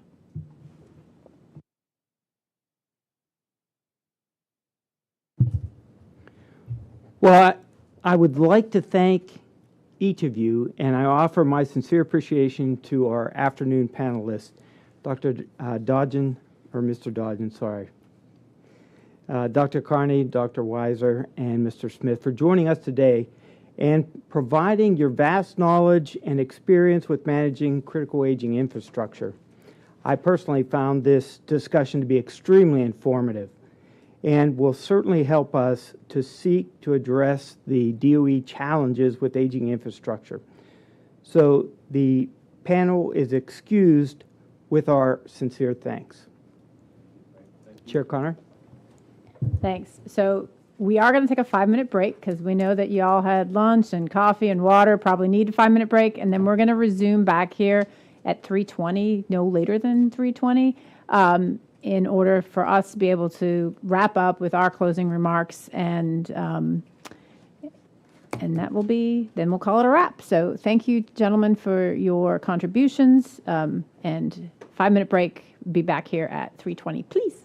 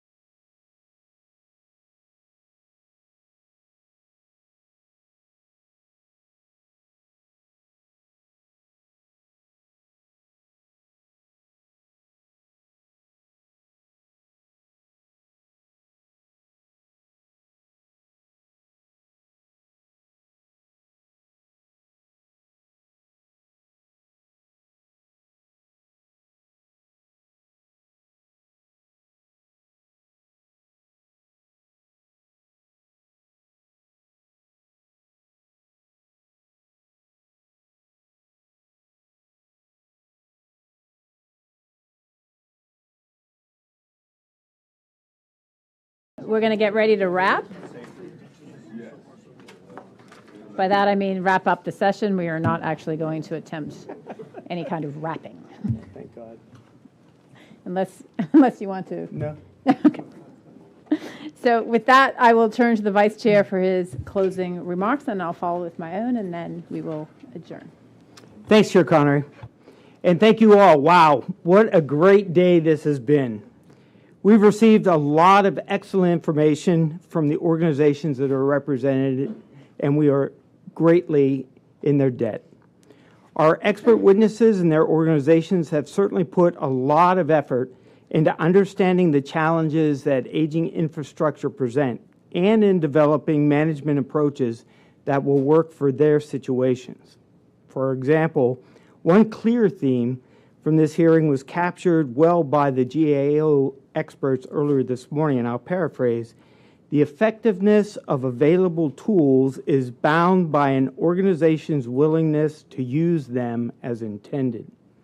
In addition, I want to bring the focus back to the people who maintain and operate our aging facilities. Specifically, Director General Grossi from the IAEA highlighted the importance of knowledge management and transfer for preserving facility history and practices. Of particular interest for the board is that of our former staff member, Mr. Herb Massey, who was critical in the development of the ANSI 314 standard that we talked about this morning from its inception. People will always be our greatest asset. This is the challenge that we now face. Our staff and the board need to study the information that was presented and consider how best to apply it to our safety oversight of DOE's defense nuclear facilities. We also need to work with DOE to advise them on possible approaches that may fit their various situations. So I'd like to thank the participating organizations once again for their substantial contribution to this topic and for their thoughtful participation throughout today's hearing. This has been an exciting hearing and an excellent hearing overall. I have learned so much, and I can't wait to put what I have learned, to use. I also want to highlight that this year represents the 35th anniversary of the greatest safety agency in the world, the DNFSB. Thank you, Chair Connery. This is the end of my closing remarks. I love following him. Anyway, thank you, Vice Chair Summers. I'm going to proceed with my closing remarks. First of all, I wanted to thank the panelists, not only for your contributions to the hearing, but also for your contributions to the larger scientific and technical community. You've provided the board and all those watching with valuable information and tangible lessons that will help shape our industry going forward. This is a long-term problem. It took us 80 years to get where we are right now in the DOE complex, and the challenge of addressing this aging infrastructure will not be solved overnight. This hearing is a big step in our campaign to explore the good practices other organizations have to offer to assist in an aging complex that has continuing and expanding missions. As I noted previously, the board is taking a more holistic view of aging infrastructure. With that in mind, there's one observation that I would like to contribute myself to these proceedings. We usually talk about aging infrastructure and its potential impacts on facility safety and mission performance. But there's another detrimental impact from aging infrastructure that's even more damaging to the organization, and that's the effect of aging infrastructure on the members of the organization. Workers notice the conditions in their workplace. Old, dilapidated buildings, inadequate lighting, poor working conditions, and frequent equipment failures are some of the indicators that aging infrastructure, and they are keenly aware of it. Those indicators affect workers' morale and their perception of an organization's commitment to them and to their safety. It's hard enough nowadays to hire, train, and retain workers, but when they sense that an organization isn't committed to their well-being, it's nearly impossible. I will close by highlighting a few points that came to mind from today's testimony and plan to engage our staff about it as the board moves forward with its infrastructure campaign. Our first speaker today, Director General Grossi of the IAEA, shared a story of Besnau, the nuclear power plant in Switzerland. While Besnell's plant's began operating in 1969 and continues to operating today, he cautioned that it would be unfair to say it was the same facility. That's because its technology, management, and regulatory oversight have been renewed and upgraded over time. This idea of renewal and upgrade in technology, management, and regulatory oversight has been a through line in this hearing and from our first speaker to our last.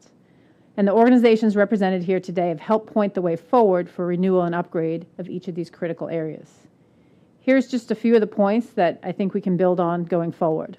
First, the GAO provided thoughtful leading practices that can strengthen the Department of Energy's management of its infrastructure, including lessons that would help DOE maximize its ability to reduce safety risks within the reality of a budget-constrained world. Next, we learned how the American Nuclear Society developed a standard for aging management and life extension specifically tailored to non-reactor facilities like those within DOE. And it was great to hear how several Department of Energy affiliated personnel supported the development of this standard. This represents a significant stakeholder engagement and balance of interest for all end users. There may be elements in this standard that will help DOE upgrade its regulatory oversight. Third, we heard how the Nuclear Regulatory Commission approaches aging management differently between power reactors and non-reactor facilities it oversees. The engineering rigor and technology applied for power reactors is impressive. I understand the difference in the hazards with the non-reactor facilities, but can't help but wonder if some of that engineering could help inform DOE regulations to better execute its mission with improved safety. Next, we learned how the Army Corps of Engineers handles its civilian work infrastructure using risk assessment and management tools informed with properly tailored condition assessments using the best technological solutions available. Finally, we heard how NASA is taking an agency-wide approach on several important management fronts, particularly the master asset planning to bucket investments in enabling infrastructure facing poor conditions. We know that NNSA is working on a similar approach. We also learned how NASA adopted solutions derived from good technology embraced by the agency with rocket scientists, like agency-wide predictive maintenance as part of its embrace of reliability-centered maintenance. There's a lot there, and that was just a quick summary of today's discussions. We look forward to working with the Department of Energy to apply the insights and best practices from this hearing to strengthen the management of aging safety infrastructure at defense nuclear facilities across the country. Again, I'd like to thank our witnesses and their organizations, the alphabet soup of GAO, ANS, NRC, the Army Corps of Engineers. See, the Army's so simplistic, they don't even have an acronym, and NASA for supporting the hearing. And a thank you to Director General Grossi and the IAEA for supporting our efforts as well. I want to thank all of those who attended here in person, as well as those who are watching live streamed, any elected officials and other representatives from state and local organizations who have watched, and our stakeholders across the complex. And finally, we'd like to thank our audiovisual contractor for today, Immersive Concepts, for providing excellent services. The board will consider the information gathered this afternoon to inform any actions we may take regarding these issues. The record of these proceedings will remain open until September 13th, 2024. Members of the public interested in providing comments for the hearing record may email them to hearing@dnfsb.gov prior to September 13th. The board reserves the right to further schedule and regulate the course of the public hearing, to recess, reconvene, postpone, adjourn this public hearing, and to otherwise exercise its authority under the Atomic Energy Act of 1954 as amended. This concludes the public hearing of the Defense Nuclear Facility Board. We are now adjourned. Thank you.